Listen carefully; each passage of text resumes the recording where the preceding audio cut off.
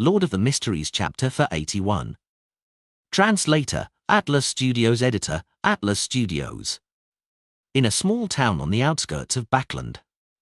After changing into clean and dry clothes, Klein placed the wet bills on the surface of the table, one by one, waiting for them to dry naturally in the warm room. During this process, he moved very carefully and very gently. Even his sneezing and coughing, which were brought by the fever, had been forcefully suppressed. To make sure there were no mistakes, he didn't dry them by controlling a flame. Having done all this, he walked to the corner of the hotel room, where there was a full-length mirror. Klein's black hair was neatly combed in the mirror. He had a pair of dark brown eyes, and his face was thin and angular. He had gold-rimmed glasses on the bridge of his nose and was beardless. He looked young but also experienced. This was a modification of Zhu Mingrui's appearance, with the traits of a native from the northern continent. Moreover, this was his youthful appearance during university, where he was filled with vigor, one that had yet to be made fat by society. He intended to go back to Backland when things have settled down a little, and then he would get himself a legal identity for his current appearance. Compared to when he left Tianjin, he had no shortage of appropriate channels. For example, he had Ian at the Bravehearts Bar, Miss Sharon's Circle, and Detective Isengard Stanton. How nostalgic! Klein whispered. He busied himself with a ritual in the room where the curtains had been drawn. He planned to bring creeping hunger above the grey fog to study it safely. Inside the silent, ancient palace, he appeared at the very end of the long bronze table, leaning back in his chair while holding a pair of thin gloves made of human skin. Immediately after, he closed his eyes and extended his spirituality into the object that required sealing. He immediately felt the hunger of the glove. It was as if it had a stomach that could never be filled, but above the grey fog, it was so tame that it didn't dare let out even the slightest bit of malice. It was like a hunting dog lying there, not daring to move at all. Then, Klein heard cries of indignation and groans of pain. Many distorted, hideous, and grieving faces appeared in his spiritual perception, brimming with unspeakable melancholy and madness. These faces were deeply fused with the beyonder characteristics of different colors and different states. Wherever Klein's spirituality spread, it would combine with the corresponding faces and use the powers it had. This is the way to use it. Together with the help of divination, Klein made one attempt after another and figured out what the 5 souls that the creeping hunger could let out to graze. The first was faceless, but it only had the powers to change his appearance and build. The second was psychiatrist. He could make a target fall into a frenzied state, place a certain amount of psychological cues, and could simulate a dragon's might, intimidating individuals and groups, and creating chaos. The third was interrogator. It allowed the wearer of the glove to be proficient in the use of all kinds of weapons, become a demolition expert, possess the ability to focus his mind, and had the ability to pierce a target's spirit body. The fourth was nightmare. There was only one power, which was to drag someone into a dream without being detected. However, it was unlike a beyonder of the corresponding sequence. It was accomplished by creeping hunger, so the wearer could still move their bodies after entering a nightmare state. The fifth was priest of light. It allowed him to produce a halo-like effect, purifying all undead and foul creatures within a certain range. At the same time, he also had the singing ability of a bard, which could strengthen his companions, as well as summon the light of holiness, which was weaker than flaring sun. The limit is 5 souls, and the powers are fixed when letting them out to graze for the first time. This isn't something I can decide for myself. It's purely based on luck. Maybe there can be 3 or just 1. Klein thoughtfully nodded, sighed, and said to the suffering souls, "No matter what kind of people you were in the past, I will gradually free you from your imprisonment to acquire complete deliverance. In the future, the souls I graze will only come from people who have committed heinous and unforgivable crimes. For every such beyonder I kill, I'll replace one of you and release you, regardless of whether I need their powers or not." His solemn but gentle voice echoed within the ancient palace. The wailing souls quieted down, no longer writhing in a hideous fashion. Phew! Klein exhaled, opened his eyes, tapped the edge of the ancient table with his fingers, and said to himself that faceless powers overlap with mine, so it's completely useless. Once I have something to replace it with, I'll release him first. Yes, when the time comes, I can attempt to channel his spirit and converse with him.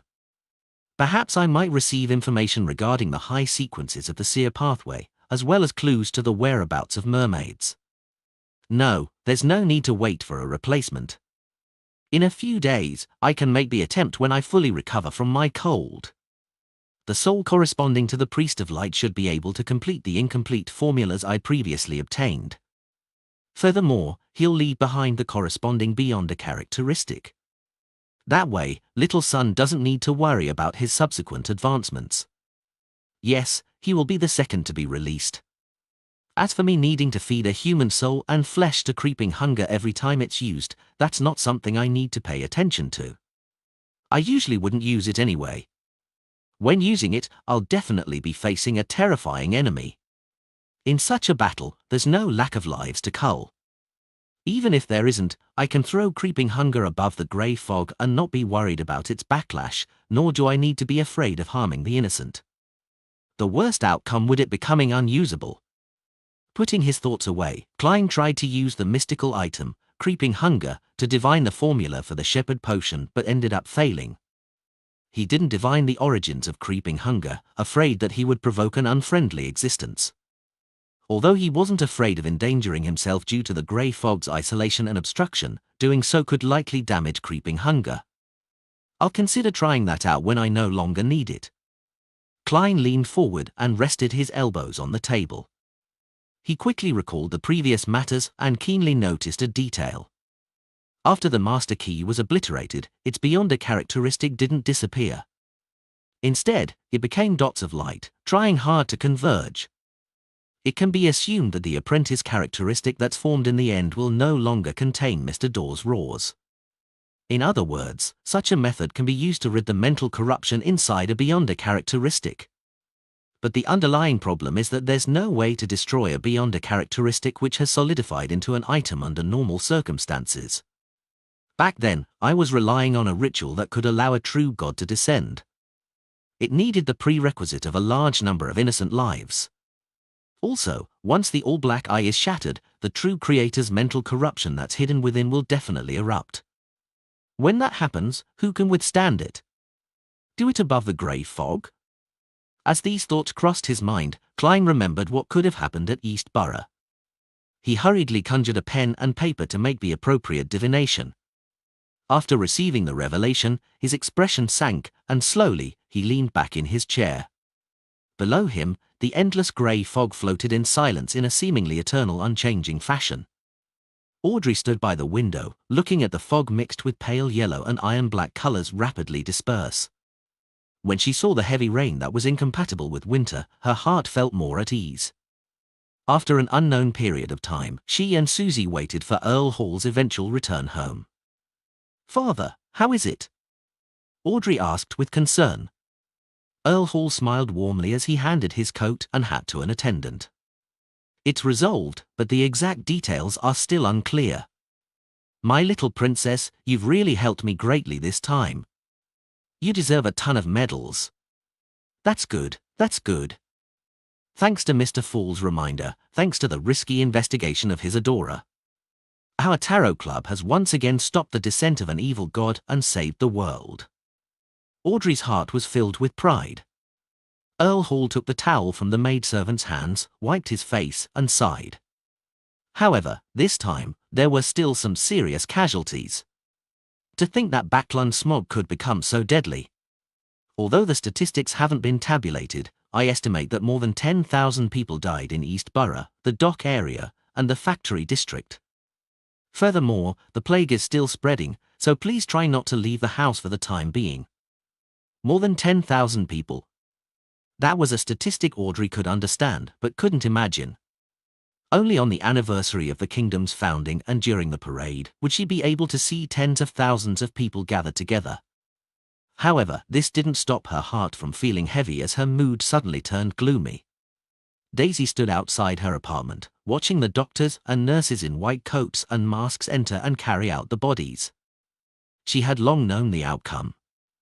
Her expression was numb and her eyes vacant. She subconsciously moved closer to the door.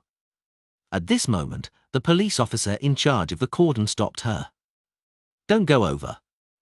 Do you want to be infected with the plague?" Daisy stood there as she watched the two bodies being carried out. She saw her mother, Liv, hugging her sister, Frigga, tightly. They were carried to a cargo carriage that was wrapped in black cloth and temporarily requisitioned. She then watched as they disappeared in front of her eyes as a white cloth covered them. The carriage slowly moved towards the other end of the street. At that moment, Daisy seemed to wake up from a dream. She turned around and ran at full speed, chasing after the carriage. The ground was abnormally muddy after the rain. She fell and got up several times, leaving her body covered in dirt. However, she was still unable to catch up with the carriage and could only watch it disappear around the corner. Daisy slowed her pace, her body swaying slightly as her expression turned abnormally vacant. She held onto the trees by the street and stared at the place where the carriage had left. Suddenly, her entire body went limp, and she started weeping. "Mother!" "Frigga." The voice was soft, low, sharp, weak, and lingered. At this moment, in East Borough, the dock area, and the factory district, tens of thousands of people were similarly crying out in grief. Empress Borough, Sedella Palace. Wearing a crown above his resolute face and thin moustache, George III sat on the throne. He stared at the Earl Palatine in front of him without saying a word. "Your Majesty, the people from the three churches are waiting outside for your explanation," the Earl Palatine asked as sweat dripped down his forehead. Explanation? Prince Edisac was seduced by a demoness, causing him to collude with a cult and attempt to rebel. That is the explanation. His schemes were exposed, and he has already committed suicide. What other explanations do they need? George III suddenly flew into a rage. He took a deep breath and regained his usual solemnity. "You tell them that anyone who obtains the corresponding aristocratic title via any means can get a seat in the House of Lords. The property restrictions needed for elections will be relaxed, and the invalid constituencies will be removed. This is to appease the factory owners and bankers. Similarly, the National Atmospheric Pollution Council will immediately make their final statement. The relevant bill will soon be passed, and the minimum safeguards and working hours will appear in the form of a law. The poor law shall be reformed in accordance with their requests. The three churches are permitted to send their personnel into the military." "Your Majesty!" The Earl Palatine was startled. Such a concession was beyond his imagination, especially the last one. George III flared up again. "Tell them this. Since they want a new order, I will give them a new order." "Yes, Your Majesty." The Earl Palatine didn't dare say anything further and left the palace. George III sat there, unmoving for a long time as though he was a stone statue. After an unknown period of time, his expression suddenly turned gentle.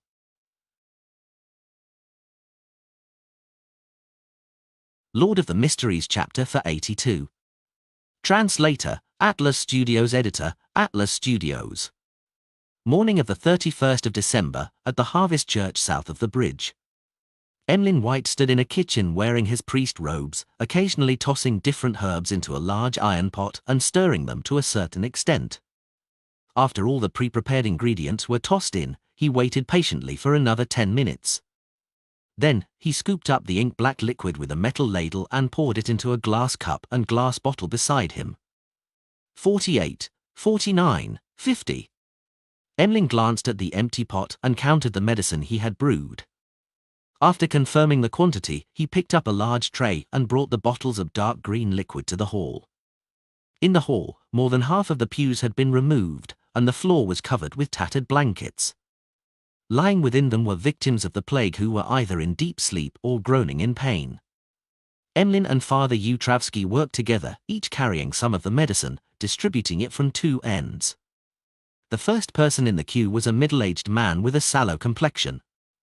He hurriedly propped himself up halfway, received the medicine, and drank it. He handed back the bottle and said to Emlyn in gratitude, "Father White, thank you very much. I feel much better and have some strength again." Emlyn lifted his chin and replied disdainfully, "This is only an extremely trivial matter that isn't worth being grateful for. All of you are truly ignorant." With that, he sped up the distribution of the potions. After 10 minutes or so, he returned to the altar of Earth Mother and complained to Father Yutravsky, "You should get 2 more volunteers." Father Yutravsky didn't respond. He looked at the patients and said with a gentle smile, "They should be completely healed in 2 or 3 days." "How do you know?" Emlyn turned his head in surprise. Father Yutravsky looked down at him benevolently and said, "Herbal medicine is one of the domains of the Earth Mother. As her believer, I do know some of the basics even if I'm not part of the Earth pathway." Emlyn T. skid. "I'm not interested in religion and know little about it." Although I've been copying Earth Mother's Bible in the recent months, he inwardly added in a slightly resentful tone before saying, "Father, I didn't expect you to accept non-believers in the faith. Among them, only 2 or 3 of them are believers of the Earth Mother."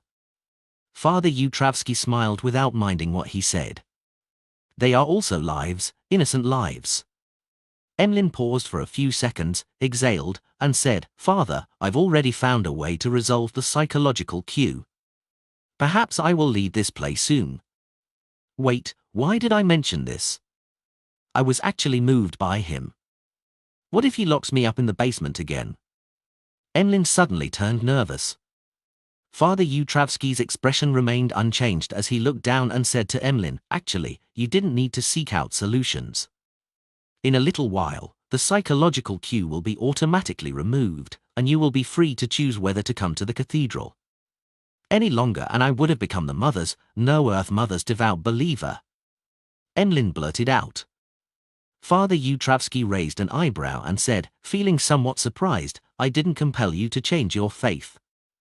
The psychological cue I left in you was for you to return to the cathedral every day, hoping that you would be able to fully appreciate the value of life and the joy of a harvest. The only effect of the psychological cue was to make me return to the cathedral." Emlyn's expression instantly froze. Father Yutravsky nodded frankly. "Yes."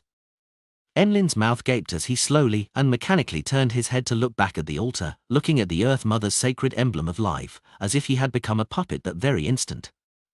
Get the latest chapters on no/velbin.com. In the evening of the 31st of December. 2, Daffodil Street, Tingen City. Benson entered the house, took off his hat and coat, and chuckled. "I've booked second-class tickets for the steam locomotive to Backlund on the 3rd of January. Melissa, who was sitting in the dining room with several newspapers in front of her, worriedly said, "Benson, the air in Backlund is terrible.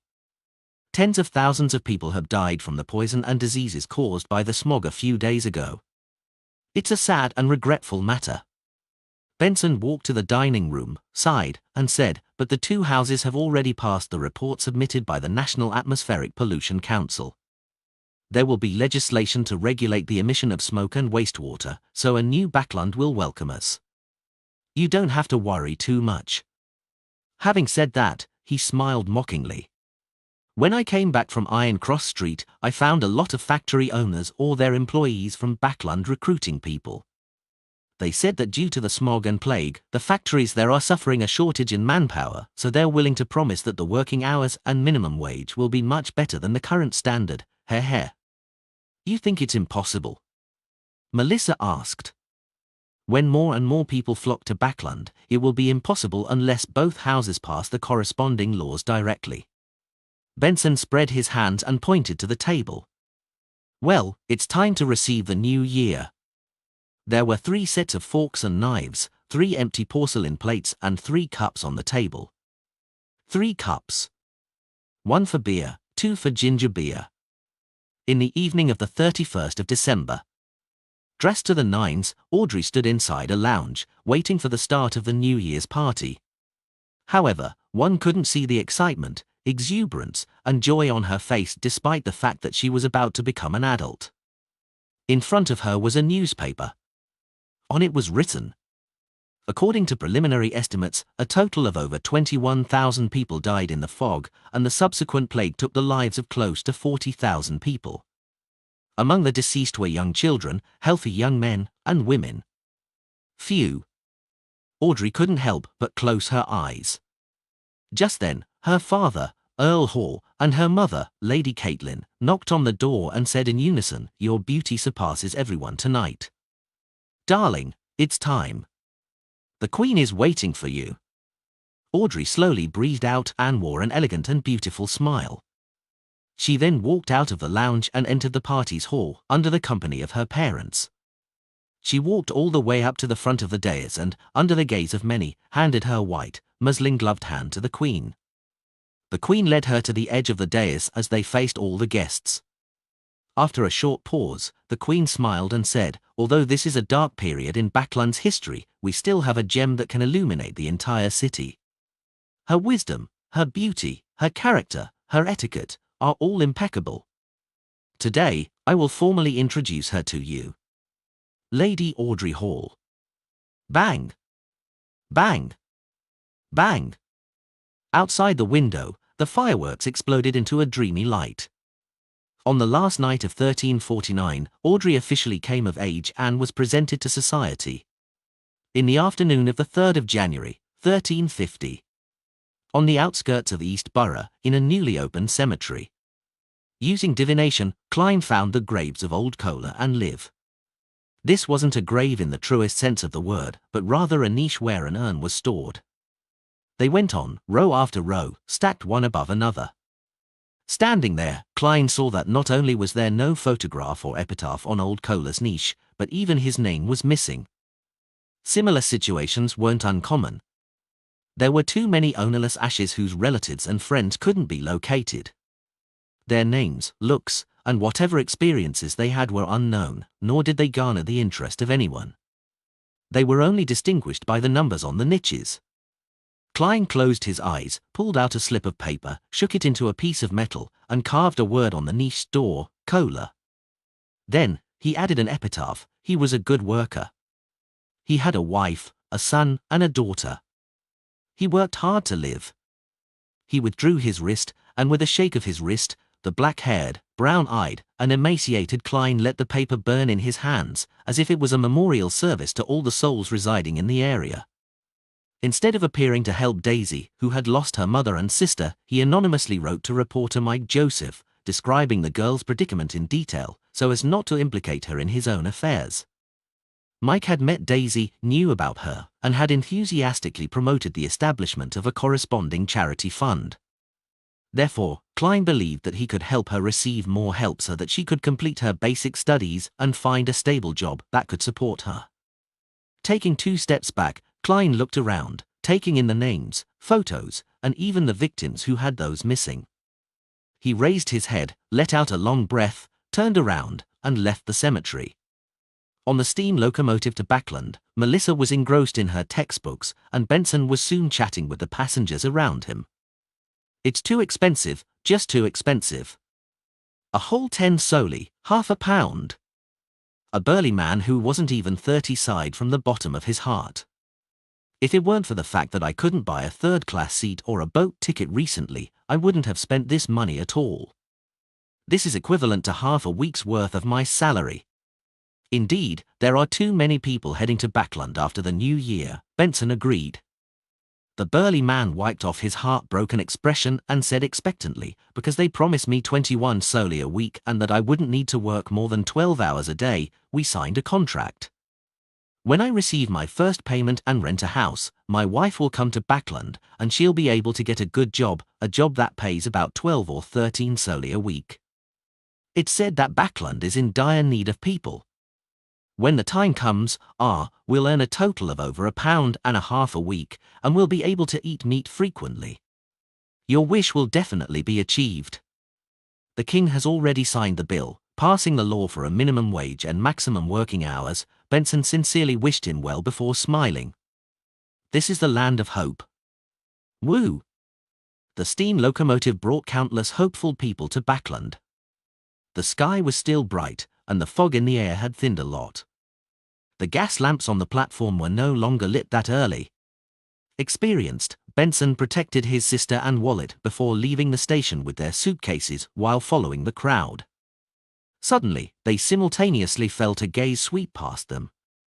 Tracing the gaze, Benson and Melissa saw a young gentleman with neat black hair and dark brown eyes.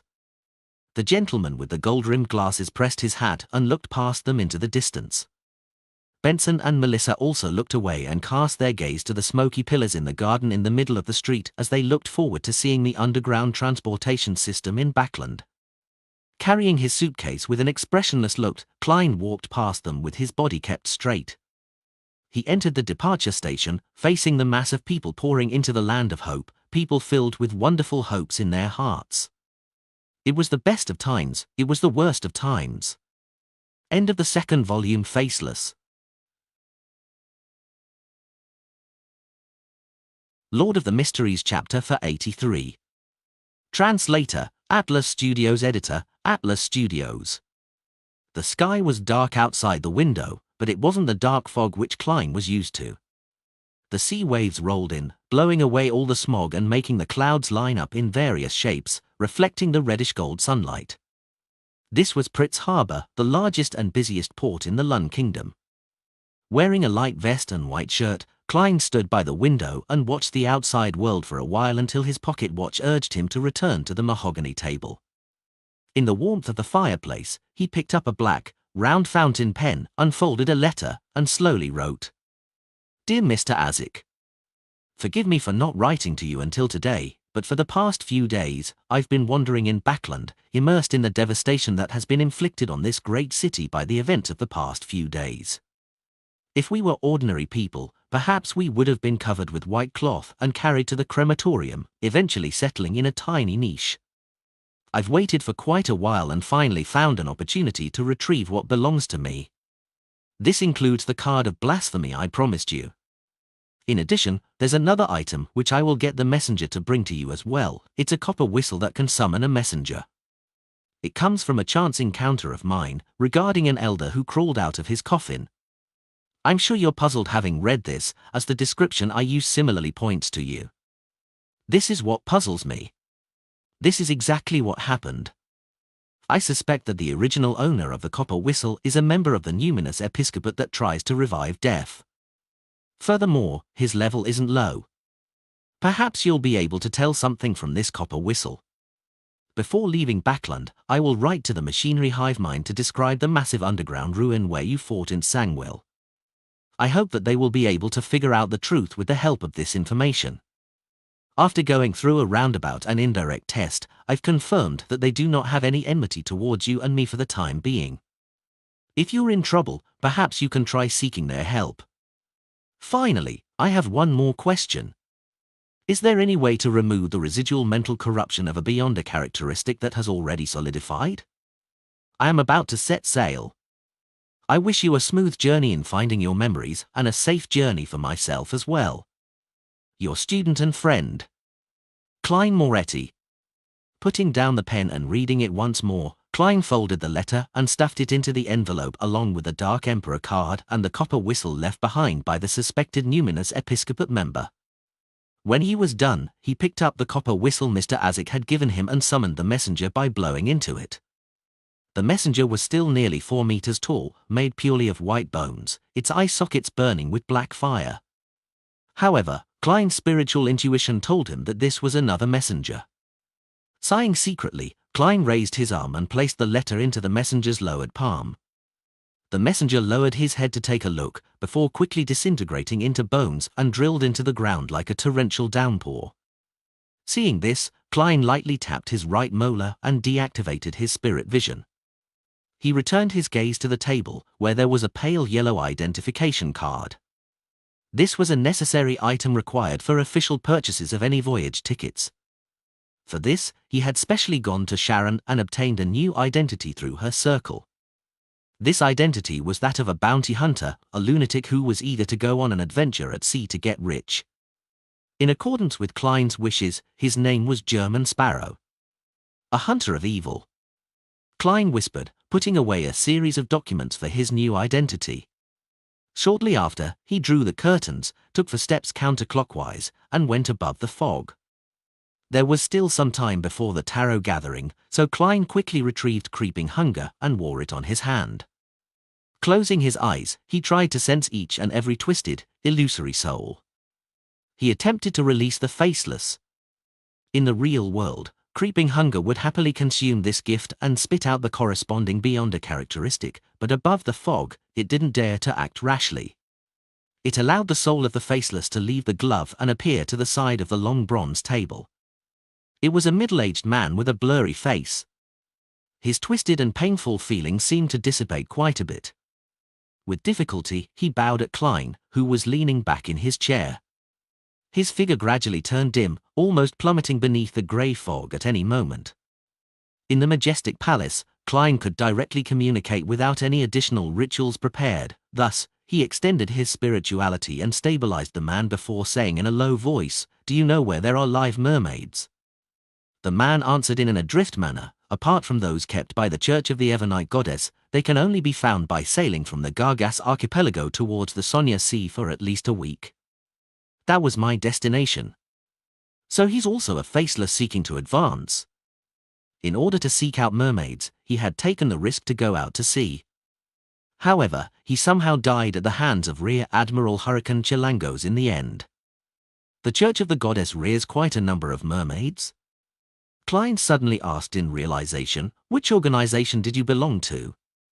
Or should I say, where did your potion formula come from?" The blur-faced middle-aged man's body suddenly trembled. It was only 2 seconds later that he spoke up. "The Secret Order. I belong to the Secret Order." "Secret Order? Doesn't the Secret Order rear their own mermaids?" Klein hesitated for a moment before asking, "Have you ever seen your leader, Zaratul?" The illusory and transparent faceless was silent at first, but then he shouted with a sharp voice, "I have. He's abnormal. He's an undying monster." As he spoke, his figure became increasingly thin, almost on the verge of dissipating. As expected, Zaratul is still alive. Just what had happened for a Secret Order member to be so afraid of him? More accurately, I should use him. Klein quickly asked about another key issue, apart from the treasures left behind by the Antigonus family and what your Secret Order has. Is there anywhere I can get the high sequence beyonder formulas for the seer pathway? The faceless turned increasingly transparent and more illusory. He finally left the words, "The Church of the Evernite Goddess. Cathedral of Serenity. The Holy Cathedral." Klein silently watched as the faceless spirit body achieved complete liberation as he repeated the words. The Cathedral of Serenity was the headquarters of the Church of the Evernite Goddess, also known as the Holy Cathedral according to the Nighthawks. There really are high-sequence potion formulas of the seer pathway hidden there. I wonder how many secrets the various churches have kept buried and hidden. Sighing, Klein let the dark green glue-like substance that had formed on the surface of his glove slide onto the surface of the long bronze table. The faceless beyonder characteristic eventually formed a jelly-like translucent object. In the dark green background, from time to time, there were different faces emerging, like shadows hidden behind dark curtains. Klein took a few looks before nodding indiscernibly. He muttered to himself, "I'll use the world later to get Mr. Hangman to sell this beyonder characteristic either to artisans or beyonders who need it." Although he had found a flaw in the official beyonder surveillance of 15 Minsk Street by means of divination above the grey fog, he didn't return there so as to not provoke them or expose the secrets of his spirit body. Instead, he spent extra money to buy a change of clothing and other daily necessities. All of that amounted to £12. Together with the £8 paid for the documents of his new identity, his wallet was so empty that there was almost no need for it to exist. As for the 10% stake in the bike company, Klein found an opportunity to meet with Isengard Stanton and signed a legal agreement to entrust the matter to him. After all, their relationship wasn't a secret in the eyes of the Nighthawks or the machinery hive mind. "I still have £5 in cash and 5 gold coins. It will cost £4 to head for the Rorsted Archipelago, and that's for a third-class ticket at the lower deck. It would take at least £4 to go from the Rorsted Archipelago to the Gargas Archipelago. I have to quickly sell off the faceless beyonder characteristic. This way, I would be able to afford a second-class cabin and eat decent food. Thanks to Emlyn's suitcase being placed above the grey fog all this time, I've had to buy another one. Klein silently went through his financial situation, feeling as if he had returned to the time when he had just transmigrated, relying on the salary of the Nighthawks before he could even buy a suit. A sequence 6 beyond a characteristic varies between £3,000 to £4,000. If I encounter someone in desperate need for it, then it can be sold at a premium. But apart from maintaining my living expenses, I have to consider the cost of the Nimblewright Master's supplementary ingredients. I also have to consider the cost of the ritual needed to eliminate the mental corruption. Klein sighed and took out his pocket watch to take a look at it. Seeing that it was about time, he sent a message to Little Sun to prepare for the gathering. Force vision turned clear as she saw 3 figures sitting across the long, mottled table. A new member? With a thought, she quickly settled down. At this moment, she didn't care if the Tarot Club had any new members. Her mind was filled with the incident of the smog and plague from last week. She vividly remembered that the world had warned herself and Miss Justice at the last gathering that something huge was brewing in Backland, which could likely bring about a tragedy. Mr. Fool had confirmed that conjecture, and he had further pointed out that the person at the heart of the problem was Prince Edisac. She didn't doubt Mr. Fool's abilities and felt that the tragedy needed time to brew, giving her plenty of time to investigate. Who knew that it would come so quickly and so suddenly? Prince Edisac was also reported to have been infected in the haze and unfortunately died. It really happened. It really happened. Thinking back to the content of the newspapers from a few days ago, she seemed to understand something, but she wasn't sure of it. For a moment, she felt terrified and uneasy. As a Sequence 9, I seemed to have become involved with terrifying matters that involved a huge city, a prince, and tens of thousands of lives just because I'm a member of the Tarot Club. It was only at this moment that the magician, Force, realized the importance of being a member of the Tarot Club. Then, she heard Miss Justice's usual greeting that lacked her exuberance. "Good afternoon, Mr. Fool. You saved Backland again." "Ah? What? When was I saved again?" The Moon Emlyn listened blankly.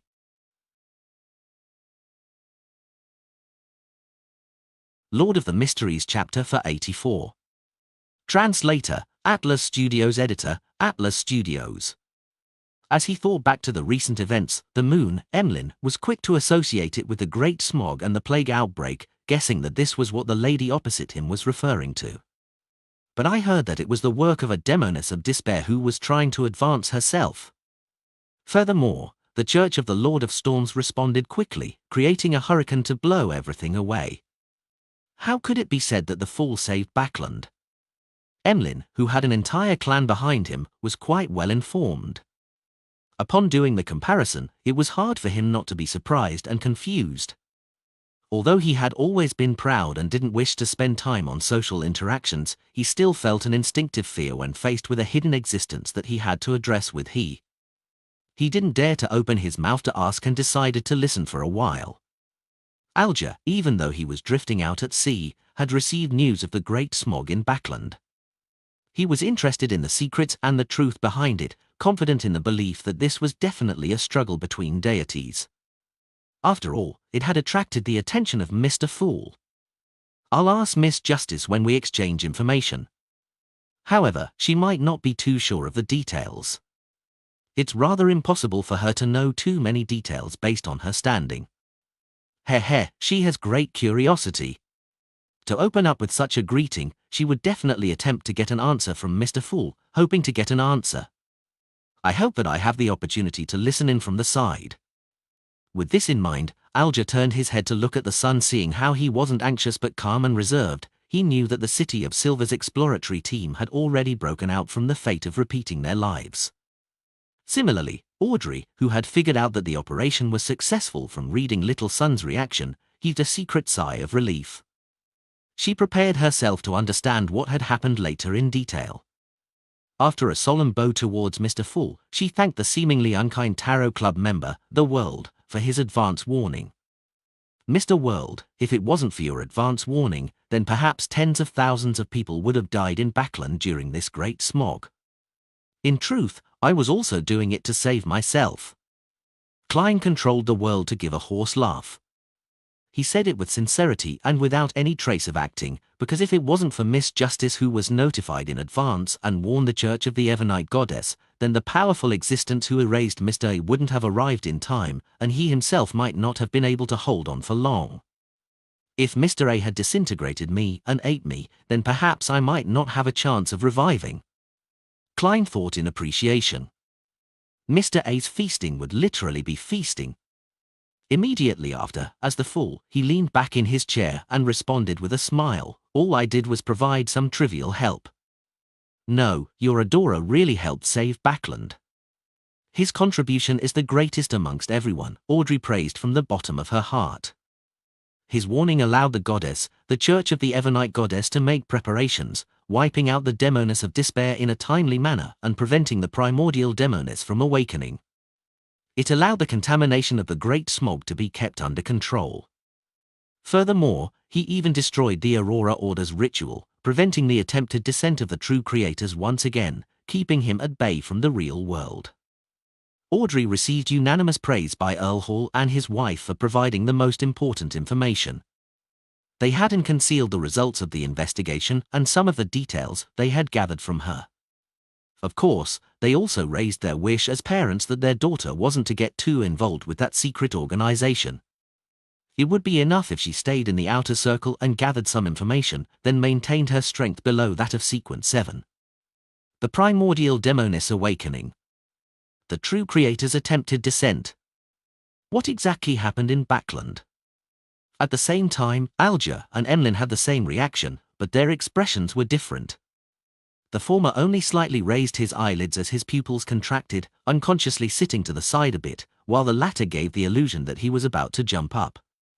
"Mother, no, esteemed Moon, when did Backland become so dangerous?" Two evil gods had actually made their appearance during the Great Smog. "Is that young lady lying?" Even though Mr. Fool is an existence suspected of being a deity, it's also impossible that he would simultaneously offend two entities of the same level, right? Could it be that he is actually the incarnation of a true god? Or is there an alliance of deities behind him? Is that why the ancestor asked me to pray to him? The more Emlyn thought about it, the faster his heart beat, but it was impossible for him to receive verification. The fact that Sanguine had the nickname vampire didn't mean that they didn't have a heartbeat. It was just that they were relatively slow, and the heart itself was one of the Sanguine's fatal weaknesses. Indeed, it's an event that had attracted the attention of Mr. Fool. But what benefits could he gain from sabotaging the evil god's plans? Alger sighed inwardly. Force was surprised and frightened. She didn't expect that the horrible Great Smog that had taken the lives of tens of thousands of people would conceal an even more horrifying truth. If it hadn't been stopped in time, the whole of Backland would have been destroyed, and Zio and I wouldn't have survived. Force swallowed a mouthful of saliva hard. Her feelings were similar to Audrey's feelings as well. Through this matter, this young noble lady clearly understood one thing, which was that the life she believed to be peaceful and calm was like a soap bubble amidst a clash between deities. Just a slight perturbation could immediately pop it into nothingness. Or it could be said that the entire kingdom, the entire human society, exists only because of the balance between the deities, and this balance is extremely fragile. Every time a similar thought gushed to her mind, Audrey felt a wave of grief wash over her. Klein was pleased when he saw that someone knew and remembered his contribution. He smiled and said, "Unfortunately, he has to stay away from Backland as a result." Mr. Fool's adorer has to temporarily leave Backland? Audrey stood up again and sincerely bowed. "Please convey my gratitude to him." Klein maintained his image without giving a reply other than nodding his head. At this moment, Audrey added, "I'm very sorry. As the three churches and the military are cleaning up Backland, I was unable to get the follow-up pages to Roselle's diary. Please wait one more week." "Sure," Klein said in a flat tone. Hearing their conversation, Force was startled as she hurriedly looked to the end of the long bronze table and said, "Dear Mr. Fool, I received 3 pages of Roselle's diary." "Not bad. More members mean more channels, and many things snowball quickly," Klein gently nodded. "Very good. Roselle's diary?" Emlyn felt as if he had heard something extraordinary again. Under his puzzled gaze, Force conjured 3 pages of the diary and passed them on to Mr. Fool. Only then did Klein remember that he had missed introducing a particular vampire. Smiling, he introduced, "This is a new member, Mr. Moon. This gathering is called the Tarot Club." "They are." "Mr. Moon, I thought it would be a lady who would choose the moon." Audrey greeted politely while her thoughts scattered. Similarly, Emlyn wondered whether the members such as the Hanged Man and Justice were humans or transcendent creatures, which pathways they were from, at which sequences, from which organizations, or if they were friendly to the Sanguine. Klein didn't care about them sizing each other up as he cast his gaze to the diary entries in his hands. The 11th of February. Today, I found out about a secret of the Sauron family. Ha ha ha. I'm going to die from laughter. Ha ha ha. So it turns out that the hunter pathway that they possess will change gender at sequence 4. Men wouldn't change, but women will change into men. It's no wonder that none of the high sequence beyond us of the Sauron family that I'm aware of are female. The iron-blooded knight is indeed a true man. Ha ha ha, if it wasn't for how sensitive this secret was, then I would even feel like ridiculing Floren next time. The Sauron family ancestor that he looks like might have been a woman. This potion is way too much of a trap, isn't it? I hope the savant pathway wouldn't have any strange changes upon reaching the high sequences. I don't want to one day suddenly realize that I either don't advance, or I have to change into a woman. The first thought that flashed through Klein's mind at the sight of this diary entry was, "Emperor, you won't become a woman, but you will do it with a demoness, perhaps more than one." Indeed, there's a pathway that changes women to men. Furthermore, it's within the ones I expected. Hunter represents war, causing women to change genders at sequence 4. This is a little odd. The demoness pathway changes at sequence 7, which it doesn't actually strictly correspond. Klein felt the warped and feeling of madness even more acutely. It was a result of the extreme asymmetry. Could it be that the underlying logic of this world is chaos, distortion, madness, and asymmetry? He tried his hardest not to frown. The 12th of February. This won't do. I want to laugh whenever I see Floren. Ha ha ha ha.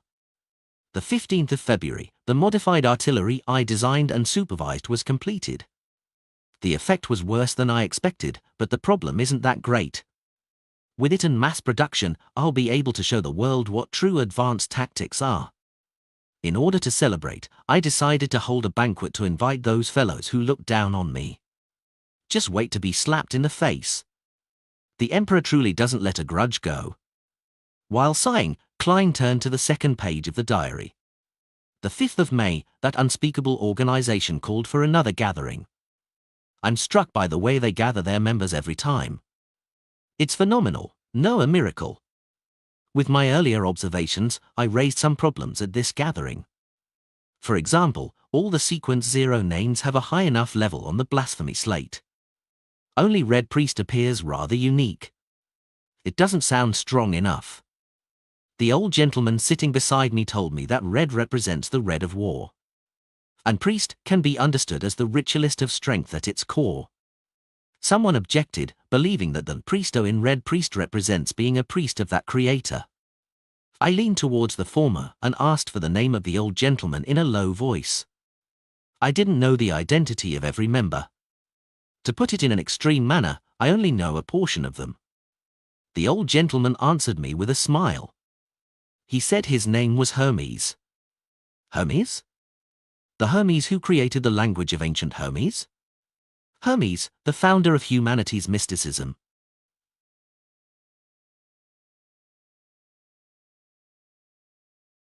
Lord of the Mysteries chapter for 85. Translator, Atlas Studios editor, Atlas Studios. Hermes? That's an ancient powerhouse. Klein frowned slightly. With his solid knowledge of mysticism, he was well aware of the era in which the old gentleman who had created the language of ancient Hermes had been active. That is during the Second Epoch, when the giants ruled the land and the dragons soared through the skies. In a particular sense, he appeared before the god of combat and the Earth Mother in human history. In other words, even little son, who didn't know the 7 gods before joining the tarot club, would likely know of the name Hermes. Yes, I should find a chance to confirm this using the world. That old gentleman had personally experienced the period when early humans tested the potions themselves, slowly seeking the thorny path of the powers of a beyonder, one step at a time. He had used Jotun and Dragonese as blueprints, and standing on the shoulders of the pioneers, he created a beyonder language that belongs to humans. He probably saw the first blasphemy slate.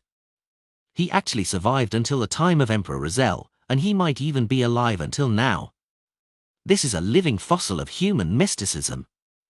Klein felt a surge of emotions. On the other hand, he felt the terror of the Twilight Hermit Order. It even had Hermes as one of its members.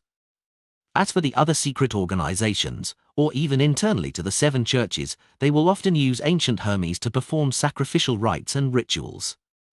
The Twilight Hermit Order is really high-end, grand, and of a high level. Klein couldn't help but sigh inwardly.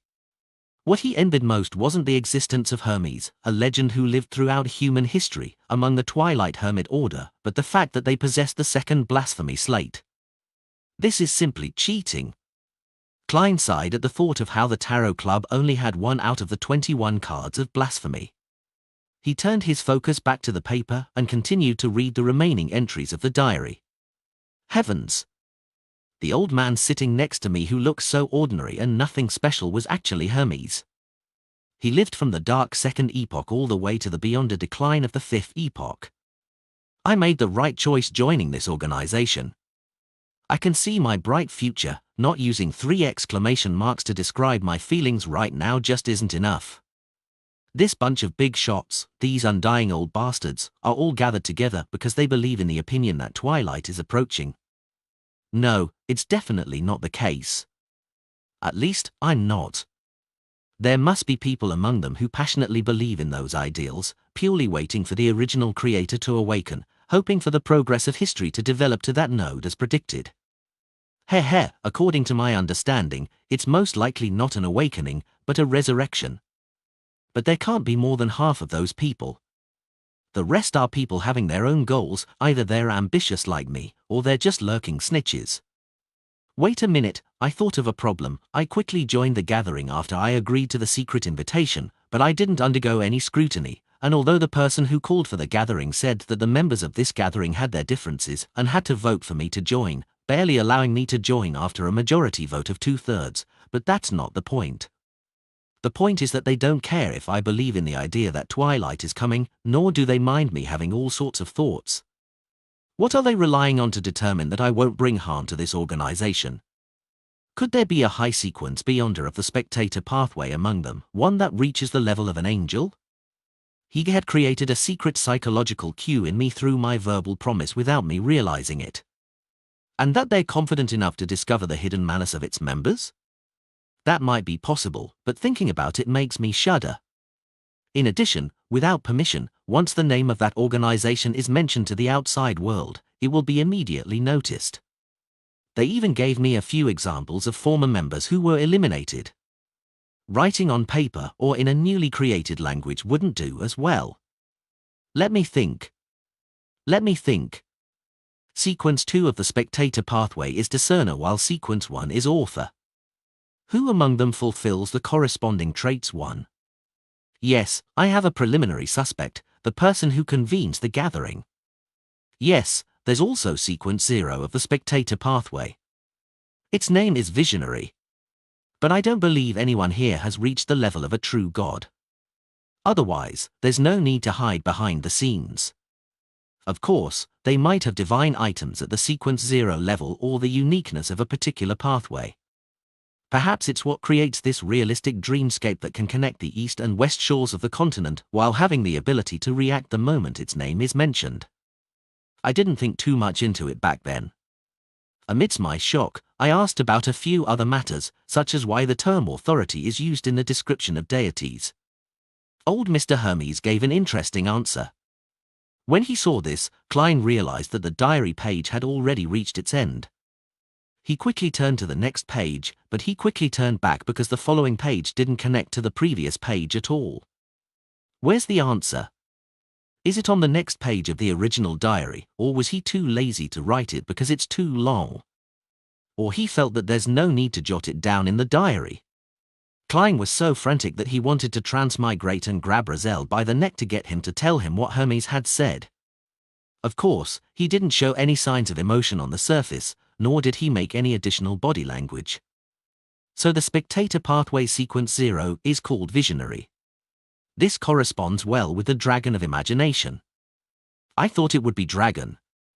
Visionary adheres more to what humans know, which also means that consuming the corresponding sequence 0 potion wouldn't necessarily change one into a dragon. Sequence 1 author.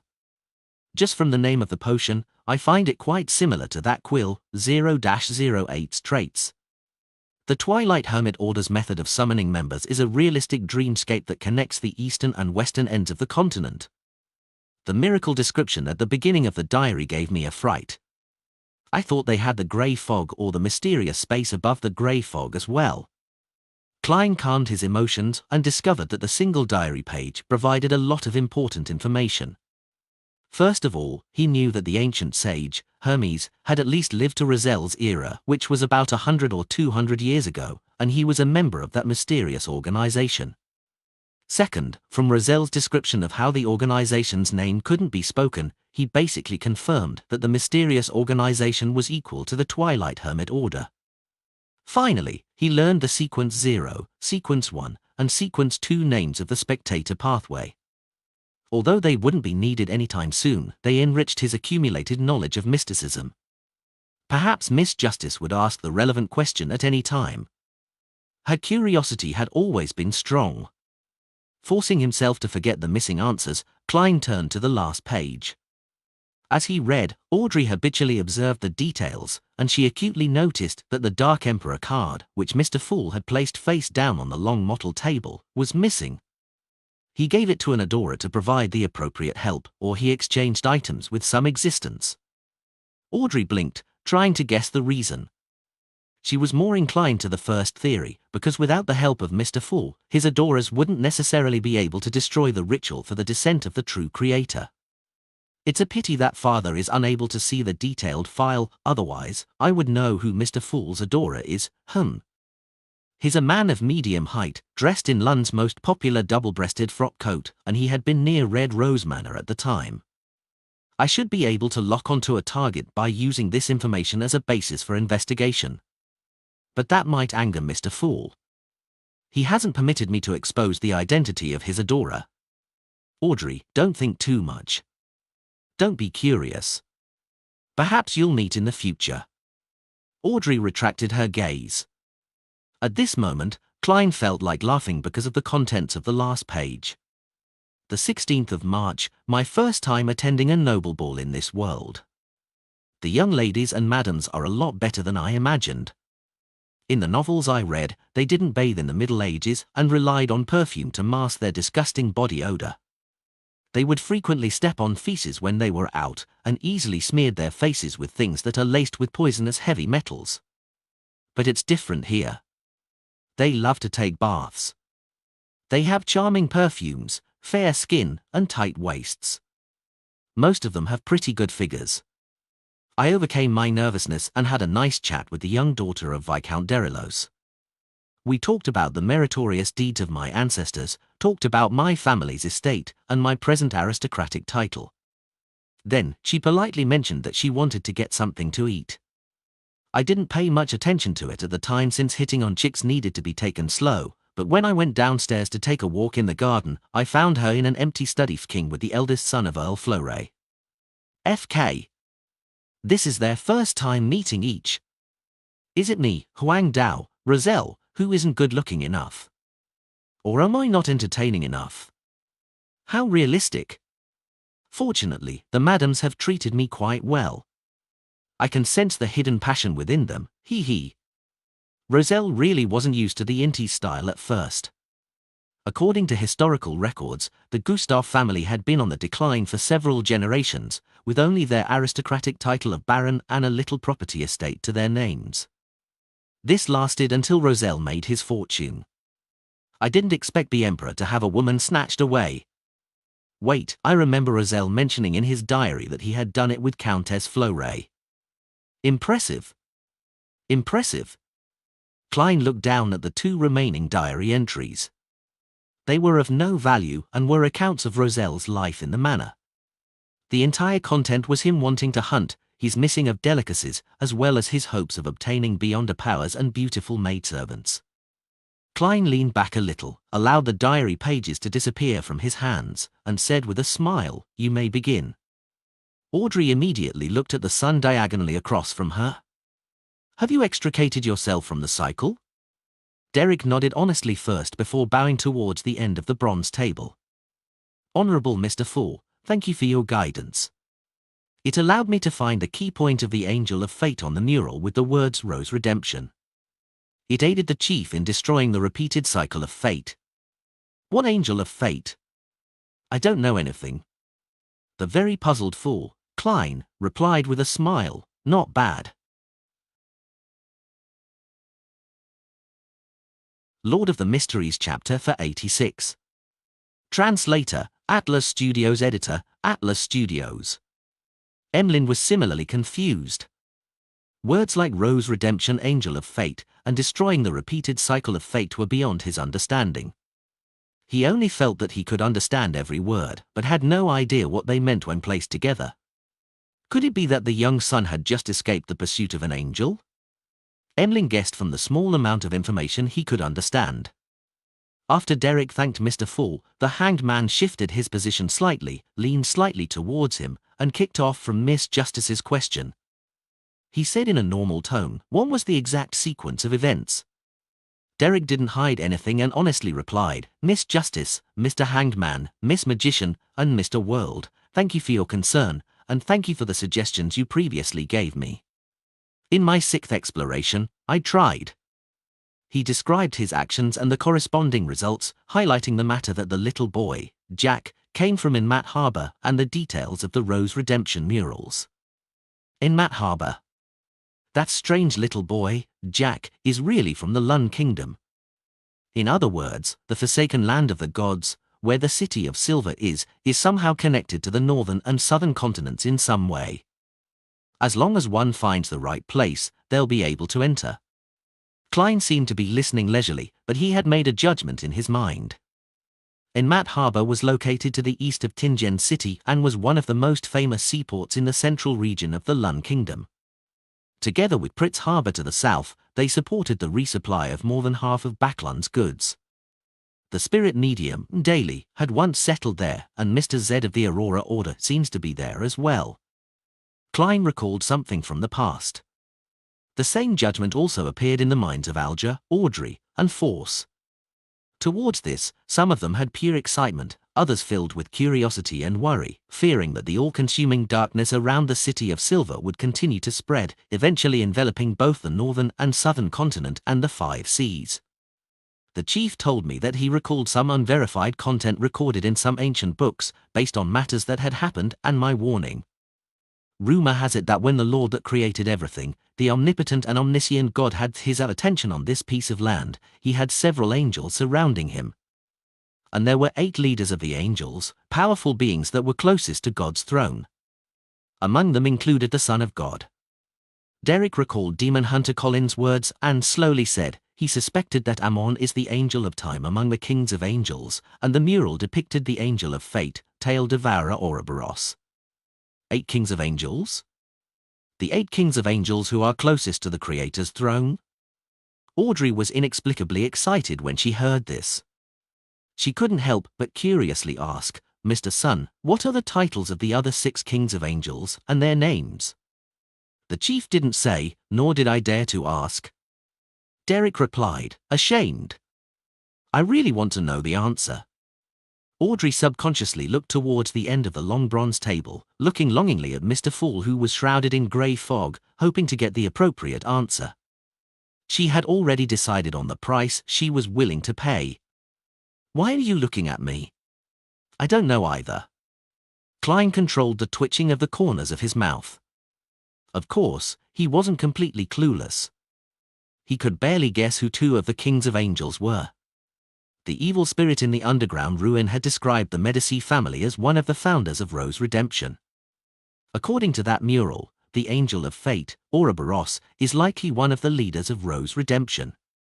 Both basically have equivalent standing, which is to say that the Medici family possesses a king of angels, but it cannot be determined if he has already perished.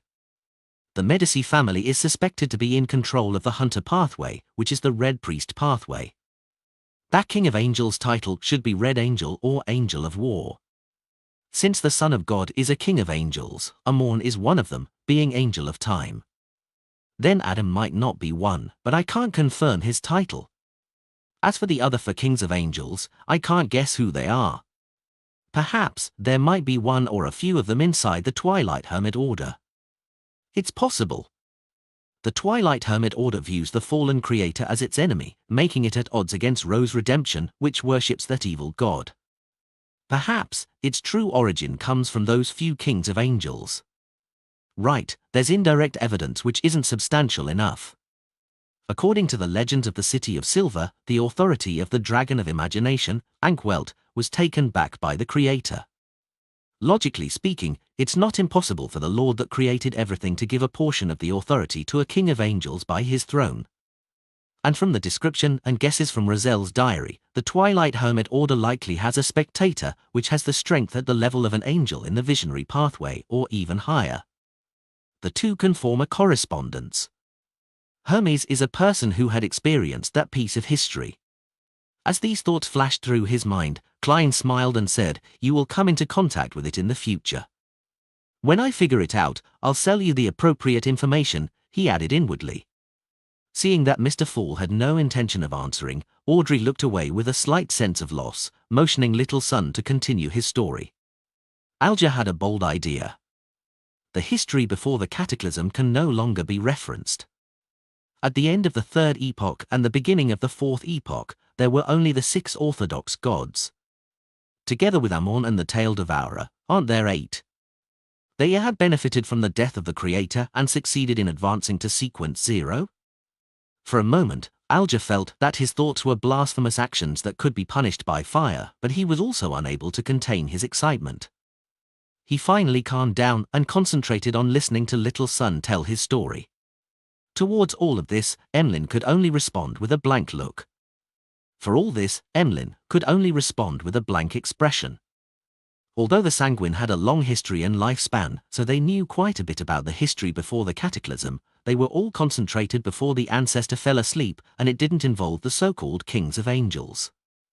While Derek was recounting the details of how the City of Silver, Chief Colin, destroyed the repeated cycles of fate, Klein was thinking of another matter. It can be roughly confirmed that the Tail Devourer, Ouroboros, is the sequence 1 snake of Mercury of the monster pathway. All the Kings of Angels correspond to sequence 1s? Could that Angel of Fate be the one pursuing Woloseptin? If he is, that means that the true Creator's forces in Backland aren't limited to Mr. A and his subordinates. However, the 2 snakes of Mercury are fighting for the position of sequence 0, to the point of draining all of the Tail Devourer's strength. He should be fully occupied and cannot spare time for this. Of course, I can't eliminate the possibility that Woloseptin is equivalent to Ouroboros. However, the chances aren't high. Rose Redemption has quite a number of demigods and even angels. There's no need to let the Tail Devourer restart his life as an ordinary person without protection. There's another possibility. The 2 snakes of Mercury in Backland aren't the Angel of Fate. The latter is still active in the Forsaken Land of the Gods. That way, all 3 snakes of Mercury are accounted for. After finishing his recount of how they escaped the cycle, Derek expressed his gratitude once again. As for Audrey and company, despite listening to the repeated events a second time, it still left them shivering down to their bones, filling them with curiosity and fear. This is beyond my knowledge of Beyond the Powers. It's all thanks to the help Mr. Fool gave. Audrey sincerely praised the Tarot Club's master from the bottom of her heart, feeling full of confidence. Alger and the others had similar thoughts as her. They all thought that the repeated cycles of life were close to a miracle that could only be destroyed by a deity. Fortunately, the master of the Tarot Club was a deity. Mr. Fool was a deity. Find updates on no/velbin.com. At that moment, Derek looked opposite him and sincerely said, "Miss Magician, due to some unexpected circumstances on our return to the City of Silver, despite it having been resolved, we have slowed down. It will prevent us from returning to the City of Silver on time. Your Spirit Eater's stomach pouch will require another day or two. Yes, I believe I'm no longer under surveillance. No problem, I can wait. I've prepared enough gold," Force said as she let out a sigh. She had sold the mirror dragon's eyes to Miss Justice and had received £1,000 in cash. After informing her teacher, Dorian, of the exact results, her honesty had been praised and approved.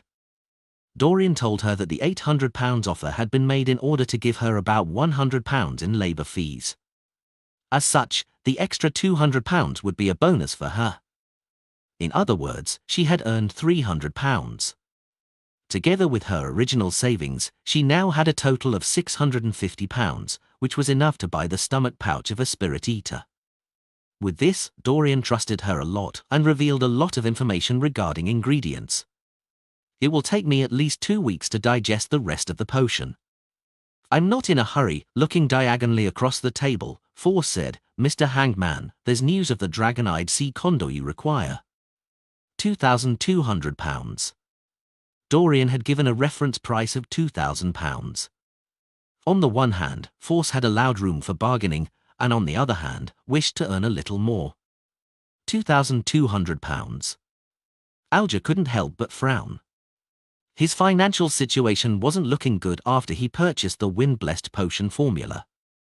Although he still had some secret savings, they were either of use elsewhere, or he hadn't been able to find a buyer for a long time. Phew. He secretly let out a sigh and calmly said, "Very well, but I'll need some time to collect the funds. In addition, yours is too expensive. I have many channels to get cheaper ones.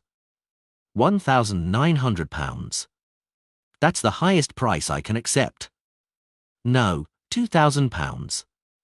That's the bottom line," Force replied without hesitation. She was afraid that if she made too high an offer, then the other party would give up the deal. Alger immediately nodded. "Deal? This?" Force was somewhat stunned.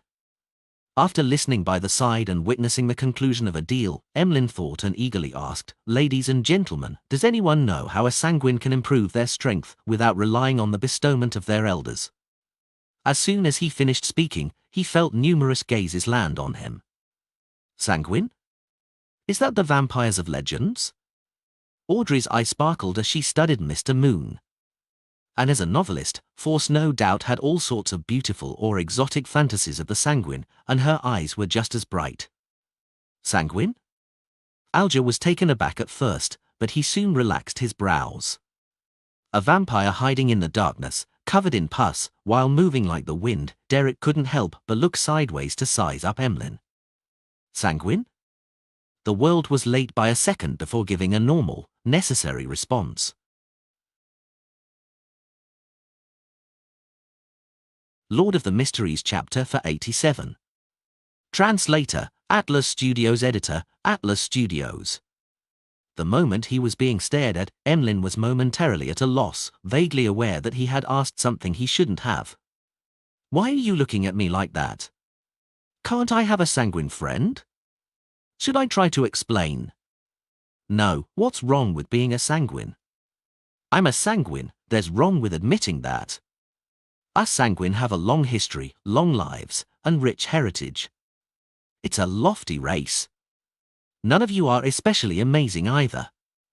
What was just traded was only a sequence 6 item at best."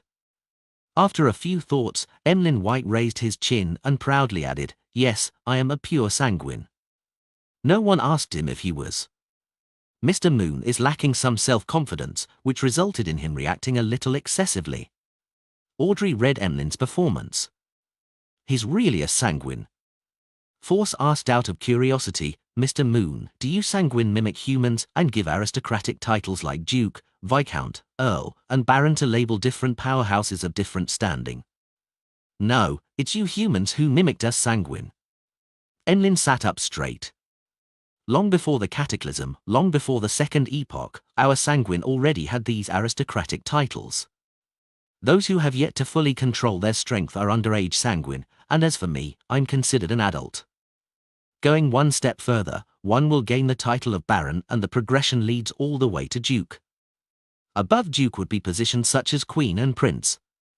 Back then, you humans were still under the rule of the giant king's court, so it's impossible for you to invent aristocratic titles. The moment his voice fell, the nearby Derek blurted out, "There are no such records in the history of our City of Silver." The categorization of the Sanguine was determined by the appearance of the blasphemy slate. Prior to that, it was very vague and ambiguous. There were only titles such as the different family clans head or leaders of a territory. Standing atop all is the ancestor, Lilith. After that, it strictly followed the potion system, named after the different sequence names. Emlyn replied scornfully, "The history of our Sanguine was written with our long lives. It's not something that can be overturned by the random records of some small, ordinary City of Silver." Wait, they keep mentioning the City of Silver. Where exactly is it? Why haven't I heard of it? After the retort, Emlyn realized that he had apparently overlooked something important. Our City of Silver doesn't make up history. Our records come from ancient books that can be verified or from the ruins of other cities, Derek emphasized, somewhat aggrieved. If no one stops them, then I think they can argue about this matter until the end of the gathering. Although Little Sun is honest, sincere, and reserved, he has a very stubborn and persistent personality. On the other hand, Mr. Moon seems to care especially about the history of the Sanguine. Audrey did her daily observations as a telepathist with piqued interest. At this moment, Alger interrupted the discussion between the Sun and the Moon. "I know how to raise the strength of a Sanguine." Emlyn's attention was diverted. "Ah, Mr. Hangman, what payment do you need?" "I can use some of the lost history our Sanguine has in exchange." Alger revealed a smile. "No, we're all members of the Tarot Club. This kind of information exchange is free of charge." Mr. Hangman sure is a generous, noble man. Emlyn inwardly made a preliminary assessment. "Thank you for your goodwill." After thinking for 2 seconds, Alger said, "The Sanguine can also consume potions to advance, but it has to be in correspondence the correct type. The various churches have done a certain amount of experimentation, and the results have proven that this method is feasible. However, I am unable to find out the exact details. But the main ingredient for those potions are from my kinsman." Emlyn denied such a method. The Hanged Man laughed and said, "Never deal with absolutes. For example, I have a clue about the characteristics left behind by a Sanguine Baron. He died in a sudden conflict and didn't have time to find his successor. As for you, you can use the potion method to receive this inheritance and prevent the power of the Sanguine from being lost." This item was owned by a great pirate that Alger knew. As he didn't know what sequence the potion corresponded to, he hadn't been able to sell it. Even his newly established artisan source wasn't that interested either. Use potions to inherit an inheritance to prevent the Sanguine's powers from being lost. Emlyn suddenly felt that Mr. Hanged Man was very reasonable. Hence, he asked, "What's the price?" Alger chuckled and said, "Between £4,000 and £5,000. I won't know for sure until I find the owner of it." He had never communicated with the great pirate before, but he believed that as long as the price wasn't outrageous, the pirate would accept it. To a pirate, selling something would mean profit as it didn't take much capital. £5,000? Emlyn exclaimed. "With such a large sum of money, I can buy a few puppets that I've been eyeing for a long time, and I can even get some new clothes for all my dolls." Emlyn's first reaction was to give up such a transaction. However, he thought of the ancestors' favor in him, the glory of the Sanguine, and the identity of him being the race's savior. He was momentarily put in a difficult position.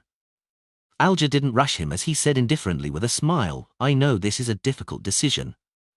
You can take your time and think about it." "All right." Emlyn breathed a sigh of relief. Mr. Hanged Man is really Audrey muttered to herself inwardly, turned to the moon, and said to all the members, "Lady and gentlemen, do you have any news regarding the fruit of the tree of elders and the blood of a mirror dragon?" "Yes," Emlyn answered without hesitation. He had previously made a fortune due to a particular detective's purchase of Beyonder ingredients, therefore, at every sanguine gathering, he would pay attention to such information. Without waiting for Miss Justice's exuberant pressing, he continued on, "The price of the fruit of the tree of elders is between £600 and £700, and the blood of a mirror dragon doesn't exceed £100. I don't remember the exact amount."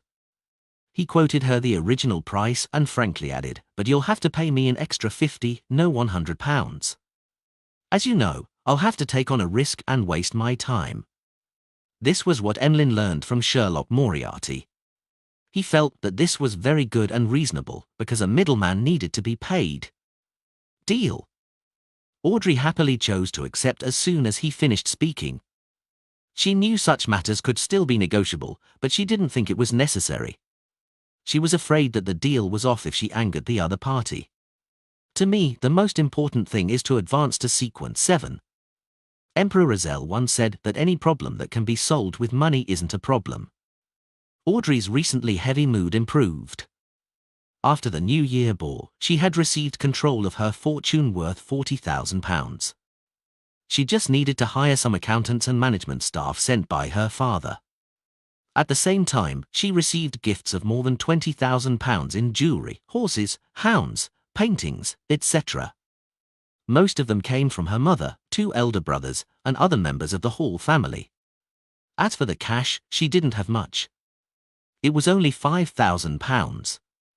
Her contribution to the Backlands Great Haze had been turned into Earl Hall's political resources by her own request to be kept anonymous, so there was no reward. For this, the great aristocratic banker offered to pay for any expenses his little angel had in the field of mysticism. Of course, Audrey didn't dare reveal her intention to aim for sequence 7. She could still only use her pocket money and savings. "Well, I'll be able to pay off my debt to Glaint by this month. Next month, I can pay £2,000 to Mr. Fool's adorer. I won't be tight at all." Audrey thought in a good mood. "Very rich." Emlyn almost failed to react before asking, puzzled, "How do we complete the deal?" Audrey explained with a faint smile, "By making a sacrifice to Mr. Fool." She was very proactive in obtaining the Fool's consent, conjuring the corresponding ritual requirements. When Emlyn received the 2 goatskin parchments, he stared at them in a daze. The way they traded was beyond his imagination. Only then did he deeply understand how the Tarot Club was different from a normal secret organization. Watching the transactions between the members, Klein was very pleased.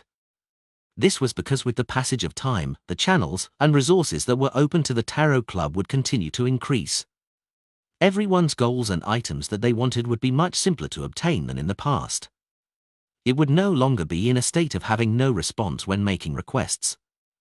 Get the latest chapters on no/velbin.com. Miss Justice represents the psychology alchemists, the Lun aristocrats, and the power of money. Mr. Hanged Man represents the Church of Storms and the resources at sea. Mr. Sun represents the forsaken land of the gods and the city of silver. Miss Magician represents the low and mid-sequence beyond us in Backland and the Abraham family. The Moon represents the sanguine. All of them will perfect the Tarot Club's trading resources and news-gathering capabilities. They're all about to advance. While he was thinking, Klein controlled the world and said in a hoarse voice, "I have a clue to a characteristic left behind by a psychiatrist. Miss Justice, would you have any need for it?" Klein hadn't chosen to snatch Emlyn's business because he knew Miss Justice also reared a pet of the same pathway. He wasn't afraid that there wouldn't be any demand. Of course. Audrey hardly hesitated. Her idea was very simple.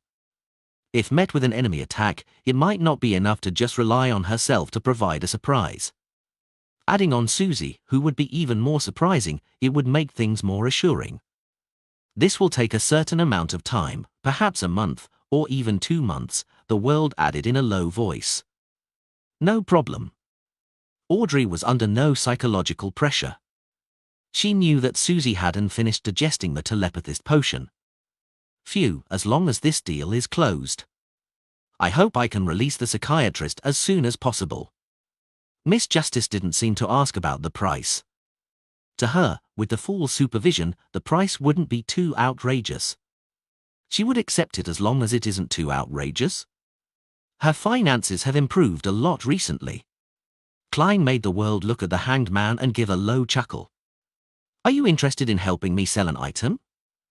The price isn't less than £3,500. You'll be given a 15% commission fee. Pleasure to work with you. Alger first agreed to it before asking with interest, what is the item? He was rather curious about the world. He felt that the other party knew a lot and had no lack of good things. A characteristic left behind by a Beyonder and is equal to a sequence 6. The main purpose is to allow a person to change their appearance and build. There's the addition of powers such as close combat and control over fire. Of course, the effects that can be produced will depend on the artisan's ideas and standard. The world chuckled. Changing appearance and build. I really want it. Audrey and Force had the same idea at the same time.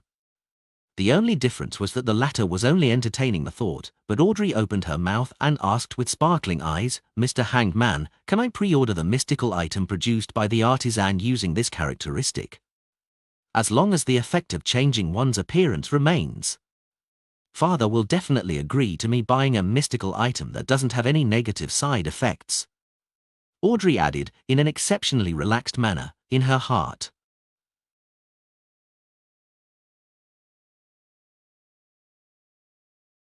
Lord of the Mysteries chapter for 88. Translator, Atlas Studios. Editor, Atlas Studios. Pre-ordering a mystical item? Alger was stunned for a second before he realized what Miss Justice was talking about. The limits of his mind were widened, and he felt that there was room for exploitation.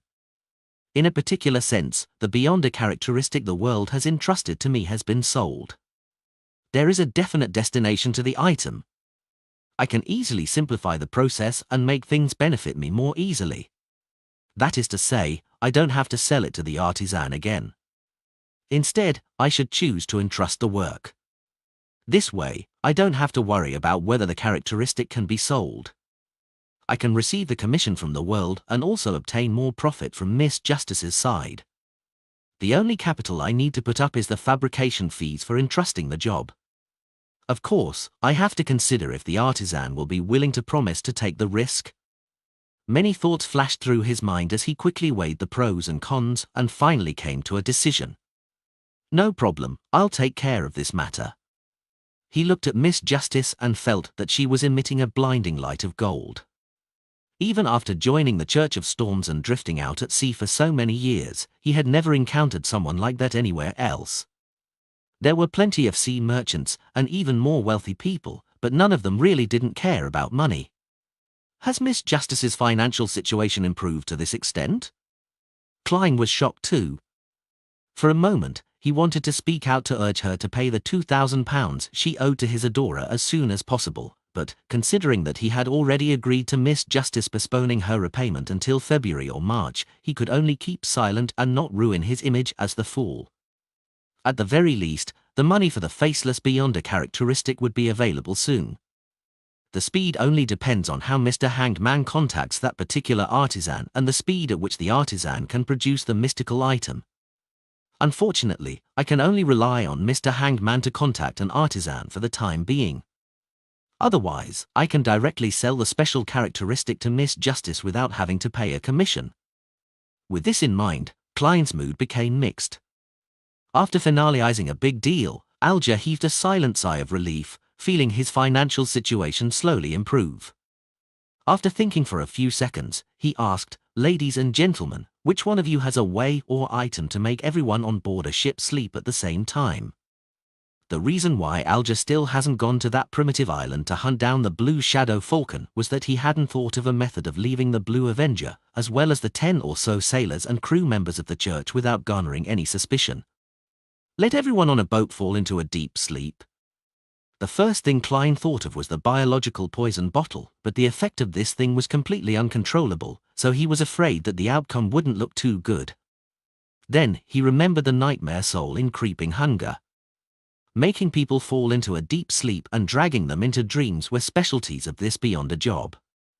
But the problem lies in the fact that a nightmare is unable to make that many people fall asleep at the same time. The limit to its influence doesn't exceed 10. To satisfy Mr. Hanged Man's request, it needs to be a sequence 5 of the corresponding pathway or even that of a demigod. Klein struck down the thought and didn't let the world speak.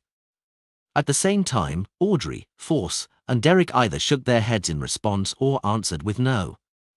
Emlyn tried to recall and said, "I can help you ask.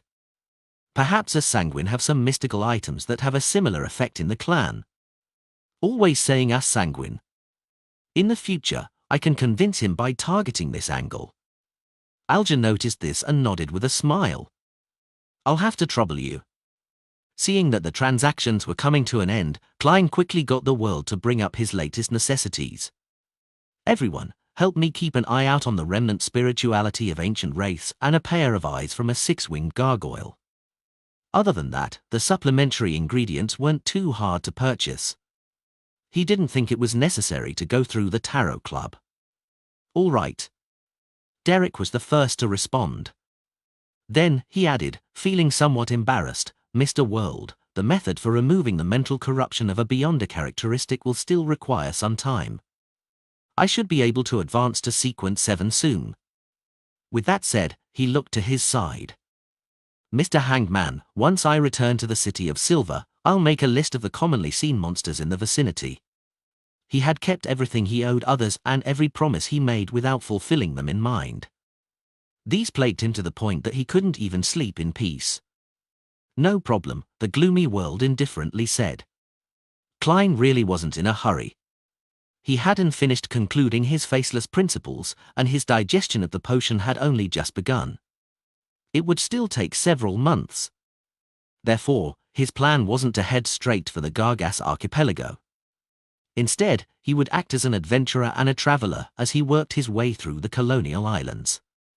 From time to time, he would change his identity and experience life in order to extract the faceless principles.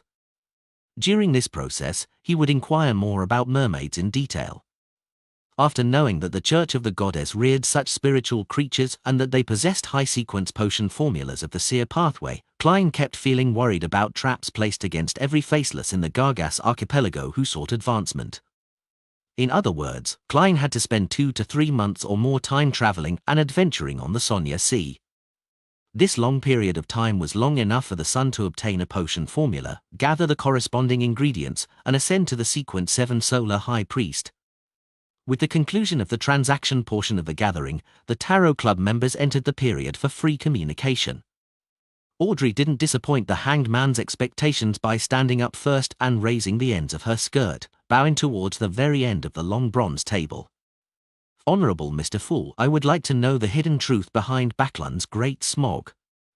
Is it purely a result of those cultists' bid to awaken the primordial demoness and to allow the true creator's descent? Why did Prince Edisac choose to cooperate with them?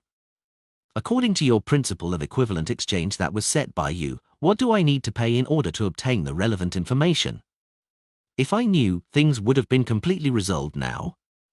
The experienced Klein maintained his relaxed posture, chuckled and said, "There's no need. The root of the problem hasn't been discovered yet, but there are enough clues. I hope the members of the 3 churches aren't too stupid."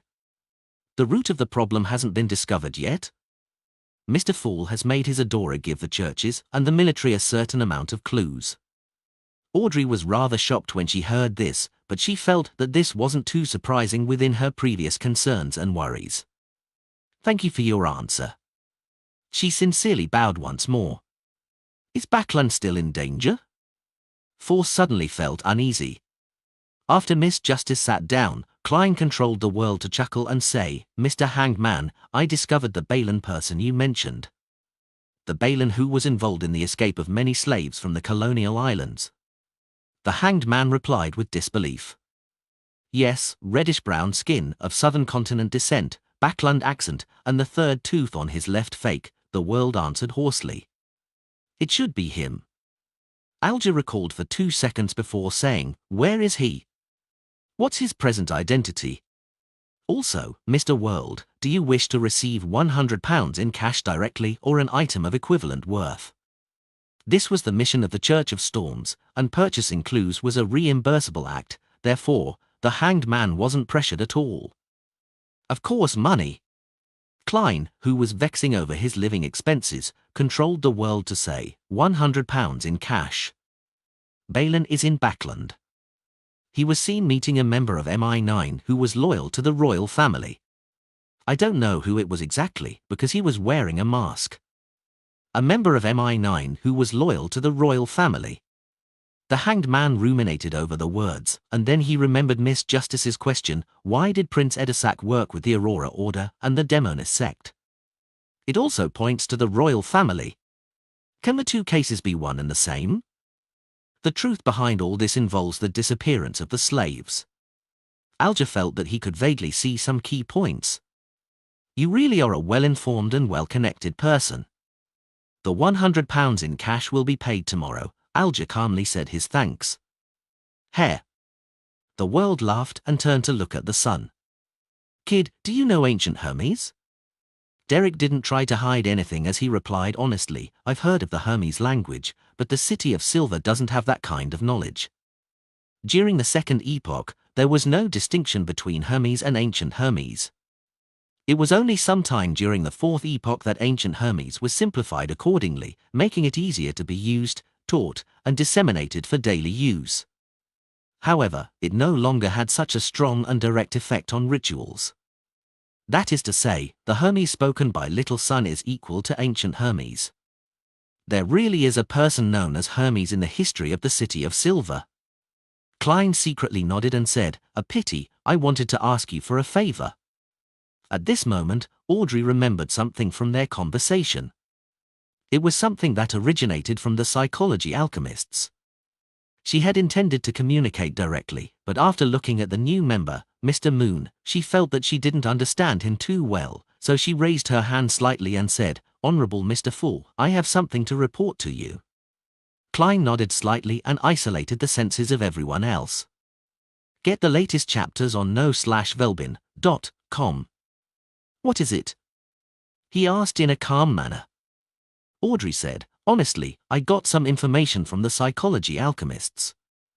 The most important thing is that they were founded after excavating the ruins of Hermes, who was the master who created ancient Hermes. The ruins of Hermes? This old gentleman was still alive 100 or 200 years ago. Had he deliberately guided the psychology alchemists to discover the relics, or had he perished in the Roselle incident?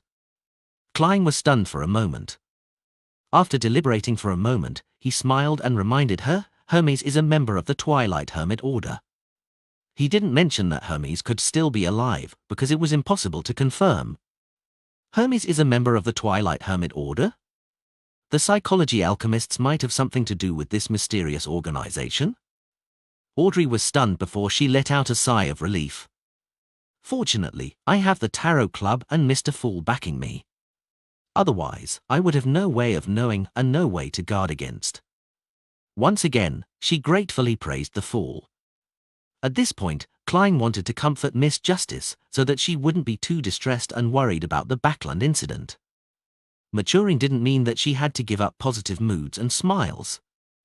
It wouldn't affect her ability to take things seriously and would instead help her persevere for a longer period of time.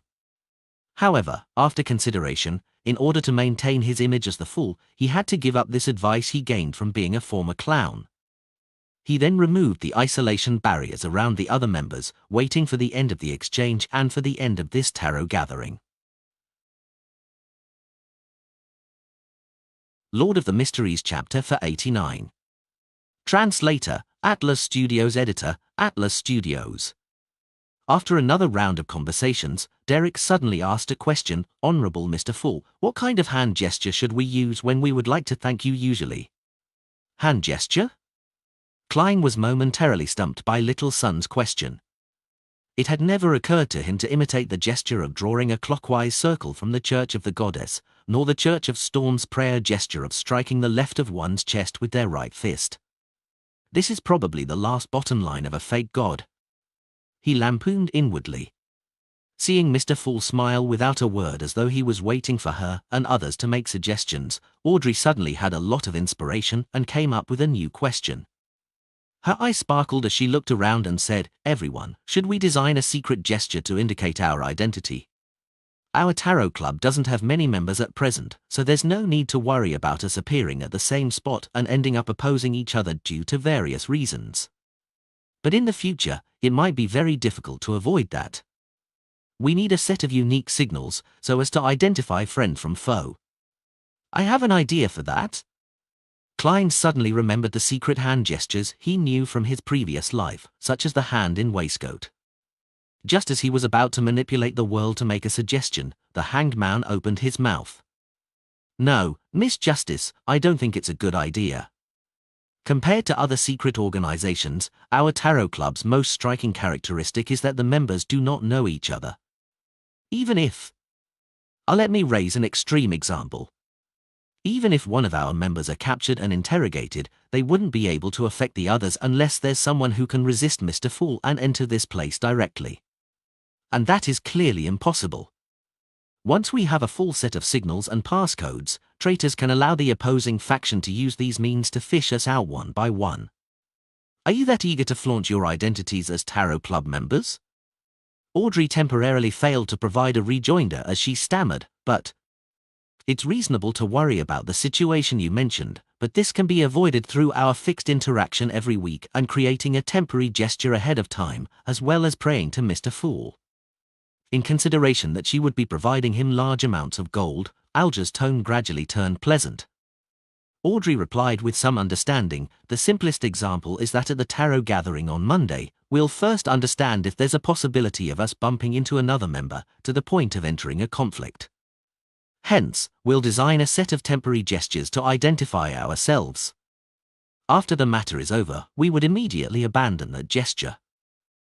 If there's any sudden situation and we're unable to communicate in time, or if there's some suspicion, we can seek an opportunity to pray to Mr. Fool to confirm if another member is participating in the same event." Something like that. Alja let out a silent breath. At that moment, Derek suddenly said in enlightenment, "Sorry, I asked a foolish question. Mr. Fool never mentioned any gestures to thank him because he was worried about us exposing ourselves." He immediately looked to the end of the long bronze table. "Your wish steers our path. I just thought of a special hand gesture." Klein chuckled and replied, "That's right." He cast his gaze towards the other members and said in a composed manner, "Let us end today's gathering here. By your will." All the members apart from the moon stood up at the same time. Emlyn froze for a second before standing up in a flurry, mimicking the bows of the other members. A deep red light immediately appeared in front of his eyes, and he felt his body plummet slightly. Soon after, his vision returned to normal and he saw dolls of various sizes in his room. Phew. Only until this moment did Emlyn White completely calm down as he recalled his first tarot gathering. Apart from Mr. Fool, the other members don't seem too powerful. Could they be like me, chosen for various reasons? I had the ancestor backing me, so who's backing them? What a joke. I originally imagined the sun to be a demigod who just escaped the pursuit of an angel. It turned out that he's only a sequence 8 and seeking to advance to sequence 7. A child who doesn't know manners definitely isn't an adult yet. However, the city of silver that he mentioned and the experiences that he had undergone are very strange. I have to find an opportunity to ask Lord Nibs. No, I have to first ask Cosme, as well as my parents. I'll see if they know anything about the City of Silver. Humph, how dare the history books of the City of Silver tamper with the feats of a sanguine. Miss Justice is from Backland. She's very, very rich. Is she the daughter of some rich banker or the daughter of some noble? Perhaps she's a banker or noble herself? Miss Magician looked at me very strangely. She must admire the lofty sanguine. She doesn't speak much and didn't divulge much about herself. Yes, she's a quiet girl. Mr. Hangman is a mature gentleman. He knows a lot and has a sublime character. He's willing to answer questions from new members and is willing to provide the corresponding help and information. It can be said that he's very popular. The sun and the world are both willing to ask him questions and seek his help. The world is quite an unlikable person. When he speaks, it's like there's phlegm in his throat that he can't spit out. I would disdain even drinking such a person's blood. It has a dirty taste. He's very introverted and is good at hiding his emotions. Furthermore, he easily produced a sequence 6 beyond a characteristic and promised to provide a psychiatrist beyond a characteristic in 2 months. Very impressive. As the details flashed through his mind, Emlyn discovered that the Tarot Club was simple, but also not very simple. Furthermore, Mr. Fool didn't interfere much with the development of the gathering. He seems to only be interested in the so-called Roselle's diary. But he is willing to offer convenient services on the level of miracles to his members. At this thought, Emlyn couldn't help but feel a little proud of his identity as the moon. Surveying the room of dolls, he recalled his own problem. A relic worth £4,000 to £5,000. A chance to become a baron in a short period of time. This is really putting me in a difficult position. At this moment, although Emlyn hadn't made his final decision yet, he felt the room grow darker, as though he were shouldering a heavy debt. In the ancient palace above the fog, Klein pressed his thumb and middle finger of his right hand to one temple and gently rubbed it. He quickly sat up in the silent environment, allowing a small badge to fly out from the pile of junk and land on the long bronze table in front of him. The badge was only the size of an eyeball. On the surface, there were symbols that symbolized fate and concealment. It was the item that Klein had found on Lenivas's body. On its back, it was inscribed with the words "You can join if you have this item in ancient Hermes." It also provided the corresponding information for the gathering, January 4th, 1350, 8 p.m. in Baber Valley. The question Klein needed to consider now was whether he should take the badge to the Baber Valley tomorrow night to try his luck. Frankly speaking, he was inclined to not delving deeper. Even though he had already advanced to faceless and was able to put on a perfect disguise, he didn't want to take the risk because he didn't know anything about the gathering. A magician never performs unprepared. He muttered softly, took out a gold coin, and held it between his fingers. He picked up the badge with his other hand and muttered to himself, "It's risky to attend the gathering in Baber Valley." After repeating this a few times, he finally flicked the gold coin. The gold coin tumbled down and stood upright in the palm of his hand. This meant that the divination had failed. As expected. Klein wasn't surprised.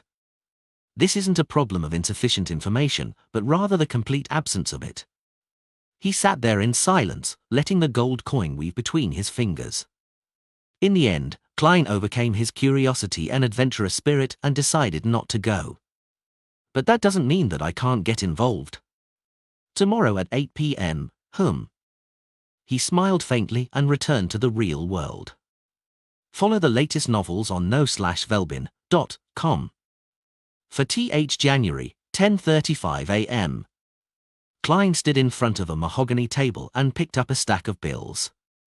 There were 5 £10 notes and 10 £5 for a total of £100. This was the payment which the hanged man had just paid via a sacrifice. The 15 notes made Klein's wallet much fuller, and he was finally able to buy his ticket in peace. Putting his wallet away, he picked up a thin human-skinned glove on the table and put it on his left hand. One of the main features of creeping hunger was that it had a camouflage effect when it wasn't in use and couldn't be detected by most beyond a means. Therefore, Klein was able to switch between its original appearance, gloves of various colors, and camouflaging it as skin. This time, he chose black gloves. To that end, Klein had specially prepared an individual black glove for his right hand. Soon after, he placed the brown biological poison bottle into a metal box, sealed it with a wall of spirituality, and stuffed it into the inside pocket of his clothes. As for the sun brooch, as long as he wore it and carried it with him, it would create a hot summer feeling. Klein had no choice but to put it in his iron cigarette case and hide it at the bottom of his suitcase. 9 purifying bullets, 15 demon-hunting bullets, 3 exorcism bullets. Klein took out his revolver and a cartridge box, silently counting as he loaded them. He closed the cylinder, inserted the revolver into his underarm holster, put on his black tweed coat and half-top hat, picked up his cane and suitcase, and walked out of the hotel room. Apart from the all-black eye and the other items that he couldn't use still being above the grey fog, he was fully armed. Taking a carriage, Klein arrived at the Pritz Harbour Ticket Company located in White Rose Borough. This company was located in a rather old 3-story building. There was a wooden notice board on the door. Klein walked over and stopped there. He casually glanced at the board which said, "Things to take note. 1. Maintain order. Lines are strictly enforced. 2. Do not urinate or defecate, as well as spitting. 3. Find the guard in the lobby if there is a dispute. 4. Do not open can wolf fish in any of the rooms." Can wolf fish? What's that? Klein raised his eyebrows.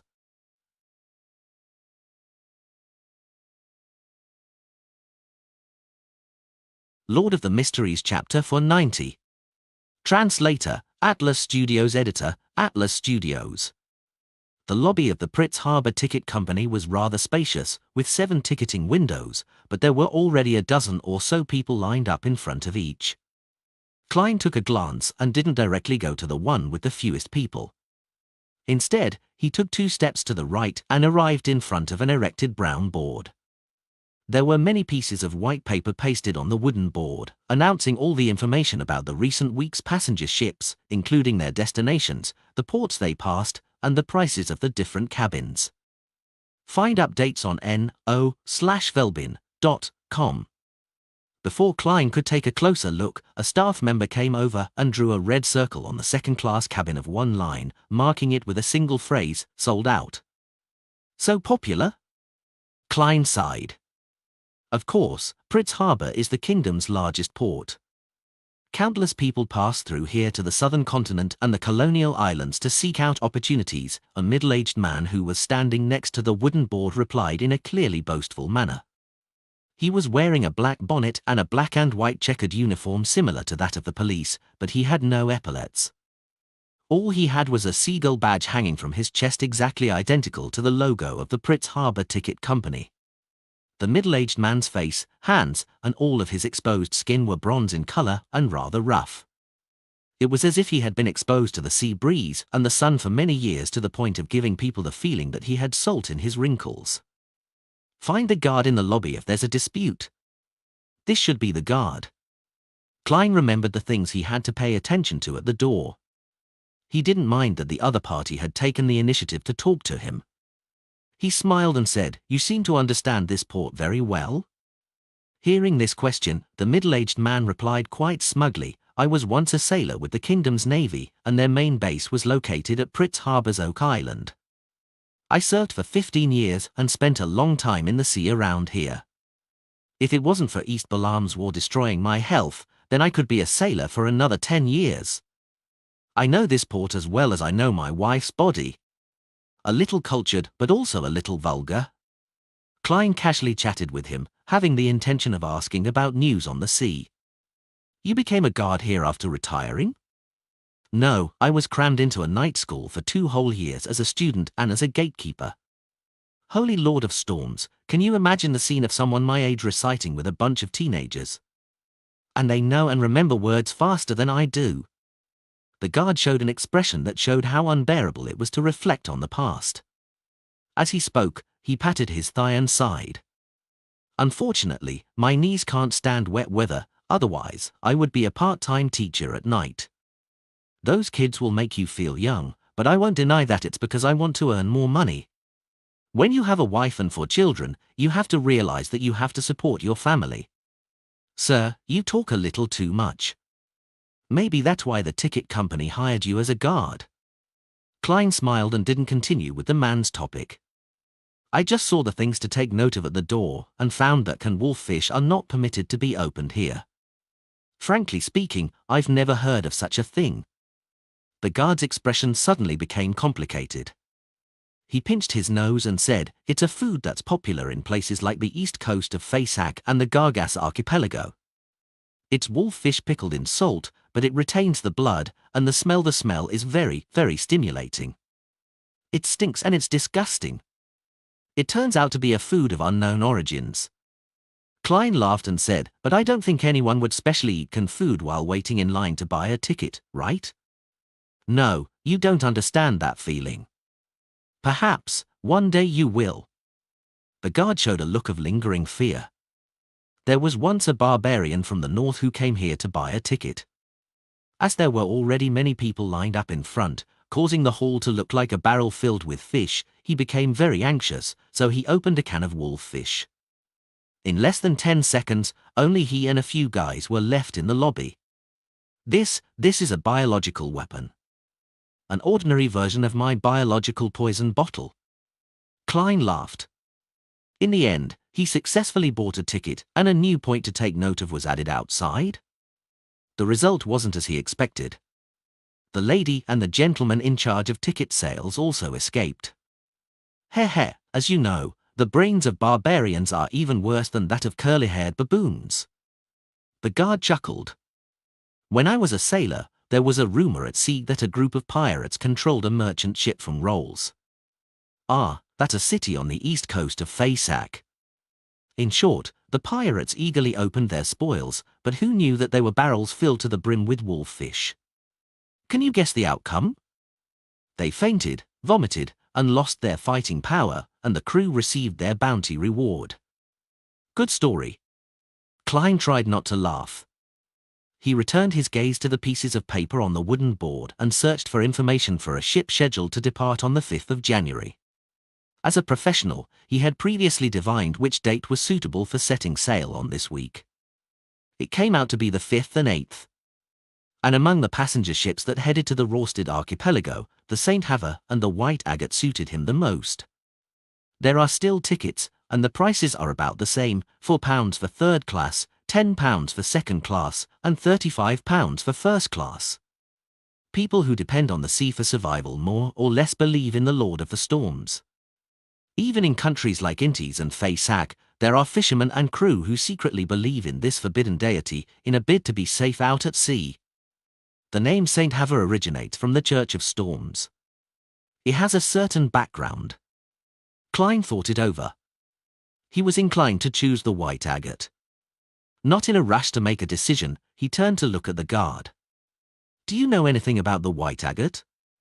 The guard immediately smiled. "Sir, you have a good eye. The White Agate is a steam-powered ship, but it also retains a sail. Its maximum speed is 16 knots. Also, the captain is very experienced. He was once the boatswain of the Royal Navy's William V. Now it should be the Imperial Navy. The king has always claimed that he obtained the title of Emperor in Balaam. In the Imperial Navy, no matter how outstanding or excellent the average person is, he can at most become a boatswain. He cannot be an officer unless you can satisfy your superior, regardless of what method is used. Only then can you be recommended to the Pritz Naval Academy as a reserve officer." This is how Elland was forced to leave the Navy and ended up joining the White Agate, where he slowly became captain one step at a time. "I suggest you choose a first-class cabin. That way, you'll have rooms for 3 to 4 servants, an attendant who has received etiquette lessons, an appointed chef who has excellent culinary skills, a quiet restaurant where you can enjoy the scenery, a special room for smoking cigars, and a place where you can gather and play cards." Hearing the guard's detailed explanation, Klein couldn't help but feel suspicious. Noticing his expression, the guard smiled in embarrassment. "Elland was my boss in the past. He would often treat me to drinks and ask me to help him promote the first-class cabins. But you can rest assured that everything I say is true. This really isn't the problem, it's a problem with money," Klein silently said to himself. Having made up his mind, he asked after some deliberation, "Sir, what advice do you have for a maritime adventurer?" To suit German Sparrow's identity, Klein had modified his image slightly to make himself seem colder and sharper. "Adventurer?" The guard unconsciously raised his voice. Many people in the queue turned to look at Klein. Based on his spiritual intuition, Klein instinctively traced a line of sight. He saw a man in his 30s wearing a black top hat. He had a boorish face, weather-beaten wrinkles, a strong but not tall body, and pale blue eyes that had experienced a lot. "Another adventurer?" Klein and the man looked away just as their eyes met. At that moment, the guard squeezed out a smile and said, "I'm sorry, I'm a bit too sensitive on the term adventurer. In my opinion, this is equivalent to a fugitive, a sea villain, and a person who goes against his pledges. No, I'm not talking about you. You want sincere advice? You have to remember 3 things. First, do not provoke pirates. Second, do not provoke pirates. Third, do not provoke pirates. Unless you're a member of the Navy or the Church, do not go against the pirates. Don't be fooled by the enthusiasm of the island girls. They're either pirates or want you to take them to Pritz, to Backland. It's not entirely their fault. In order to cheat them of their bodies, many sailors, crew, and passengers paint them a very attractive metropolis and a very beautiful life, then kick them out of their beds and abandon them, leaving them in their original spots. What a bunch of vile people. In this era, people who live on the sea can't be too kind. Is the order at sea that bad? Pirates are this rampant? Klein nodded and said, "Thank you, I know what to do now." Saying this, he walked over to the line with the least number of people. Behind him, the guard shouted, "And the legends of treasure at sea are all fake." After buying a second-class ticket for the White Agate, Klein returned to the hotel and waited patiently for the night to descend. In the process, he had enjoyed the most famous fried fish in the Pritz harbor. He thought that the taste was pretty good, but he definitely couldn't accept eating it all the time. When it was close to 8 o'clock, he went above the grey fog, holding the badge from Lenivus in one hand and writing the corresponding sentence in the other. The situation of the gathering this time. Tick. Tack. Tick. Tack. When his pocket watch struck 8, he closed his eyes, leaned back in his chair, and began to recite the divination statement. He had reason to believe that when the door of the gathering opened, he would be able to divine something above the grey fog with the aid of this medium, which had locked onto the location. He had failed before because nothing had happened yet, but this was different.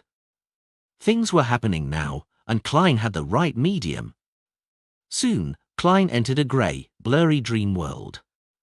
He saw the Tussock River flowing quietly, a wide river valley on the 2 sides, and about a dozen people in different positions.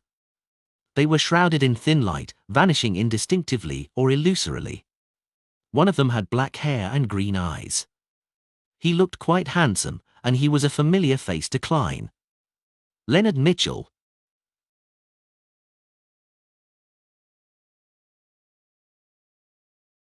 Lord of the Mysteries chapter for 91. Translator, Atlas Studios. Editor, Atlas Studios. Leonard? Get the latest chapters on no/velbin.com. Klein thought for a moment that he was mistaken. However, the blurring caused by the rays of light wasn't that serious. Being familiar with Leonard, he was able to quickly confirm his previous judgment. In the time it took to take a breath, Leonard disappeared, the light dispersed, and the valley returned to its midwinter silence. The scene which Klein saw in the dream shattered as a result.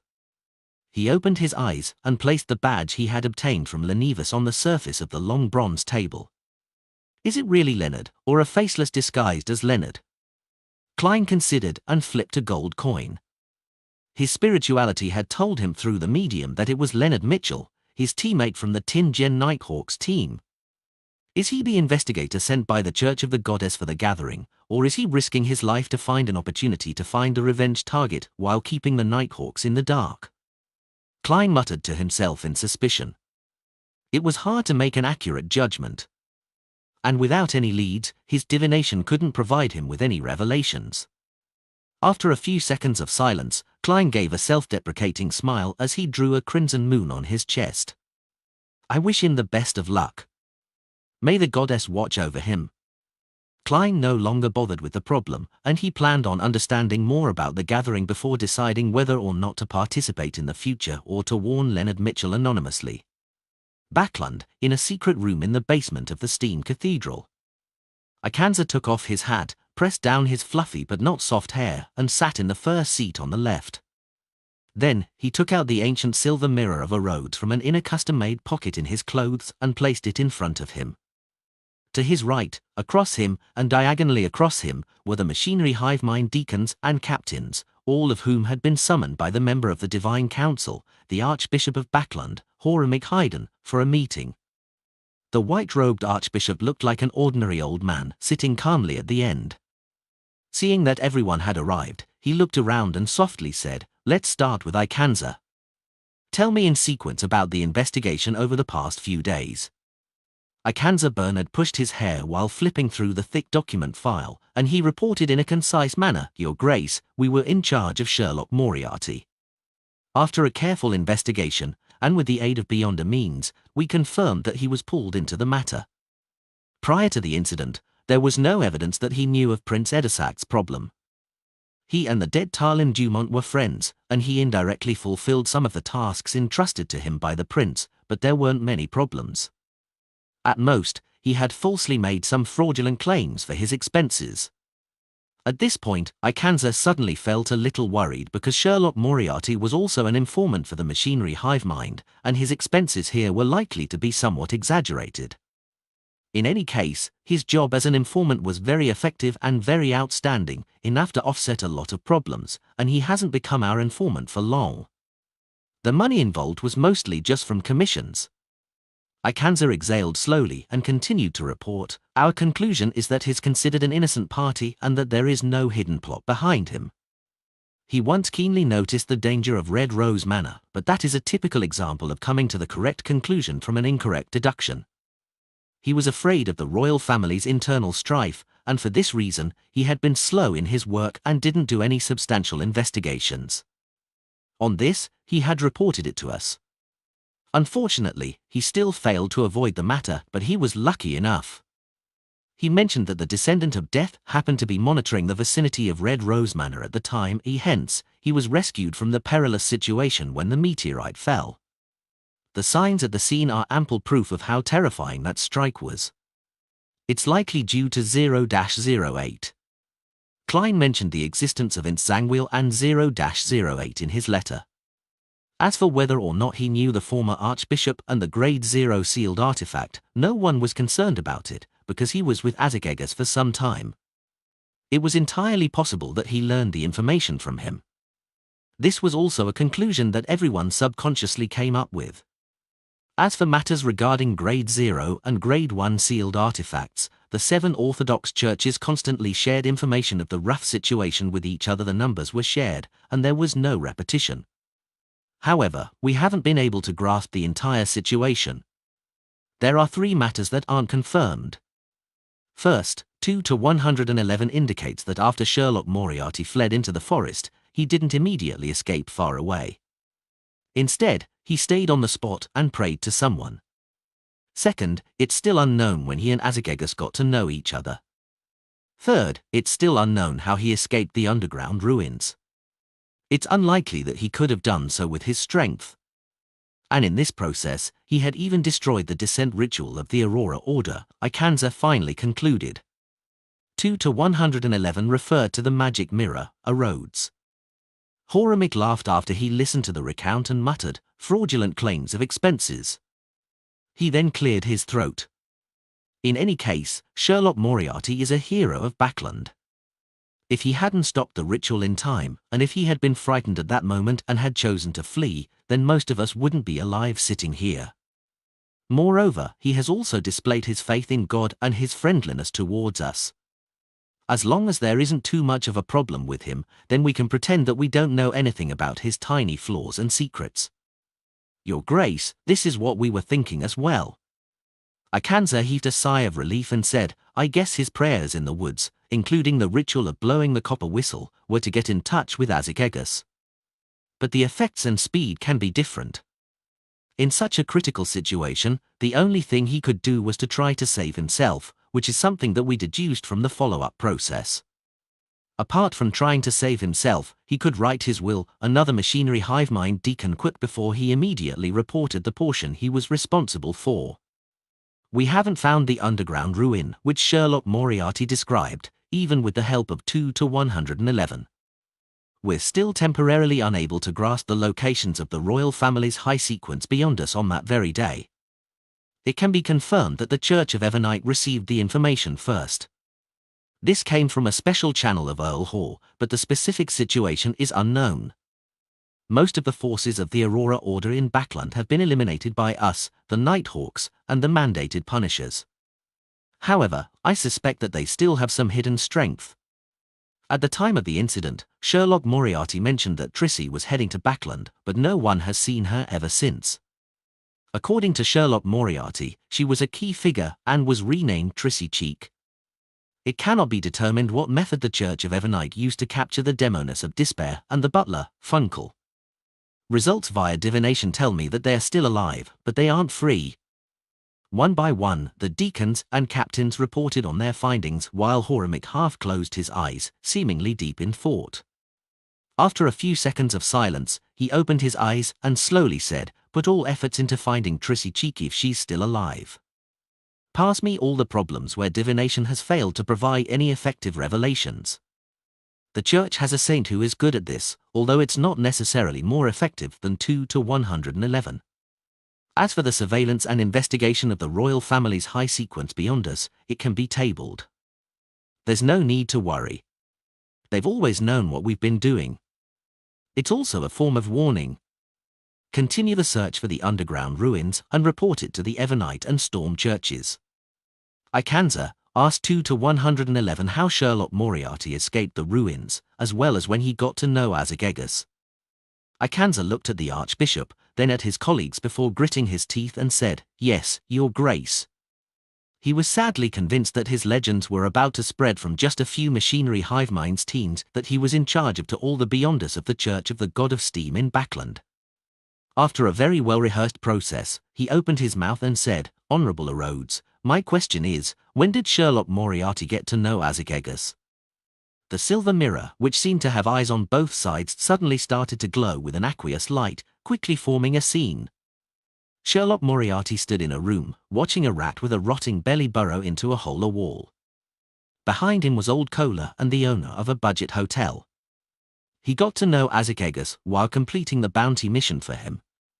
That mission was issued by MI9, which originated from a coincidental conflict. Ikanza interpreted the scene. With that, he chose to answer the corresponding question. He held his breath as he waited for Rhodes to give the soul-piercing question. As expected, he saw the bright red words, "Do you know the feeling of trying your best to win the favor of someone, but only to end up being abandoned without any progress?" This question isn't sharp enough, it's unlike Rhodes's usual style. Ikanza suddenly felt that the blood on the mirror seemed to lack its usual horror and bloody sense. It appeared somewhat weak. He didn't bother to think about why and immediately opened his mouth to answer, "Yes." "Congratulations, you got it right." A new line of text appeared on the surface of the silver mirror. Its color was somewhat pale. The 5th of January, 9 a.m. With a grey scarf around his neck, Klein arrived at Rose Wharf with his suitcase and cane. The white agate was docked there, unusually large compared to the height of a human. It was said to be capable of ferrying hundreds of passengers. It had the rich characteristics of the age, with its chimneys, sails, and its 12 cannons on both sides of the ship necessary for defending against pirates and other peers. Under Captain Elland Cagg's arrangement, the chosen stocky sailors and crew lined up at the mouth of the gangway, some even deliberately revealing their legitimate revolvers, rifles, and knives. This gave the passengers on board the boat a greater sense of security. They were no longer afraid of the journey that would take them 9 days to complete. Klein stood below, looked up, and climbed up the hanging ladder in the undulating blue water. "My travels begin." He took a step forward and sighed silently. Lord of the Mysteries Chapter for 92. Translator, Atlas Studios. Editor, Atlas Studios. As soon he stepped onto the deck and before he could enter the cabin, Klein saw a figure moving through the crowd towards him through the corner of his eye. He looked over his shoulder with an air of indifferent but hidden vigilance, and he saw a man in his 30s wearing a black half-top hat and a windbreaker of the same color. The other party had a weathered face, looking boorish but extremely masculine. His light blue eyes didn't contain a smile, as if they were immersed in many past events. He looks a little familiar. Right, he's that guy I noticed at the ticket office yesterday. He seems to be an adventurer as well. He's actually wearing a windbreaker at sea in January. He's quite strong. While lifting his cane with ease and pointing diagonally downwards, Klein said with a smile, "Good morning, we meet again." It was like he was greeting an old friend. The boorish man, however, wasn't surprised. He stopped and nodded in a somewhat reserved manner, saying, "Cleves, a former adventurer. Mate, are you in the same trade? I thought you knew yesterday." "German Sparrow," Klein responded with a smile. He didn't pass his cane to his left hand because he didn't intend to shake Cleves's hand. "I can tell." Cleves maintained 2 seconds of silence and said, "Being an adventurer isn't a beautiful profession. I've already switched careers and have become a bodyguard. This time, I'm accompanying my employer's family to the capital of the Rorsted archipelago." He half-turned and pointed to another spot on the deck. Klein traced where he was pointing and saw nearly 10 people gathered together. They were led by a plump middle-aged gentleman with ruddy cheeks and spirited eyes. On his double-breasted suit, Klein could see the gold chain from his pocket watch and a jeweled collar brooch. Next to him was a lady in a wide-brimmed hat, her face completely hidden by the dark blue muslin that hung down, and her figure wasn't too bad. Standing in front of the couple were 2 children. The younger one was a boy who wasn't even 10 years old. He was wearing a child's version of a tailcoat. The older one was 15 or 16 years old and was a lively and energetic teenage girl. Her looks couldn't be considered outstanding, but her pair of brown eyes were quite bright and intelligent. Her faint freckles and puffy dress added to her playfulness. Around them were 3 people carrying suitcases and all sorts of items, a man and 2 women, all dressed as servants. One of the maids had brownish skin, clearly of southern continent heritage. The bodyguards protecting the 7 people were a man and a woman. They were dressed simply and neatly in white shirts, light sweaters, black coats, dark trousers, and sturdy leather boots. The 2 bodyguards deliberately didn't hide the outlines made by the gun holsters by their waists. They didn't relax as they inspected the approaching passers-by. Their eyes were sharp and they were composed. 3 servants and 3 bodyguards? Klein asked casually. This is quite an extravagant setup, which means that their employer is a rich person. Instinctively, he made his judgment. Yes. Cleves nodded. Without another word, he quickly turned around and walked towards his employer's family. Klein was stunned. He didn't know why Cleves had specially come to greet him for. After recalling the novels, movies, and television dramas he had seen in his previous life, he gradually understood what Cleves was implying. He's a little wary of me, or should I say of someone who claims to be an adventurer while not looking like someone to mess with, so he introduced himself in advance to indicate his identity and what his job is. It's to tell me to not have any plans regarding his employer's family. In short, you do what you do, I do what I do, and we stay out of each other's business. Is this the tacit understanding between experienced adventurers and veteran bounty hunters? Interesting. Klein chuckled. He carried his suitcase and black cane as he went into the cabin. With the help of his ticket, he found his own room. With a creak, he pushed open the wooden door and walked in. The room wasn't very spacious, just large enough to fit a bed, a table, and a cupboard. There weren't even any chairs. Its greatest advantage was that it came with windows. The wharf sunlight shone in, illuminating the table and bedside with pure golden spots. A member of the crew mentioned that the washroom and bathroom are for public use, with about 8 rooms sharing one.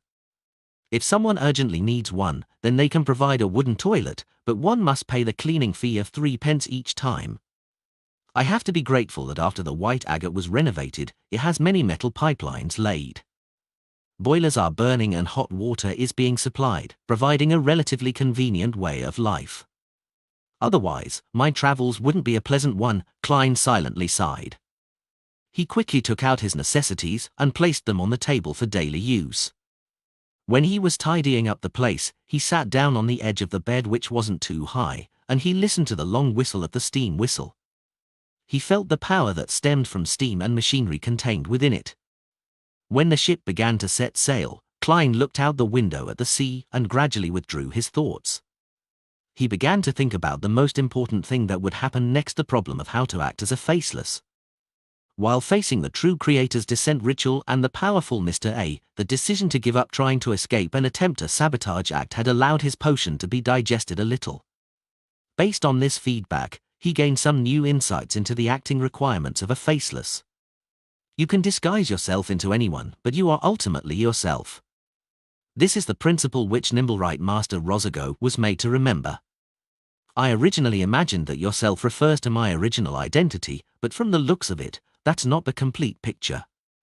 What is considered as yourself requires serious thought. Klein leaned forward and bathed in the sunlight as though he was a thinking statue. After a while, he came up with an idea. Does this correspond to the spirit of one's identity, to their true identity deep down?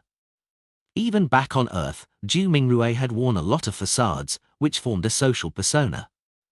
In a sense, this was a big part of what wasn't real. Yes. When I become someone else, I take over their identity. In order to not be discovered, I have to disguise myself socially, which is the same as wearing a different mask. When all the masks are taken down, there will be none left. What kind of yourself does a faceless see at the end of the day? Is this the deeper meaning behind yourself in that principle? When I face my inner thoughts, overcome my fear, and challenge the impossible without reason stemming from society, am I really acting as myself? This is to be explored and verified. At this thought, Klein changed his position, trying to sit more comfortably. Remembering everything that had happened before, he found another question regarding acting. In the underground ruins, I disguised myself as Zangwil and successfully escaped from my predicament, but why didn't I feel any signs of digesting the potion at all? Does this imply that to digest the faceless potion, a superficial disguise such as that isn't enough? Yes, this is closer to the use of beyonder powers and not acting. What can stimulate the digestion of the potion is a disguise on a deeper level. Is it being a true substitute for a person, becoming that person on a social level? Only when his relatives and friends are unable to find him for a long period of time does it prove that his disguise was a success. In that case, the reason why I feel harmony with the faceless potion is because I had previously disguised myself as Klein Moretti. The first principle of faceless is that you can disguise yourself as anyone, but you are ultimately yourself. The second principle is to have a disguise on a deeper level that fools everyone. But to replace a person and become that person in a societal sense is quite evil just thinking about it. Don't tell me that I have to find those kinds of people who have died in a foreign land, but have a wish that has yet to be fulfilled? Klein eased his baffling horror, and he drew up an initial direction for his acting attempts. The higher the sequence, the more difficult it is to act. He sighed, took out his pocket watch, and checked the time. Since it was still too early for lunch and the room was too small and cramped, he decided to take a walk on the deck and enjoy the scenery amidst the sea breeze. After the excitement of the first hour of the voyage, there weren't many people left on deck. Klein walked along the side of the ship, arriving at a secluded area with large shadows. It's a warm, sunny day. Other than the strong winds, which might steal my hat, there are no shortcomings. He pressed the half-top hat on his head and leisurely surveyed the cabin, listening to the faint sounds of music coming from inside. Suddenly, he saw the former adventurer, Cleves, busying himself around the corner. In front of him seemed to be a trident, a dagger, and a short knife. Cleves sensed this and raised his head to look at him. Keeping a well-seasoned demeanor, he said in a taciturn manner, "We're all old mates, and we have to maintain them frequently." At this point, he added, "There are children in the cabin." "Understood." Klein smiled in response. Cleves lowered his head and continued to busy himself. He casually asked, "You don't seem to have these things with you." "I'm used to using weapons that keep abreast with the times," Klein said vaguely. "And I frequently do maintenance." Cleves silently raised his dagger, looked at it against the sunlight, and said to himself, "At sea, guns alone aren't enough. Pirates will board ships, and there will be a lot of people. After you finish shooting your bullets, you won't have the opportunity to reload again. Although these guys no longer keep abreast with the times, they're still useful enough. Very professional. As expected of a former adventurer. Klein leaned against the side of the boat and said half-jokingly, "If there really are pirates boarding the ship, I'm more likely to choose not to fight back." Cleves turned his head and stared at him for a good 3 seconds before retracting his gaze. Then, as he packed up his things, he said in a low voice, "It seems that you don't need me to remind you. You've already understood the rules of the sea. The bounty hunters who travel the earth are often unable to be adventurers at sea." He skillfully hid the dagger, short knife, and trident under his clothes, which dazzled Klein. "Thank you." Klein smiled and nodded. Without speaking any further, Cleves turned around and returned to the cabin, leaving behind only his broad and deep back. Klein smirked, shook his head, and turned his gaze to the side of the ship. Blue waves gently rose up and down, and silvery white flying fish occasionally leaped out of the water and soared in the air. This fish can fly and swim. They're considered the family of the Lord of Storms by fishermen and sailors, so even if they were caught by nets, they're returned to the sea. Klein was leisurely admiring the surface of the sea under the sunlight, as well as the flying fishes above the surface of the sea. An uncontrollable thought flashed through his mind. I wonder how good their meat is. Lord of the Mysteries chapter for 93. Translator, Atlas Studios. Editor, Atlas Studios. Honorable Rhodes, my second question is, how did Sherlock Moriarty escape from the ruins? Ikanza's mood was a lot more relaxed than before. The surface of the silver mirror shimmered, rapidly outlining Sherlock Moriarty leaning his back against the wall, his fists clenching and tightening. Then, Ikanza Bernard and the surrounding machinery hive mind deacons and captain saw the private detective's exaggerated smile before turning around and dashing out with his gun drawn. At this moment, under the influence of the composed scene, they all felt an inexplicable sense of sadness and excitement. The image in the mirror jumped, revealing Sherlock Moriarty wielding his revolver as he shot at the altar to no avail. The scene of those disintegrating bullets caused everyone present to be a little worried. Then, Sherlock Moriarty threw out a brass key, and the altar showed signs of instability due to corruption. With the erupting air blast, Mr. A fell to the ground and Sherlock Moriarty pathetically fled out of the temple building. At this point, the image changed to have the slightly turbid Tacit River as the main background. Sherlock Moriarty and Mr. A floated in the water, looking up into the sky where there were no clouds or fog. Almost instantly, Mr. A became transparent and disappeared, leaving only Sherlock Moriarty looking around in astonishment. "The Church of Everneight's reinforcements," Ikanza said with a frown. Unfortunately, he didn't mention what appeared in his letter. We have no way of guessing. Was he trying to sell this secret for a good price, or was he simply affected by it and lost the relevant memories? Also, his experience of escaping from the underground ruins doesn't show anything.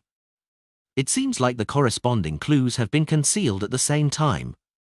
He analyzed it quickly, in procedural sentences, and then without too great a psychological burden, he chose to answer with reciprocity instead of taking a risk.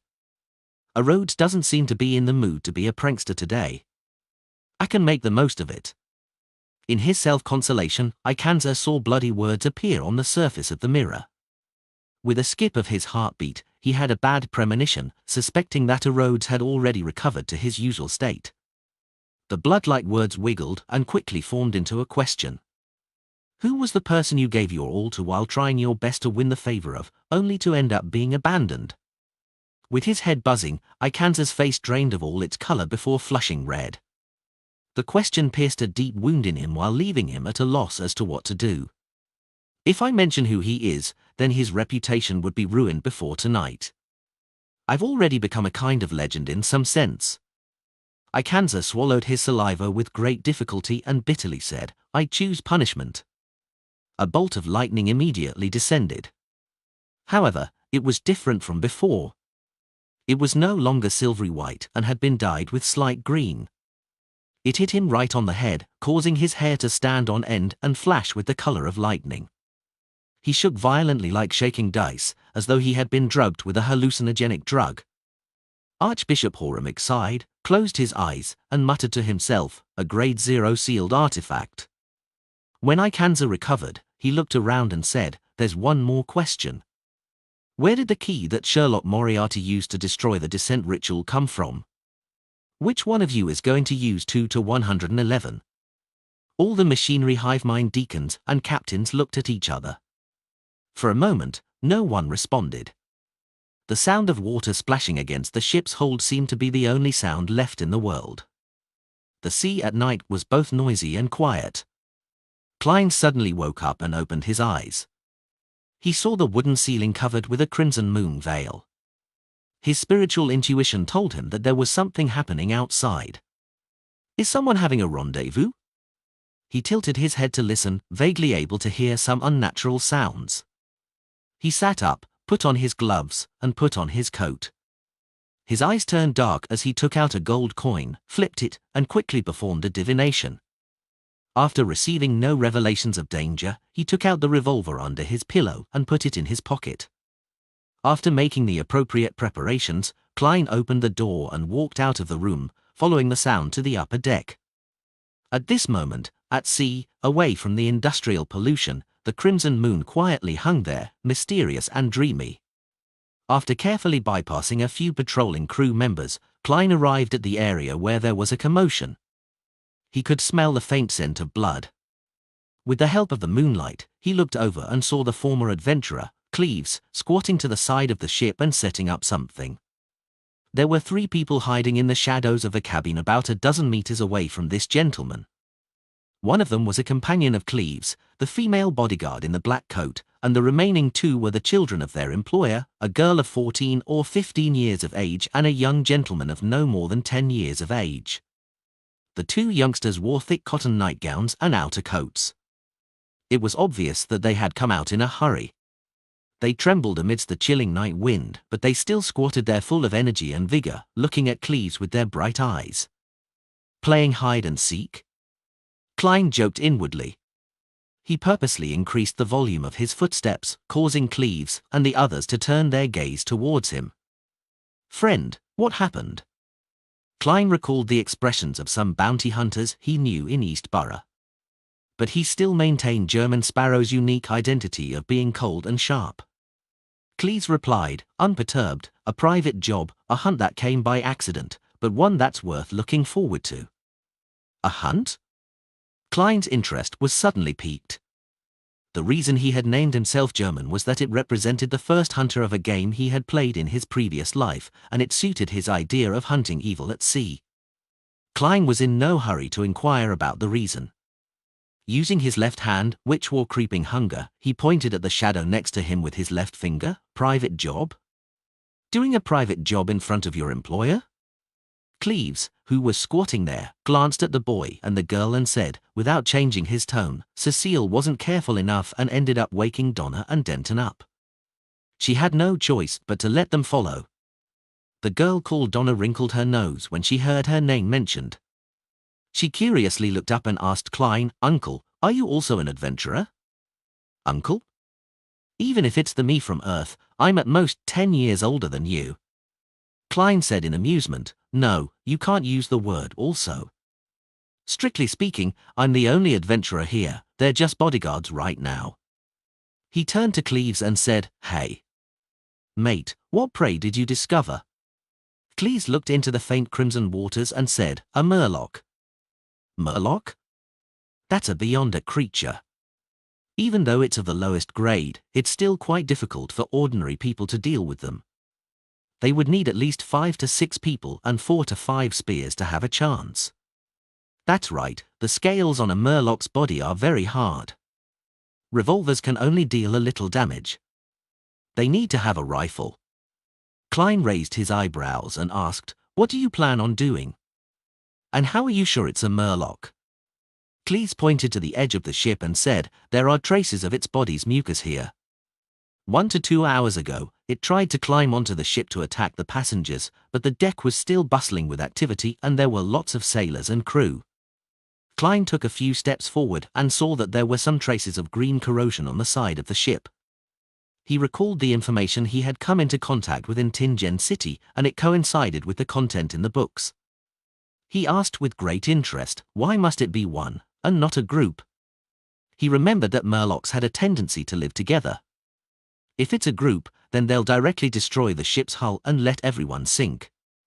Moreover, the area around this channel and the surrounding sea have already been cleared of Murlocs. The Church of Storms really enjoy hunting them, Cleve solemnly explained.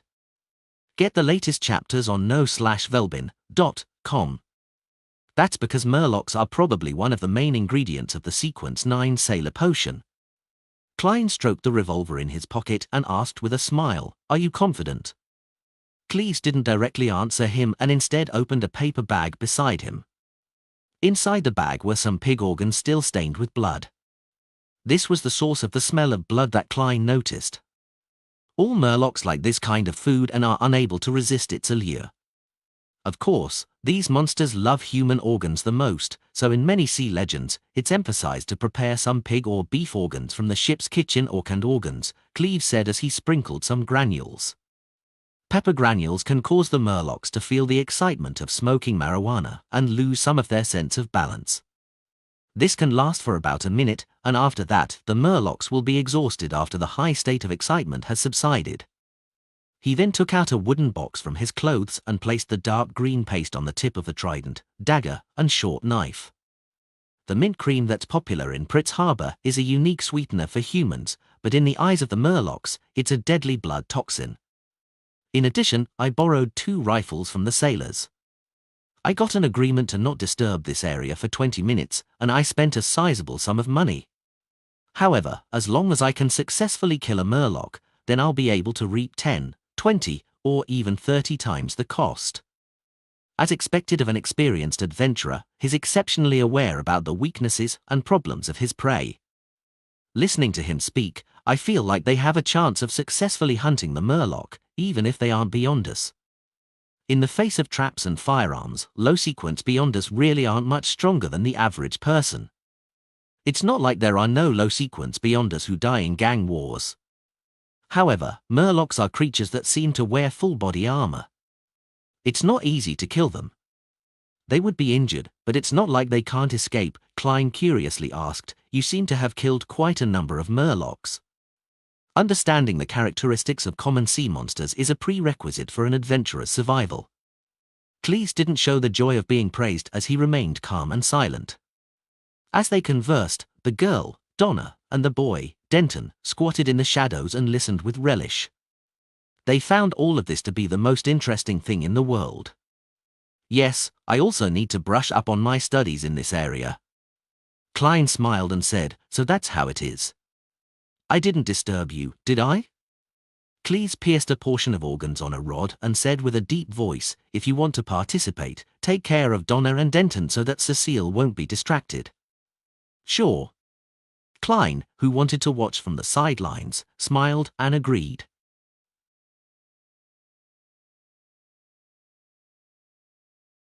Lord of the Mysteries chapter for 94. Translator, Atlas Studios. Editor, Atlas Studios. The red moon hung high in the sky as Klein walked over to Donna and Denton and squatted down beside them. Cecile, the female comrade of Cleves, let out a sigh of relief. She picked up the rifle on the deck, bent down, and quickly walked in another direction. She opened up a distance of about 10 meters from the peppered pig's organs. Uncle, is it starting? The mischievous, freckled teenage girl, Donna, suddenly felt a little nervous. However, her face was filled with curiosity and anticipation. Klein raised his left index finger to his mouth, motioning for the 2 young ones to be quiet. At times like this, he couldn't help but thank Roselle. It was because of the efforts of this transmigration senior that some of his habitual gestures had become common body language in the northern continent, so it wouldn't lead to misunderstandings. It was said that in the early part of the 5th epoch, this don't talk gesture was an insult in Lun. But in certain parts of the southern continent, it means kiss me. Klein's mind was a little distracted for a moment. Donna and Denton didn't dare to say anything else. They just squatted there quietly, watching with rapt attention as Cleves prepared for the battle. The former adventurer picked up a rod and threw the thread with some pig organs hanging from it over the side of the ship. With a splash, the bait entered the water. Calmly dispersing the remaining organs, Cleves wielded his weapon and retreated, step by step, to hide in the shadows opposite Cecile. The two of them formed an angle of about 60 degrees to the side of the ship where the rod was being supported. Leaning his trident and other weapons, he raised his rifle and tried to take in the feeling of aiming. The deck had completely quietened down, leaving only the operating sound of the steam engine and the crashing of waves against the ship. As the minutes ticked by, Donna and Denton couldn't help but switch from squatting to sitting, with their backs against the planks of the cabin, trying to soothe the paralysis in their legs. At that moment, they saw the rod on the side of the boat sink a little. The muffled sound of friction rapidly grew closer and closer. Suddenly, a figure jumped onto the deck. It was a monster bathed in crimson moonlight. Its entire body was covered in dark green scales, and there was a green slime flowing around it. It didn't have much in common with humans. It was like a giant fish that had grown for strong limbs, and there was obvious webbing in the cracks of its limbs. The Murloc was more than 1.9 meters tall, with round eyes and gills on its cheeks. It looked like demons from Legends, making Donna cover her mouth to prevent herself from screaming. At the same time, she covered the mouth of her brother, Denton, as well. Good thinking. Klein smiled to himself as he carefully examined the Murloc. Unlike the sailor rampager he had seen before, real Murlocs didn't have human-like brains. They were pure monsters. The Murloc vigilantly scanned the surroundings before squatting down. It picked up the scattered pig organs, quickly stuffed them into its mouth, and produced clear chewing sounds. The light in its mainly white eyes gradually faded, as if it had fallen into a dream. It's of low intellect. Klein shook his head and made his judgment. Bang! Cleves pulled the trigger, and a bullet flew out from the rifle. It instantly struck the Murloc's chest, causing its scales to shatter and blood to splatter. W.A. The merman let out a cry which sounded like a child, and it threw itself at Cleves, who was hidden in the shadows. It was as fast as a steam train. At this moment, Cecile, who was in another position, opened fire as well. Bang! The bullet from the rifle struck the Murloc's ribs, causing many scales to scatter and the tall figure to stagger. The Murloc, who had eaten the pepper granules, became visibly sluggish. It stopped, unsure of which enemy to attack first. And this gave Cleves and Cecile a chance to calmly reload. Raya latest chapters on no/v/e/l/b-in.com. They took aim again and pulled their triggers. Bang! Bang! The sprays of blood bloomed in succession. The pain caused the Murloc's eyes to regain its lucidity. It flipped and pounced, dodging the follow-up shots, and closed in on Cleves as if it were unhurt. Cleves methodically put down the rifle in his hand and picked up the trident that was leaning to his side. Instead of dodging, he leaped forward and rolled to the side of the Murloc. The trident in his hand ruthlessly and accurately pierced into the area where the scales on the side of his prey were shattered. The Murloc spun around abruptly, bringing with it a gust of wind. It forcefully threw the trident along with Cleves out, causing the former adventurer to crash onto the deck. The Murloc shook its head, as though sensing an intense discomfort. It didn't attack Cleves and Cecile again, but instead took large strides to the side of the ship in an attempt to jump into the sea. Bang! Cecile's bullet hit it again, creating blood to blossom again, but it still didn't make it become immobile. With 2 steps, the Murloc reached a suitable spot. It bent its knees and prepared to jump up. However, its body was too weak to exert its full strength. The distance it had jumped was obviously not enough, so it could only land on the inner side of the ship. Bang! The Murloc bore the brunt of the damage and tried to flip over the side of the ship. Seeing it almost escaping, Klein took out his revolver. Just then, a loud bang came from another direction. The Murloc's left eye turned into a bloody hole, and one could vaguely see a pale gelatinous substance squirming inside. It wasn't dead yet. It lay on the floor of the deck, trying its best to crawl and get up again. After a few seconds, the poison took effect and it twitched to its death. Klein traced the sound and saw a middle-aged man step out of the shadows on the other side of the cabin. The middle-aged man was wearing a thick dark red coat and white slacks. He was wearing the standard ship-shaped hat of this era.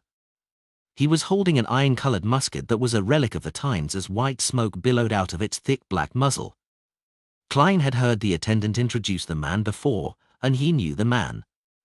He was the captain of the White Agate, Ellen Cag. With obvious wrinkles at the corners of his eyes, his forehead, and the corners of his mouth, Ellen walked towards Cleves and said with a smile, "As a captain, I must ensure that no accidents happen. Forgive me for watching by the side all this time." Cleves had already stood up. He didn't betray his emotions. "This is your ship. According to convention, you have the right to share in the spoils." Ellen turned his head to look at Klein and others and said with a smile, "The next resupply of water and food is in 2 days' time. You'll have to think of a way to preserve the Murloc's corpse. How about this? Sell it to me at a cheaper price. The difference is the reward I deserve. This is the best solution." Cleves and Cecile exchanged glances and agreed to Ellen's request.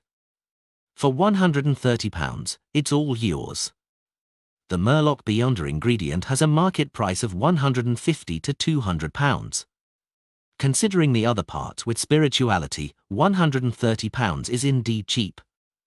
However, this is the only thing Cleves and Cecile can do. This is Ellen's ship, and he had a large group of armed sailors and crew to help him.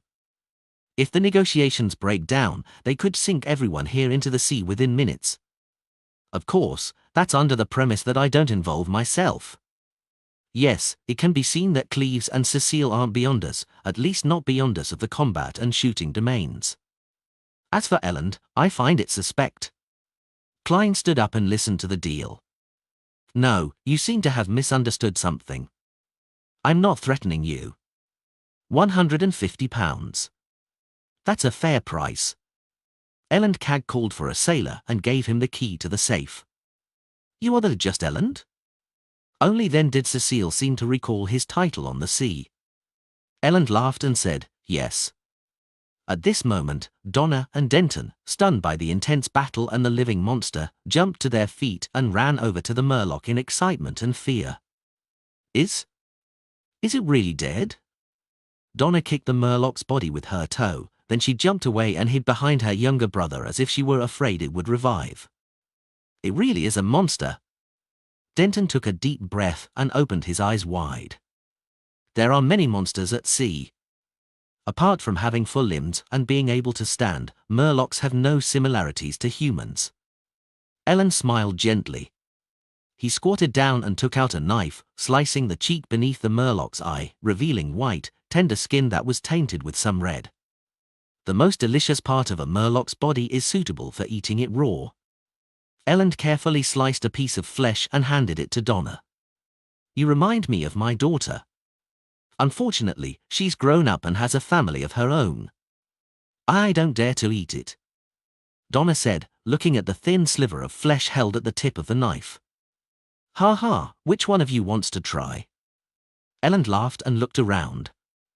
After confirming that there were no warnings from his spiritual intuition, Klein nodded. "I'm very curious." Ellen immediately handed him the knife. "Give it a try.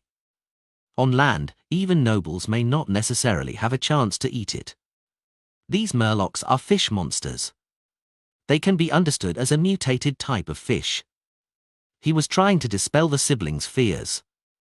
Klein wanted to ask if there was any wasabi, soy sauce, or any other condiments, but seeing that the other party didn't mention it, he was afraid to appear ignorant. He took the knife, bit into the bloody flesh, and swallowed it. It was a feeling of flesh that instantly melted in his mouth. The taste of blood was very faint, giving it an appropriate salty taste. It perfectly set off the fresh and sweet taste of the meat. Klein chewed twice, taking in the deliciousness of the tenderness and freshness of the fish meat. It was the first time in his life that he was experiencing something like that. "Excellent." He wasn't stingy with his praises as he gave a thumbs up. Donna watched the whole thing with curiosity, suddenly interested in the flesh on the Murloc's cheek. This overwhelmed her fear and disgust, and she suggested the idea of trying. Ellen fulfilled her request and smiled as he watched her tightly close her eyes as her face scrunched into a grimace as she bit into the meat. Donna's expression gradually relaxed, and she quickly opened her eyes. She excitedly praised an indescribable delicacy. She spurred things into action as Denton, Cecile, and the others shared the little chunk of cheek meat. Eating it satisfied them, but it also made them dissatisfied. They were satisfied with the taste, but were dissatisfied with the quantity. Seeing that Ellen had eaten the last piece, Cleese pointed at the murloc's body and said, "The meat around the ribs is suitable for frying, while the belly meat should be roasted. The other parts taste bad." "I share your thoughts," Ellen said with a chuckle. "I'll have the chef prepare it immediately. On such a night, we should enjoy good food and wine together and exchange the legends at sea. It's a very enjoyable matter. I'm looking forward to it." However, why did a perfectly fine hunt turn into a delicacy exchange? Klein swallowed his saliva.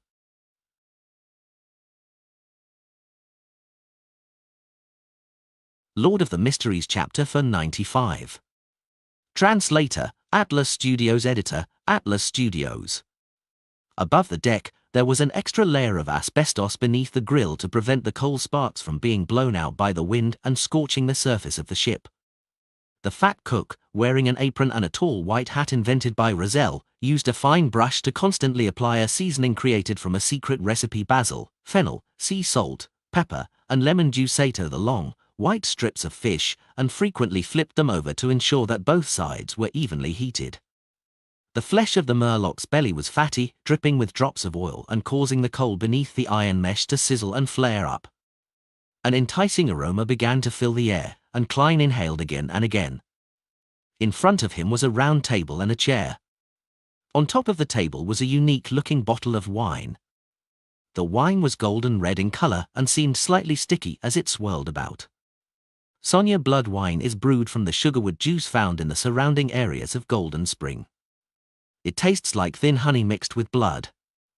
It's sweet and smooth, but it's very easy to get drunk on. If you fancy any lady and want to treat her to a drink, you can consider this.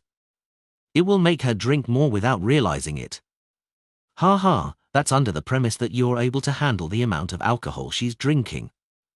Noticing Klein's scrutiny, Captain Elendkag introduced in a half-joking manner.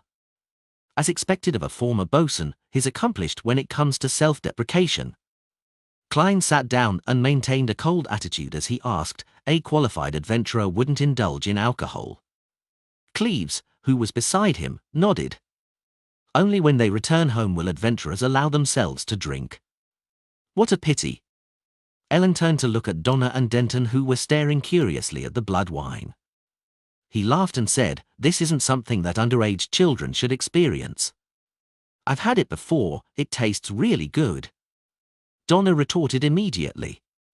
It's just that I fell asleep without realizing it and slept an entire afternoon.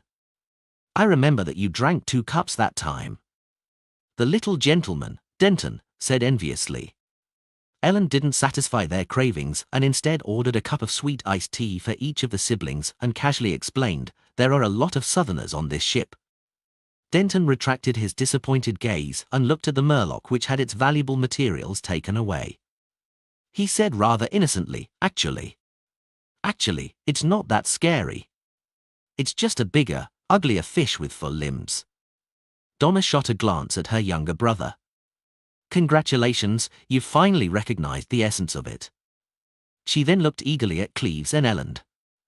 Uncle, are there many of these monsters in the sea?" Murlocs didn't possess beyonder powers which were beyond one's imagination. In the eyes of ordinary people, they were akin to ferocious beasts at sea or a living example of legendary monsters. Ellen chuckled and said, "No, in the main sea route and the surrounding seas, there are very few monsters like this. They've been cleared out a long time ago. You must be lucky enough to meet a murloc. Think about it, if I can often kill monsters worth £200 or more, then I certainly wouldn't be the captain of a passenger ship. I'd organize my own hunting boat to chase down these gold pounds." "That makes a lot of sense." Klein secretly cheered him on. According to his observation, the beyonder ingredient from a murloc was its bladder. That azure aqueous light made one feel like they were looking at a gem. Cleves raised the black tea which a sailor had just delivered. He first smelled it before taking a sip. Only by leaving the main sea route and going deep into the ocean, which is often shrouded in fog or storms, will there be a good chance of encountering such monsters, but that would be very dangerous. Apart from scaly murlocs who can climb, there are also legends at sea of noggers that have the upper body of a human while their bottom half is that of a snake. They have 6 arms and are very agile. Ellen continued on the topic. There are also giant octopuses, which can spit out juices that can corrode a lot of people, terrifying sea monsters that can flip a boat with a gentle blow, mermaids with intoxicating songs that make one unwilling to leave, blue giant dragons that can produce lightning, giant birds with wings that can cause hurricanes. I've never seen any of these before. They're all legends of the sea, and no one knows whether they're real or fake. Mermaids. Klein's expression didn't change. Very interesting, Donna exclaimed, fascinated with a look of longing. The source of this content n/o/v/bell by n.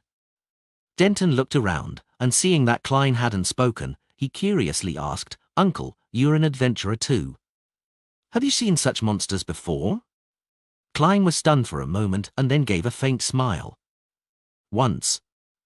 Back then, there were 5 of us, and we chanced upon one, a single murloc. After an intense fight, we finally finished it. This was a real experience of his in Tingen City. It was also his first encounter with an official Beyonder who had lost control. At that time, he and old Neil had helped to eliminate a mutated sailor at the request of Swain, the old owner of the Evil Dragon Bar."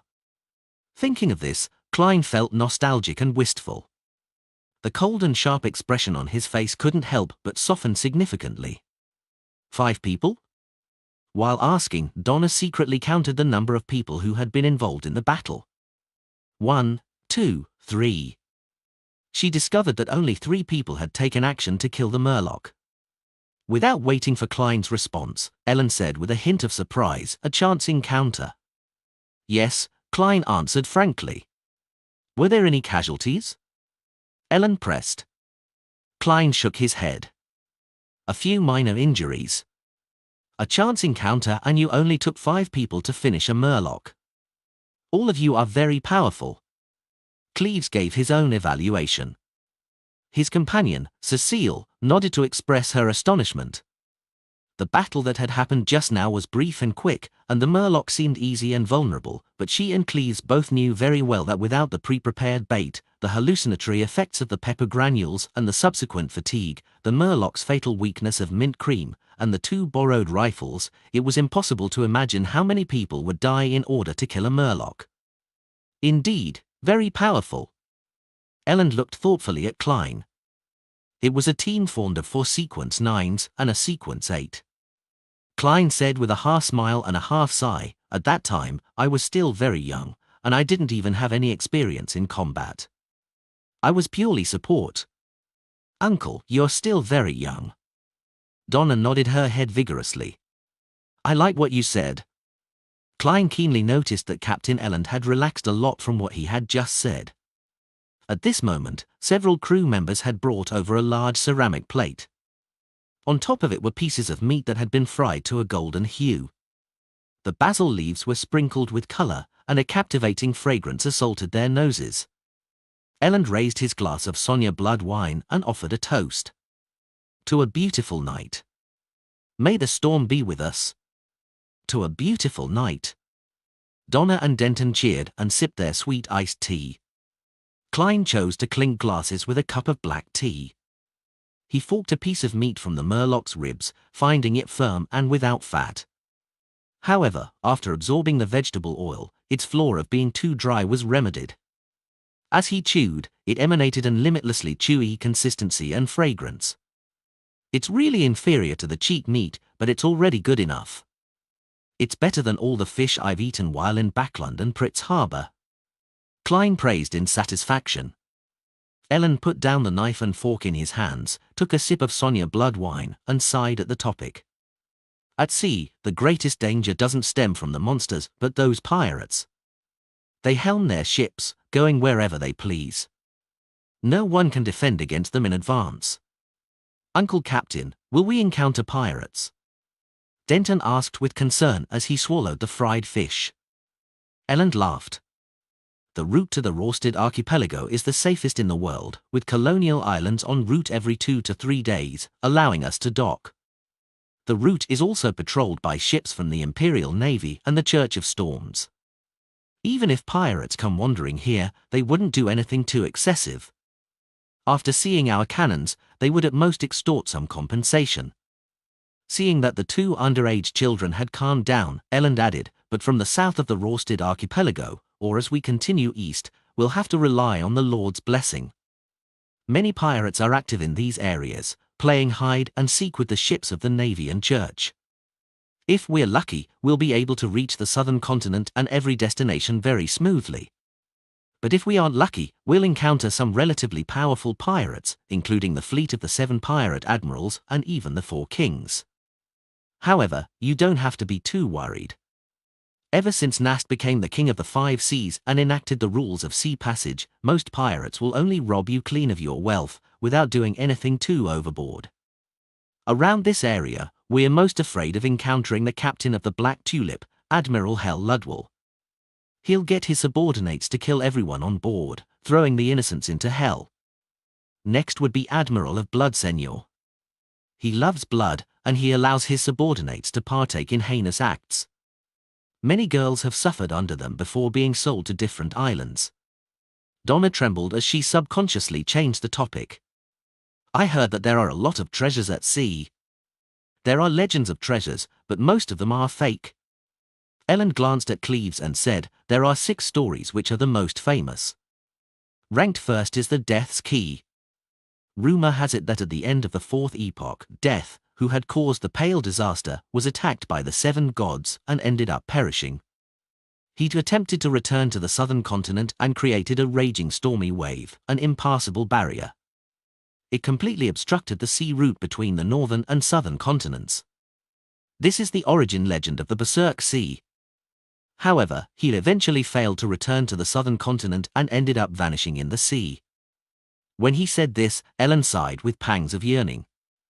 It's said that in some secret place in the Berserk Sea, the treasure left behind by Death is waiting for the person holding the specific key to find it and open it, but no one knows what the key looks like or where it will appear. Ranked second is the Fountain of Unaging. It's deep in the Sonya Sea. Rumor has it that one of the 4 kings, King of Immortality, Agalito, had drunk the waters of the Fountain of Unaging. Lord of the Mysteries chapter for 96. Translator, Atlas Studios Editor, Atlas Studios. Fountain of Unaging? Will you really gain eternal youth if you drink it? Donna widened her eyes and asked curiously. She didn't have any feelings of anticipation because she was still young enough. Ellen didn't answer at once, and instead, he forked a piece of fried murloc rib meat, tore into it in 2 bites, and took a sip of Sonya wine.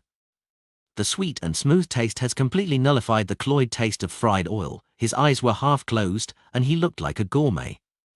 After pondering for a few seconds, he slowly answered Donna's question. I don't know if there's a Fountain of Unaging, nor am I certain if the King of Immortality, Agalito, drank its waters. I only know one thing, and that is, that when I was very young, I heard the legend of this pirate king. It's just like how King of the 5 Seas, Nast, seems to live forever. Their beards must be very long, extending beyond than their chests.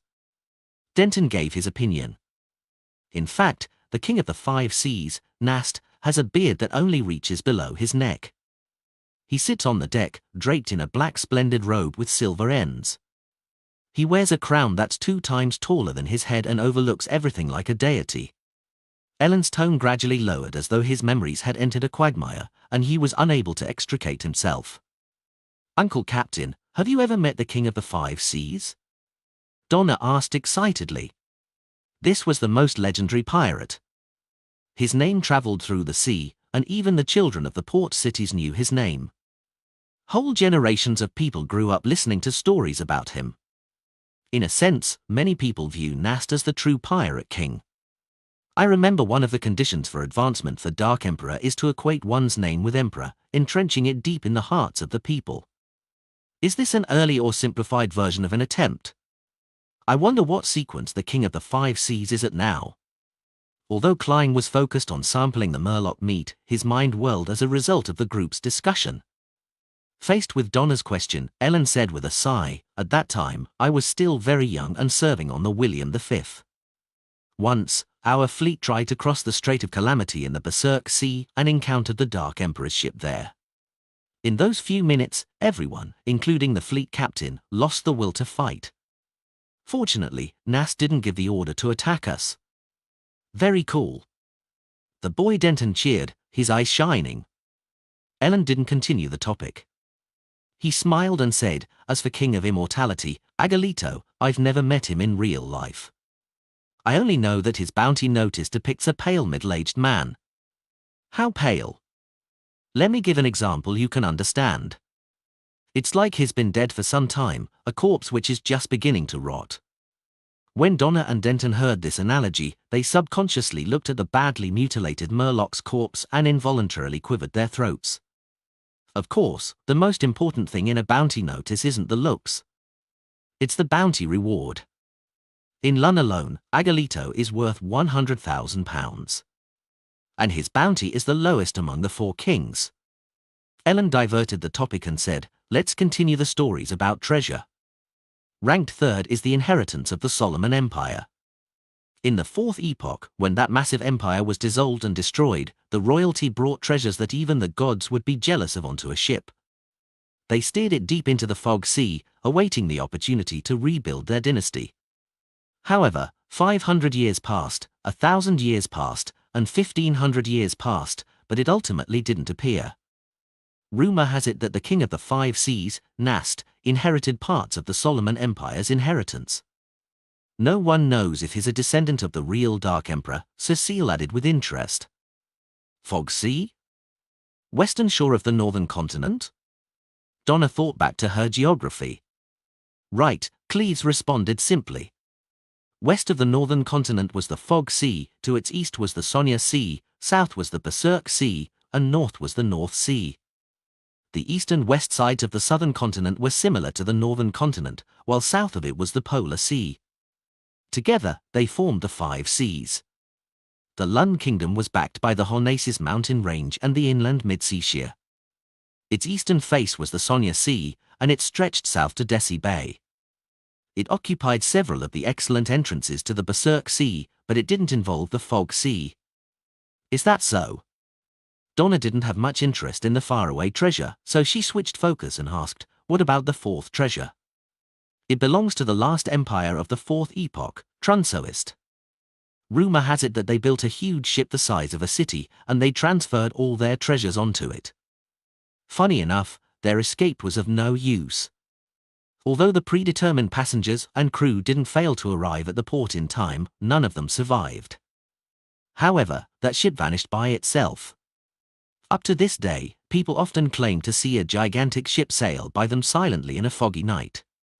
It's been called the Spectre Empire, and it appears across the Sonia Sea.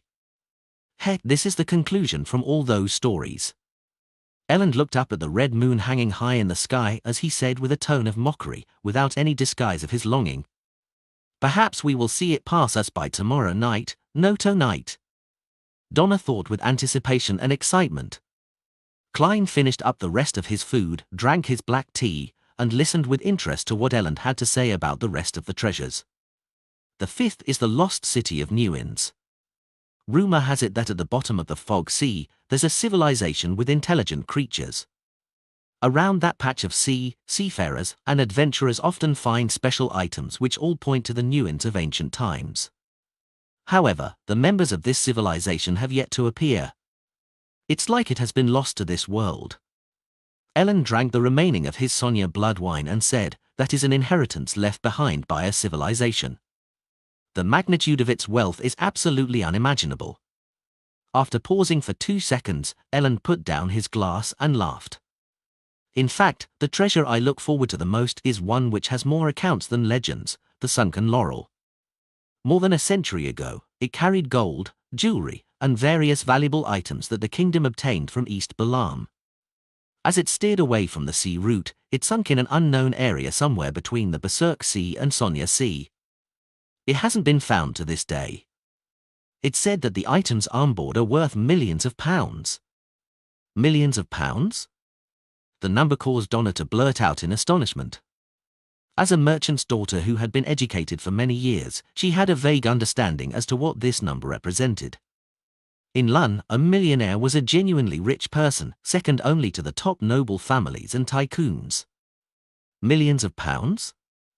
As a member of the National Atmospheric Pollution Council, a major shareholder in the coin company, Mrs. Mary, who allowed me to join the Quelaag Club for free, is only worth a few £100,000, and even so, she's rich enough even in the circle of aristocrats and merchants. She's a popular divorced lady, and there are even aristocratic children who propose to her. Klein quickly found a target for comparison.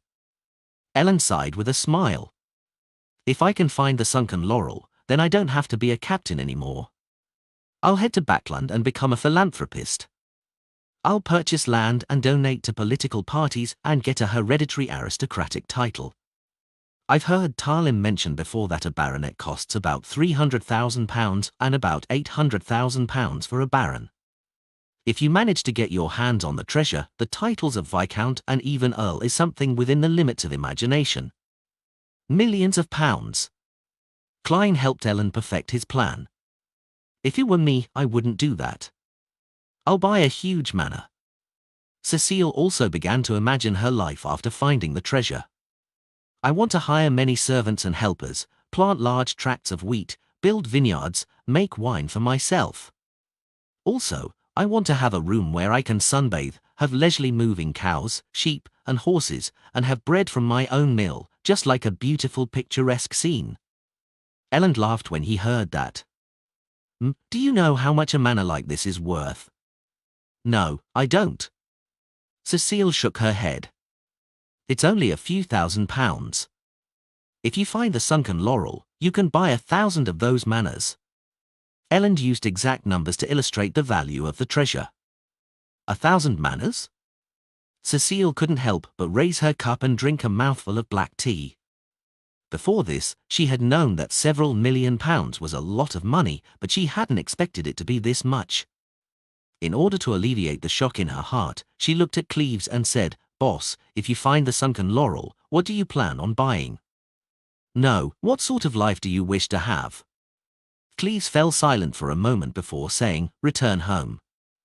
I'll hug my wife and children, telling them that I no longer need to go on an adventure out at sea again." Not a bad guy. Klein nodded slightly. Donna looked at him curiously. "Uncle Adventurer, what about you?" Klein replied expressionlessly, "Tell myself not to sleep anymore. Hurry up and wake up." Phut. Donna spat out the sweet iced tea she'd just drunk, but fortunately, the fried fish on the table had already been eaten. At this moment, Klein sighed inwardly. Even though I know it's basically impossible to find the treasure, otherwise, the various churches would have already done it with all the powerhouses they have. But when discussing such topics, I couldn't help but get excited. This is the charm of treasure. Even if it was just a legend, it can attract many adventurers. Donna wiped her mouth and sat down like a lady, as though she wasn't the one who had lost her composure. The little boy, Denton, asked, still eager for more, "Are there any other legends of treasure?" Ellen looked at Cleves, indicating that he should answer. Cleves calmly drank a mouthful of black tea and said in a deep voice, "There are countless treasures at sea.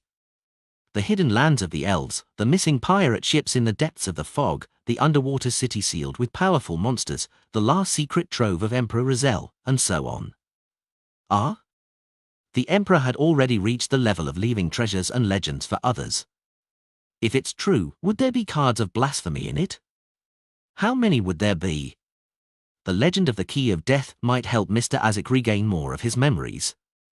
Klein thought with curiosity and anticipation.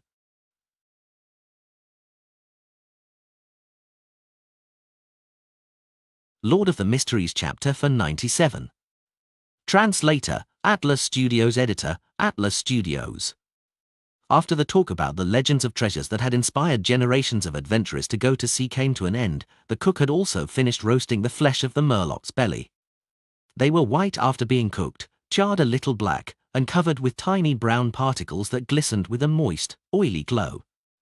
The repeated smearing of seasonings had already seeped into the texture of the meat, effusing it with a tantalizing visual effect. Desi grilled fish, it's different from how you usually eat it. Ellen pointed at the white porcelain plate the cook lowered. Donna held her fork and knife and eagerly said, I love honey-roasted fish. But this is also very appetizing. Honey-roasted fish? How much honey would that take? If I have a chance to try it, the taste should be pretty good. Klein allowed his imagination to run wild. With a chef, there was no need for them to serve themselves. They could only look on expectantly as pieces of fish were sliced, placed on different plates, and served in front of them. Klein was very serious when it came to tasting delicacies, so he was in no hurry to deal with the fish. Instead, he took a sip of black tea and used the slightly sour liquid to clear his mouth of any remaining flavors.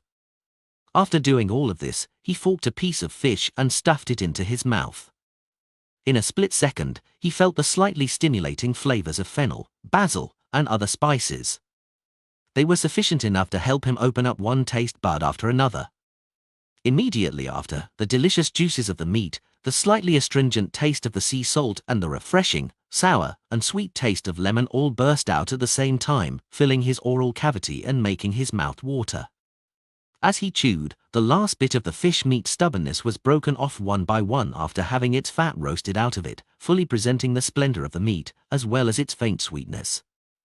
Swallowing the fish in his mouth, Klein recalled a delicacy program he had watched in his previous life and chose the evaluation line that matched what he just felt. The layered flavors are very clear, excellent.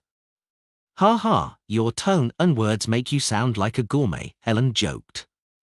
Donna waved her fork and echoed, Uncle, perhaps you should write a column in the newspaper about different restaurants and different cuisines. Why didn't I think of this idea? This is a good job that can earn me money, as well as allowing me to taste delicacies. The only problem is that an obese man can't be a flexible clown. Use the great art of spewing vomit? What a waste of food. Klein seriously considered Donna's suggestion. To a beautiful night. When there was very little food left, Ellen poured himself some more of the Sonia blood wine and raised his glass with a ruddy face. Klein and the others echoed in similarly good moods, to a beautiful night. They drank the rest of the liquids from their glasses and watched the waiter clear the table and clean the deck. They talked for a while more amidst the cold wind, talking about the mermaids that Donna was most interested in. Cleese told the young lady that, in some legends, mermaids were also called sirens, and they used their songs to confuse humans not for entertainment, but for hunting. Aside from the possibility of encountering these creatures on the sea route from the Gargas archipelago to the depths of the Sonia Sea, there was a certain chance of discovering it in dangerous seas that haven't been explored by humans. However, all of this stemmed from the drunken boasting of certain pirates, and they all avoided the question of how they escaped from the mermaid songs, which made it highly suspicious. No matter what, this at least points me in a possible direction. Klein took note of what they had discussed. Donna, Denton, it's time to go back. You'll have to get up early tomorrow and have breakfast with your parents. Cecile looked at the moon's position. Fine. Donna stood up reluctantly. Rhea latest chapters on no/v/e/l/b-in.com. Denton hurriedly asked, do I have a chance at becoming an adventurer? His mind had been captivated by the previous hunt and the legends. Cleese walked to his side, patted his shoulder, and said, before you ask this question, you need at least 5 years of combat training and studying. I think your father will hire a good tutor for you. Yeah. Denton's eyes lit up, and he nodded vigorously. After 5 years, the adult you probably won't want to be an adventurer who can find himself buried at the bottom of the sea at any time. Cleeve's handling of the situation was very shrewd. He didn't immediately refuse him, but rather he gave him hope and let time wash away his interest. This prevents the child from becoming suddenly rebellious. Regardless, mastering a fighting technique is always beneficial for anyone. Klein put his hands in his pockets and thought with appreciation. On the way back to the interior of the cabin, Cleese handed 2 5-pound notes to Klein. Your payment. He had just received £150 from Ellen's purchase of the whole Murloc. I didn't do anything, Klein instinctively refused. Cleves glanced at him with his pale blue eyes and said in a low voice, "You freed up Cecile and took good care of the children." Took good care of the children? Klein was somewhat amused, but he finally took the 2 bills and drew a triangle on his chest. "You're more generous than I thought." "Thank you." He stopped declining because he suddenly figured out something.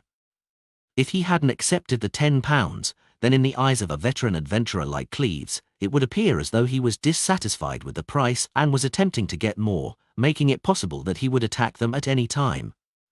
Among self-proclaimed adventurers, there was definitely no lack of greedy madmen. Seeing German Sparrow pocket the money, Cleves looked away and said flatly, "This is a rule of the sea." Without another word, he followed Cecile, Donna, and company into the cabin. If I could get such rewards with every single mission and job of this difficulty, then I would have long made a fortune with my job as a private detective. Klein gave a self-deprecating laugh and turned his head to look at the red moon hanging high in the sky. It still shone quietly and gently in the night. Legends of the sea, different monsters. I finally found the slight feeling of being an adventurer. Klein turned around and walked to the edge of the ship. Bathing in the crimson veil, he admired the waves that were growing darker. Gradually, his mood settled as he walked out bit by bit from the gloom of Backlund's great smog.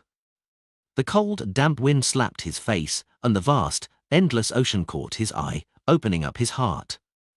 For a moment, Klein felt the urge to sing, but when he opened his mouth, he found that he couldn't remember the corresponding modern verses. I can't just end up saying, "Oh sea, you're all water." The Emperor's Savant sequence is really well suited to doing such things. When I have the time, I should read through his poems so as to not look like illiterate. Klein lampooned as he looked at the red moon and the ocean before sighing. What a beautiful night. After an accidental episode of getting lost, the exploratory team returned to the city of Silver. Looking at the wall's cracks filled with weeds, Derek found himself in a trance, as if he had been gone for many years. Diagonally behind him, Demon Hunter Colin's eyes suddenly wore a lost look as he raised his hand to press on his right temple. The rest of the team members were filled with joy and relief from the bottom of their hearts. After a difficult exploration, having a home waiting for them was the happiest thing in their hearts. Colin's gaze returned to normal as he turned his head to the side and looked diagonally ahead. Backlund, the White family. After some thought, the confident Emlyn came up to his parents and asked, "If I wanted to delve into the history of a sanguine, who would I look for?" If I were to ask about the city of Silver directly, it's very likely that I'll be exposed for being problematic. Although I'm not afraid and very calm, for the ancestor and in order to save the entire sanguine race, I have no choice but to hide it. I've always been interested in the history of sanguine. I've collected a lot of information, and father and mother know that, so I wouldn't be suspected in any way. This excuse is perfect. Emlyn praised himself inwardly. He resembled his father to a certain extent. He wore gold-rimmed glasses that made him look very professional. The gentleman, who had gotten his doctorate in medicine, put down the thick anatomy book in his hands, nudged his glasses, and said, "No one in Backlund knows more than Lord Nibs. If I dared to seat Lord Nibs, I would have long done so." Emlyn thought of Mr. Fool's description of him being a messiah that had to bear the burden of a secret while being misunderstood as he pressed with a solemn expression, "Aside from Lord Nibs. He's sleeping underground, so it's not convenient for him to be disturbed." Emlyn's father pulled up the collar of his thick cotton pajamas and thought for a moment. "Way Mandy. He always thinks of himself as a historian." Emlyn heaved a sigh of relief and smiled. "I wish to visit him." Woo! The whistle sounded and the white agate sailed into Demi Harbour. It would replenish fresh food and water on the colonial island and set sail again the next morning. After hunting the Murloc, Klein spent the next 2 days of what could be described as a leisurely or boring life. He was completely bored by the scenery of the sea, and he decided to head to the harbour's bar to look around that very night, hoping to get more information on mermaids and inspiration for acting. If I were to come across a pirate whose hands are stained with blood on shore, I wouldn't mind teaching him a lesson. There are still souls waiting to be released from creeping hunger.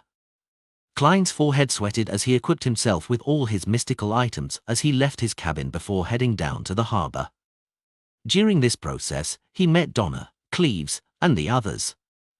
They seemed to be heading over to a port restaurant to taste Demir's most famous cured meat. Donna and Denton greeted the adventurer, whom they had just gotten to know, without their parents noticing, and seemed curious as to where he was going.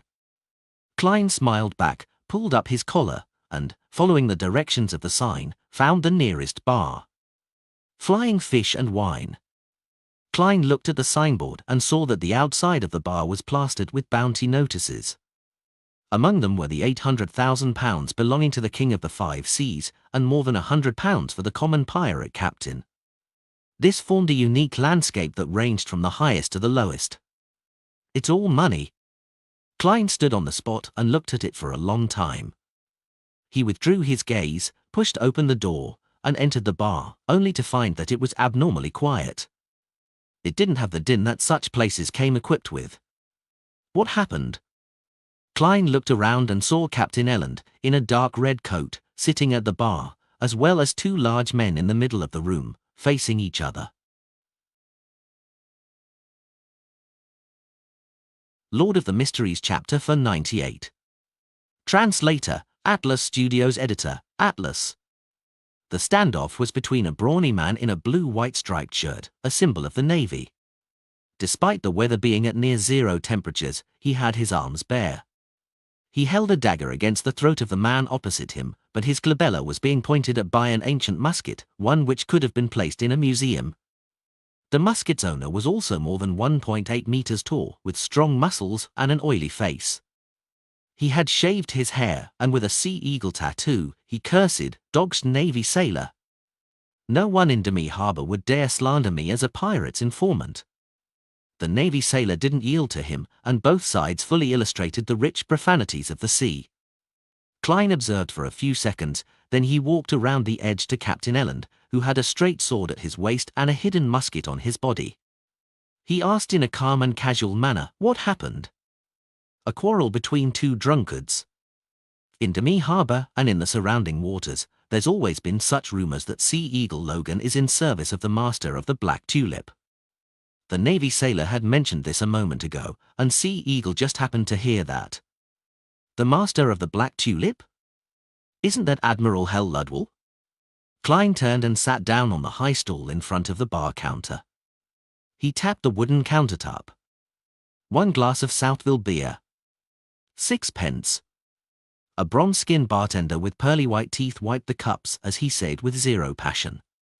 "When it comes to continental specialties, the prices are much higher than Backlund and Tingen."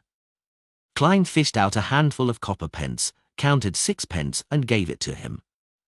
At this moment, Logan and the Navy sailor were stopped by the bar's bouncer. After they each spoke harshly to each other, they retreated to different corners. Perhaps it was due to him losing his dignity, the Navy sailor hurriedly left after about 10 seconds. The atmosphere in the bar became lively once again. "Want to play some cards?"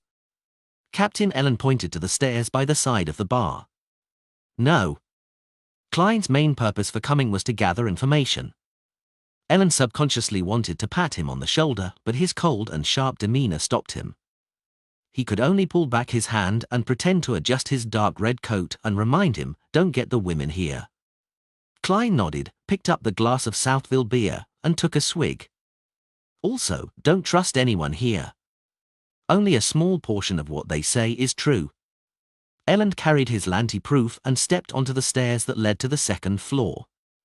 Klein turned his head to glance at him and asked without a change in expression, "Including you?" "Perhaps." Elland was taken aback at first before he laughed out loud. "At least my reminder just now was real." "Oh, and me being a man is true as well." "Not necessarily. There's a potion called witch in this world." Klein looked away, drinking slowly and listening to the surrounding drinkers boasting. 2 or 3 minutes later, a short, thin man sat down next to Klein with his drink. "Mate, you look like an adventurer." He tilted his head and smiled. The man who greeted him had black hair, blue eyes, and aged facial features. his temperament was rather wretched. "You could say that," Klein replied coldly. "I can tell you're a hunter that chases after bounties and riches." The short man looked around and lowered his head, suppressing his voice while he said, "Have you heard of the Spectre Empire?" "I've heard of 'em, Way, and I've also heard of the Father in Heaven and the Messiah being sealed at the bottom of the sea." Using the power of Faceless, Klein sent out a signal not to approach him. "Yes, a huge, ancient ghost ship full of treasures. We have clues to it," the short man said in an infectious tone.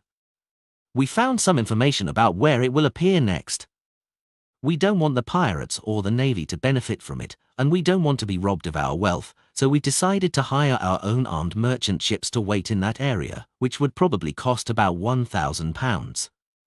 I've already found 15 companions and raised £720. Are you interested in participating?" Without waiting for Klein to speak, he fumbled for a stack of brownish-yellow letters. "I know you won't believe it so easily. In fact, no one will, but after the 15 friends who read through this information, all of them decided to join in on our plan. Do I have such a gullible face? Or would any bumpkin end up in this situation without slipping away from this sort of thing?" While Klein was considering whether to appraise the letters, from the corner of his eye, he saw that Sea Eagle Logan, who was previously squabbling, was walking towards him. "Woody, you're trying to scam someone again. You damn so rat." Logan picked up the short man and threw him into the open space in the middle of the bar, where he landed on the ground, sprawling.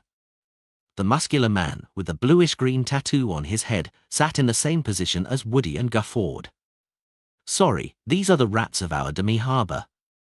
They always do things that ruin our reputation. In fact, we're all very friendly. If you have anything you want to ask about, don't hesitate to ask me. Heh, don't believe what they say about me. I'm an upright person, and I have nothing to do with Admiral Hell." The more you emphasize that, the more suspicious it becomes. Klein's expression didn't change as he calmly said, "I want to know the latest rumors." "No problem." Sea Eagle Logan slammed the bar top and said to the bartender, "Give me a plate of special cured meat. I'll be treating this mate to our most famous delicacy in Demi."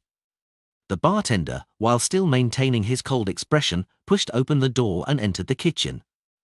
Soon, he brought out a plate of red and white, finely cut cured meat. £5. He didn't look at Sea Eagle Logan, and he instead looked straight at Klein. £5. Sea Eagle Logan turned his head to the side, smiling warmly as he raised his arm to show his muscles. Everyone just heard it. "In order to thank me, you offered to treat me to some special cured meat." For a moment, Klein didn't realize what had happened. It was only when the bartender urged him a second time that he realized he was being blackmailed. Furthermore, their scam was rather well planned. First, they used an easily seen-through farce to let Sea Eagle Logan appear, thereby winning a good impression with the target. Then, with the excuse of treating the target, order an especially expensive special cured meat, and then finally, he goes back on his word and turns matters upside down and forcing a sale. It's no wonder that when Rat Woody was thrown out, those drunkards didn't make a sound. They were all afraid of this Logan who's rumored to be in the service of Admiral Hell. How should I deal with this? My present persona is German Sparrow, a somewhat crazy adventurer and bounty hunter. Klein raised his cup and drank a mouthful of the rich malt-flavored beer and said with his usual tone, "Why don't you just rob me?" "Why don't I just rob you?" Logan was a little stunned by the question. Soon after, he saw a fist expanding before his face. Thump! Klein's left fist landed on Sea Eagle Logan's chin, knocking him backwards toward the bar counter. With a push of his right palm, Klein nimbly left his chair and approached Logan's falling body. His legs tensed and his knees jerked upward, slamming into Logan's lower abdomen. Phut! Logan threw back his head, his eyes bulging while his mouth hung half open. Klein drew his gun, shoved the revolver into the man's mouth, and pulled the hammer back. I am," Logan shouted indistinctly. Klein looked him in the eye, pulled out his revolver, and swung it, striking the side of Logan's face with the butt of the gun. Logan's teeth fell out one after another, and his mouth was stained with blood. Faced with such a heavy blow and a pain that exceeded his limits, his eyes rolled back, and he fainted. Klein propped him up and pulled a handful of loose bills and coins out of his pocket. Since he estimated that there wasn't more than £5 with just a glance, Klein threw them on the bar and calmly said, "Keep the change." The bartender's bronze face turned slightly pale as he shouted in panic, "My boss is White Shark." Without looking at him, Klein released his hand and allowed Sea Eagle Logan to fall to the ground. Then he sat down again, forked up a piece of cured meat, and stuffed it in his mouth to taste it. He found it rather unique as the flavors of the condiments spread out in wisps, scratching at his belly and throat. After eating 2 pieces, he looked up and asked, "Does your boss know that you're colluding with Sea Eagle?" "No, No." The bartender mumbled an answer. Seeing that Klein had no intention of continuing his attacks and had paid the bill so quickly, the bouncers who had gathered nearby silently retreated. Klein took a sip of his wine, glanced at Sea Eagle Logan on the ground, and calmly said to the bartender, his Ludwell's informant, "How much is his bounty worth?" "No, he's not." The bartender shook his head and said, "This is just something he says about himself or information he spread himself. That Navy sailor from before was hired by him. That's the only way to make everyone here afraid of him." Upon hearing this answer, the drinkers at the bar all put down their glasses in surprise. Some of the drunkards even staggered over to Logan and spat in his face. "Pooey! Pooey! Pooey!" Many drinkers followed suit. Klein lowered his head again and said while eating the special cured meat, "Tell me about the recent rumors." The bartender breathed a sigh of relief as he wiped his glass and gave an intermittent account of the rumors in the past 2 months.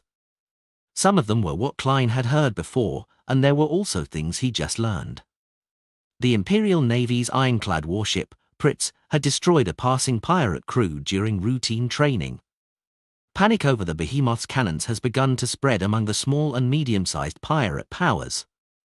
Some of them even wish to take advantage of the ironclad warship fleet's inchoate form to madly commit crimes before withdrawing from this trade with a sum of money. The sea wouldn't be peaceful for the next 6 months to a year. Admiral of Blood Senior and Rear Admiral Dusk Bulatov-Yoan had a conflict in the southern waters of Sonia Island, and each of them lost 2 ships in the massive skirmish. Klein listened without asking questions, and he gradually filled his stomach. The source of this content N/O/V/Bell by N. Seeing that the plate containing the special cured meat had been emptied and having finished the rest of his beer, he slowly stood up. "Remember today's lesson." Klein handed the plate to the bartender. The bartender was about to reach out when the hair at the back of his head was grabbed. Bang! Klein shoved him down hard, knocking the bartender's head against the bar top, sending splinters flying and blood gushing. The customers all tried to avoid the impact, and the bouncers rushed over quickly. After doing all of this, Klein clapped his hands and picked up his own glass, trying to pour the rest of the beer onto the bartender's head. 1 drop, 2 drops, 3 drops. Klein silently gave up. He turned around and bent down, grabbed Sea Eagle Logan, and threw him to the bouncers who were rushing over. Taking advantage of the moment when the bouncers were dodging and the bar being in chaos, Klein quickly ran, agilely circling around them, and easily left flying fish and wine. He pushed down his hat and quickly proceeded forward, turning towards a neighboring street. After continuously changing directions, he suddenly slowed down his pace, and a gold coin appeared in his hand. The gold coin kept weaving around in his fingers as if it was scouting something. Lord of the Mysteries chapter for 99. Translator, Atlas Studios. Editor, Atlas Studios. Ding! The gold coin quietly flipped up, tumbled down, and firmly lay in the palm of Klein's hand. Lowering his head to glance if it was heads or tails, Klein spun his heel and smoothly turned into a quiet, dark alley. The wind by the sea was cold and strong, and it caused a convection in the area, propelling his coat up without him realizing it and causing his half-top hat to almost fall off. Suddenly, Klein stopped, turned around, and said in a deep voice, "Come out." His eyes were sharp as he stared at the shadow around the corner. After 4 or 5 seconds of silence, a figure emerged from the shadows. He chuckled and said, very sharp. It was a man in a black cloak, approximately 30 years of age, and his eyebrows were charred yellow while his dark blue eyes were bright. His face wasn't too chiseled, as though he was from the area south of Intes, Lemberg, and Seeger. As soon as he saw him, a picture flashed in Klein's mind. As he entered the Flying Fish and Wine, he had professionally looked around for anyone he needed to pay attention to. The answer at the time was no. The man had been drinking like a sailor and watching curiously from the side. He was no different from the other guests, and his appearance wasn't distinctive, but his black cloak had left a certain impression on Klein, allowing him to recognize the person who tailed him in an instant. What do you want? Klein, who was maintaining his persona, bent down slightly, like a huge feline ready to pounce. The man in the black cloak laughed once again. The fighting technique and handling method that you displayed just now was very consistent with my taste. I chased after you to ask if you're interested in joining us. Although that guy named Logan was indeed pretending to be an informant of Ludwell, White Shark Hamilton does have connections with many pirates. He's a character with a shady background, so he'll definitely take your act of beating up one of his men at the bar to heart. There will definitely be problems for you in the future, and I can help you resolve this problem. You're an adventurer, so it's necessary for you to have dreams of treasure. As for us, we're people who banded together in a bid to seek treasure such as the Spectre Empire, Solomon's Inheritance, the Secret of the Fountain of Unaging, the Death's Key, the Sunken Laurel, and Rozelle's treasure while traveling the 5 seas.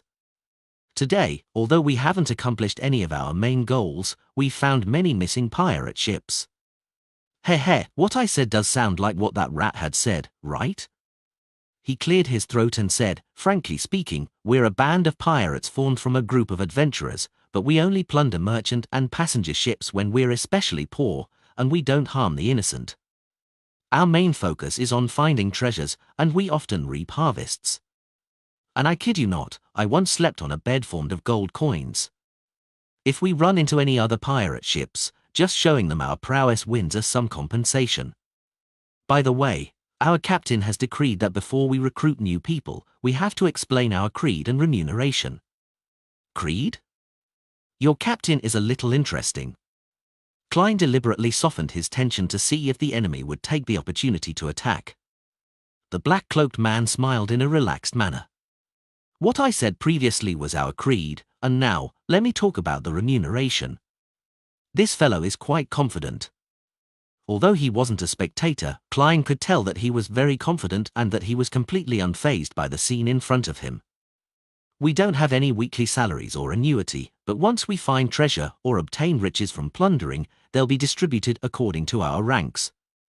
Under normal circumstances, when our luck is still pretty good, the lowest-ranking sailor can earn about £200 to £300 a year.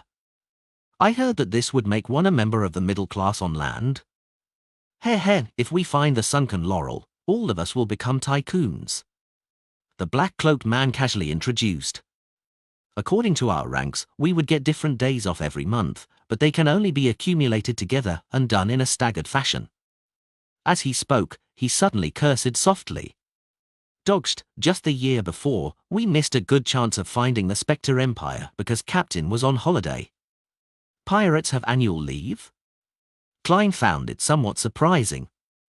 He could only feel the pirate crew's comedic intensity from the man's description, reminding him of the humorous Somali pirate recruitment advertisements he had seen in his previous life. Seeing that Klein appeared shocked by his words, the black-cloaked man added with a smile, as an adventurer, are you still chasing after the powers that transcend nature as told in legends? As long as you join us, you'll have a chance to possess them. Having said that, he coughed and said, I forgot to introduce myself. His expression turned solemn, no longer looking as jocular as he was before. Rear Admiral Iceberg Edwina Edwards' subordinate, 4th boatswain of the Golden Dream, Blazing Danitz. After reporting his title, real name, and identity, Danitz waited patiently for the look of panic and fear to appear on Klein's face. After a second, he heard the adventurer, who acted somewhat crazily despite looking refined and polite, say in a low voice, blazing Danitz with a bounty of £3,000. Danitz was about to reply when he had the illusion that the man standing in the dark alley had turned into an indescribable, hungry monster, salivating over his soul and flesh. He suddenly clenched his fists, his body no longer as relaxed as it had been earlier.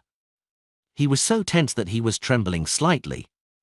His intuition told him that he was facing an abyss filled with madness and bloodlust. In this state, Danitz had no idea how much time had passed until the other party spoke again. "Why are you here?" "I am on vacation." Blazing Danitz's dignity made him scorn to answer this question, but his instinct made him spit out the reason. As soon as he finished speaking, he felt the man retract his gaze, the hunger to gnaw on his flesh and soul disappearing. He stood where he was and watched as the young adventurer in a black coat and a silk half-top hat turned around and walked to the other end of the alley. He stopped when he was about to turn the corner, and turning his head, he asking, "Where's White Shark?" He lives at 1 Seawall Avenue, but he spends most of his time on the second floor of the Flying Fish and Wine. "It's no different today," Blazing Danitz answered truthfully. Only when the figure disappeared into the distance did Danitz straighten his back and take off his cloak. "What a terrifying fellow!" He sighed silently. Following that, he found his thoughts and muttered to himself, "I have to inform Captain that there's another terrifying person at sea. This is a guy who looks like a gentleman on the outside, but he has a heart like a lunatic's. If one doesn't have the determination and confidence to kill him, it's best not to deal with him." Danitz pulled up his black cloak's hood and decided to return to the hotel for some sleep. He planned to wait until the telegraph office opened the next morning before relaying the message to his middleman contact in the Rorsted archipelago. As for what would happen to White Shark, he didn't care at all. In the corner of another quiet street, Klein stood in the shadows, looking down at the black glove on his left hand. He found that, although creeping hunger had been sealed by Mr. Azik, its thirst for flesh and soul still intrinsically existed and was trying to manifest itself. Under normal circumstances, Klein wasn't worried that the sealed item would produce any problems, but when he had the urge to kill someone, the corresponding influence he would receive was enough to let that hunger which could lash back at him emanate. Earlier, when he heard that Danitz was a famous pirate on the bounty list, killing intent instantly rose inwardly out of his yearning desire, causing creeping hunger to become as active as a fish in water. Fortunately, Klein always had good self-control in this aspect. From his words, he was able to judge that he wasn't a pirate who was riddled with sin, so he easily restrained his impulse. With creeping hunger, German Sparrow's persona will be flawless. Klein paused for a few seconds, took out a gold coin and performed 2 divinations.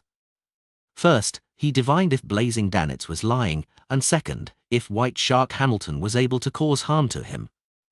The first revelation showed that there was no need for Blazing Danitz to lie, and the second one showed that White Shark Hamilton was unable to cause harm to him. Rare latest chapters on no/v/e/l/b-in.com. Klein put away the gold coin, pressed down his hat, and while doing so, he swept his palm down and touched his face. He instantly changed his appearance: blonde hair, blue eyes, and ordinary facial features. Then, Klein unbuttoned his overcoat and pulled up the inner shirt so that it was no longer stuffed into his trousers.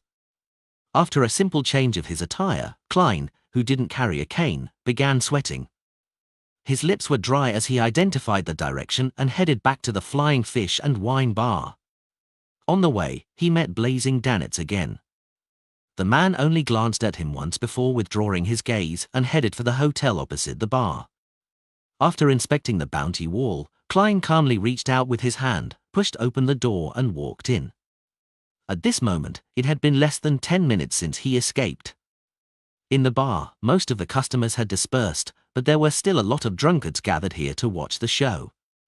Their eyes swept over the new guest, but they all withdrew it soon after, and Klein made his way unimpeded to the bar counter. He saw the bartender standing with frightened eyes beside a fat man, his forehead heavily bandaged with white bandages, his nostrils stuffed with tissue paper, and his face was bruised. The fatty was tall and big. His skin was fair, and he looked like a big white shark that had swam itself ashore. He touched his shiny bald head and said to Elland, who was wearing a dark red jacket and a straight sword, "Someone told me that you know that guy?" There are only 3 passenger ships that dock today, so there won't be many unfamiliar outsiders. Don't try to lie. Ellen patted the hilt of his sword and smiled casually. Yes, he is my passenger. But the problem today clearly stemmed from your people. So I just want him to come back here, apologize to me, and compensate me for the damage done to the bar, the tall, big-sized white fatty said with a frown. Ellen laughed and said, White Shark, I have a proverb from my hometown, don't hate wild dogs that pass by just because of the rats in the storehouse. Just Ellen, is this your answer? White Shark Hamilton narrowed his eyes. Ellen gripped the wooden handle of the musket, took a step forward, and said with a deep voice, Yes, this is my answer. Captain Shaw has his way of doing things. Klein was slightly surprised at Ellen's response. After staring at each other for a few seconds, White Shark Hamilton took in a deep breath. You've helped me before, so I don't need an apology. However, he must compensate half of my losses, and you will be the one to pass them on. Good suggestion. Ellen smiled. White Shark Hamilton's face darkened as he looked around. He suddenly threw out his hand, slapping the bartender in the face. The bartender flew out, all his teeth dropping to the floor. Klein quietly watched from 5 meters away, as if none of this had anything to do with him. Lord of the Mysteries Chapter 500. Translator, Atlas Studios. Editor, Atlas Studios. Bam!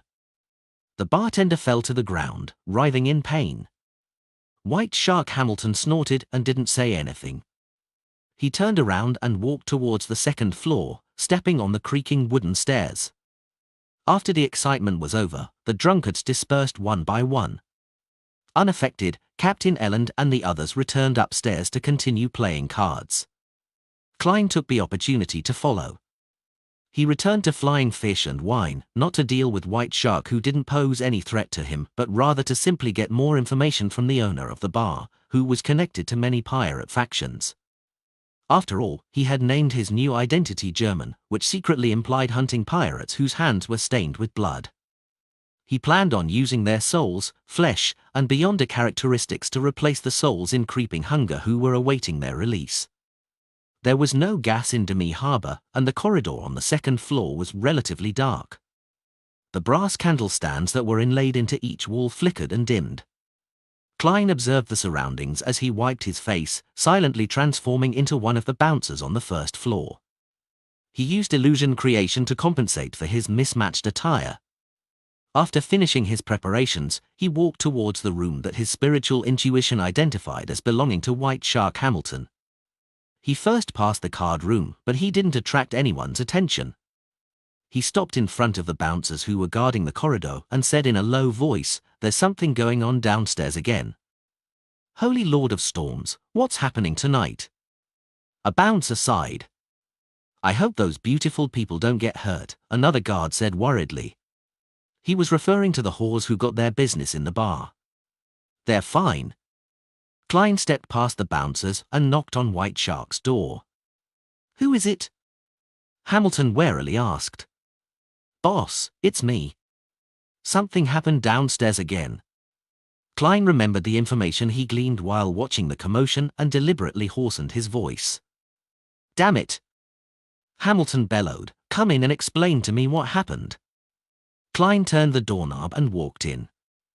When he closed the door, he dispelled the illusion, and the muscles on his face rapidly squirmed, returning to his previous identity, a new customer with blonde hair, blue eyes, and ordinary facial features. You? Hamilton was stunned for a moment before he immediately opened his mouth wide in an attempt to shout loudly. At the same time, many illusory fish scales surfaced on the back of his hand, his originally large and fat body burgeoning. Suddenly, his heart began to beat faster, and a strong instinctive fear seized him by the throat. At this moment, he felt that the stranger standing by the door was a demon that had been starved for many days, repeatedly examining his flesh and soul with an ice-cold, craving look in his eyes.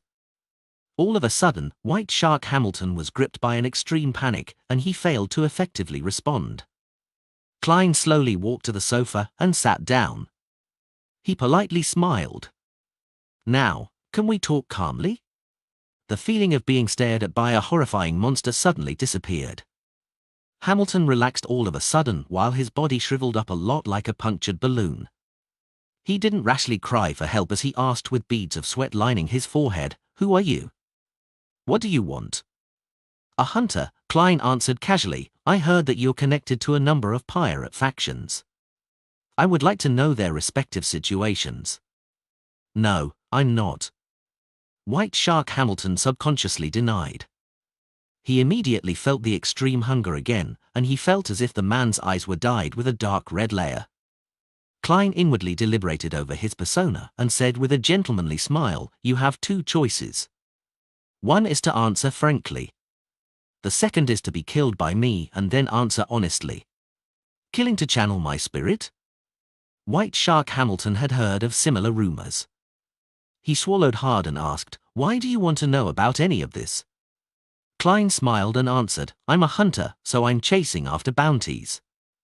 Hamilton suddenly felt that the man's polite smile was tinged with an indescribable madness, and he couldn't help but blurt out, "Ah. Are you mad? I've seen many similar adventurers, but all of them have been buried at the bottom of the sea. It's not hard to kill a lone pirate, but can you defend against any further retaliation?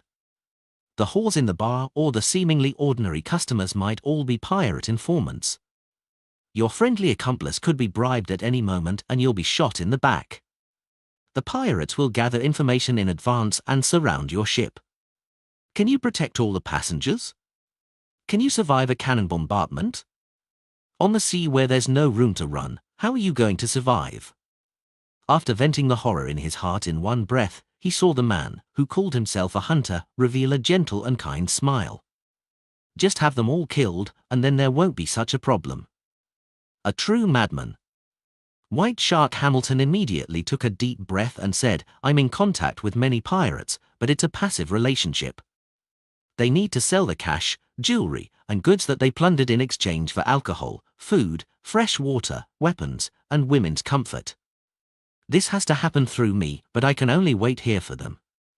I don't know where their ships pass or where they're going." "What else?" Klein asked calmly. His reply just now was mainly to scare White Shark. As for having revenge sought on him by the pirates, he wasn't worried at all. As a faceless, he might as well find a place to drown himself at the bottom of the sea if they could find him so easily.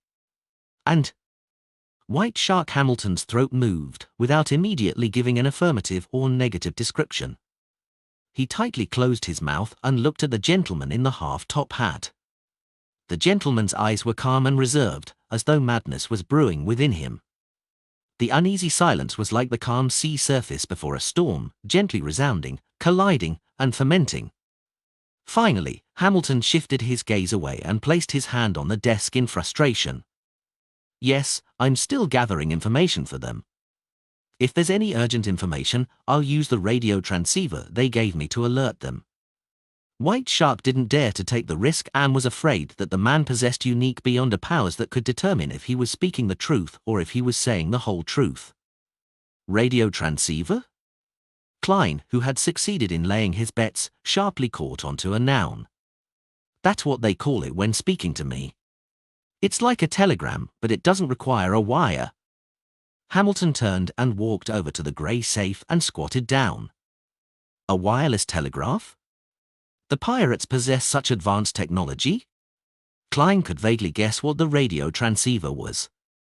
He had previously thought of inventing something like this, but when he flipped through relevant magazines, he realized that wireless telegrams had long since appeared. However, it hadn't found its place in the commercial world.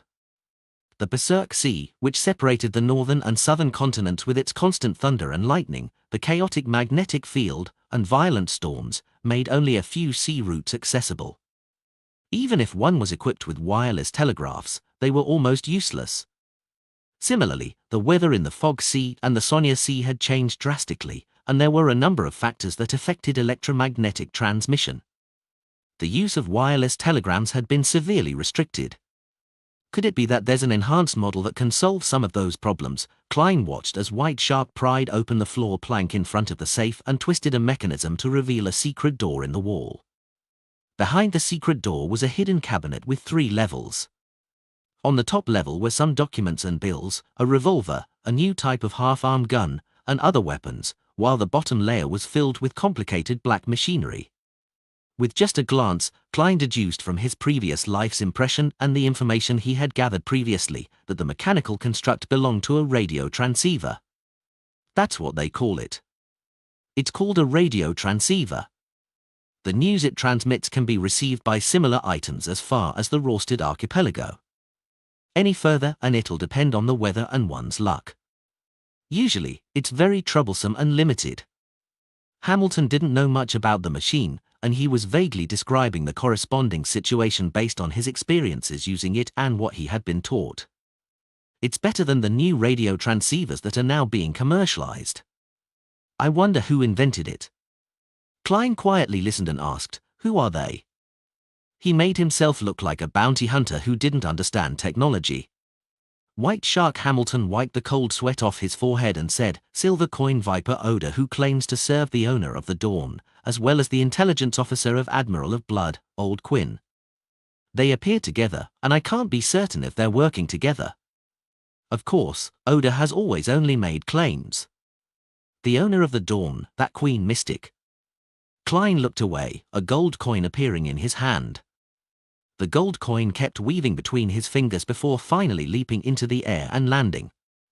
It left White Shark puzzled as he trembled in fear and trepidation. Lowering his head to take a glance, Klein slowly stood up. At this moment, he suddenly asked, "Who gave you the potion?" "Oh, Old Quinn."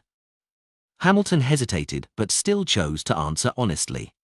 Klein nodded and no longer asked. He turned and walked towards the door. Thud! The wooden door opened and closed. The figure wearing a black coat disappeared from White Shark's room. Hamilton held his breath, waited for more than 10 seconds, and finally let out a long sigh. He quickly wiped the sweat from his face, placed the radio receiver on the desk, flipped through a code book, and hurriedly sent a telegram into the distance. "I was targeted. Get the latest chapters on no/velbin.com. By an unfamiliar fellow." Beside the completely engrossed Hamilton, Klein had his hands in his pockets as he quietly watched, taking in the entire frequency spectrum and the passcodes. His departure just now was just a large-scale magic show, more than enough to deal with a low sequence beyond a like White Shark's sailor pathway. As for the question of whether or not he would be able to remember the details later, a seer didn't need to worry over it. A dream divination was enough to recall everything. Admiral of Blood and his men enjoy killing and love blood. They're passionate about enacting violence against women. Every time they rob a passenger ship, they would always cause a tragedy. This is public information known by everyone, and they themselves were proud of it. They're never stingy with their proclamations. The target of the hunt and the risk involved. I'll give priority to them. Klein thought for a moment and then prepared to leave the room while Hamilton tidied and put away the radio transceiver. He didn't plan on dealing with White Shark for the time being, as he was afraid of disturbing the real prey. Anyways, this kind of fellow who was on land with a fixed territory could be easily dealt with in a letter later since he had dirt on him. Klein's soundless footsteps caused the door to slowly open and then quietly close, bringing in a slight cool breeze.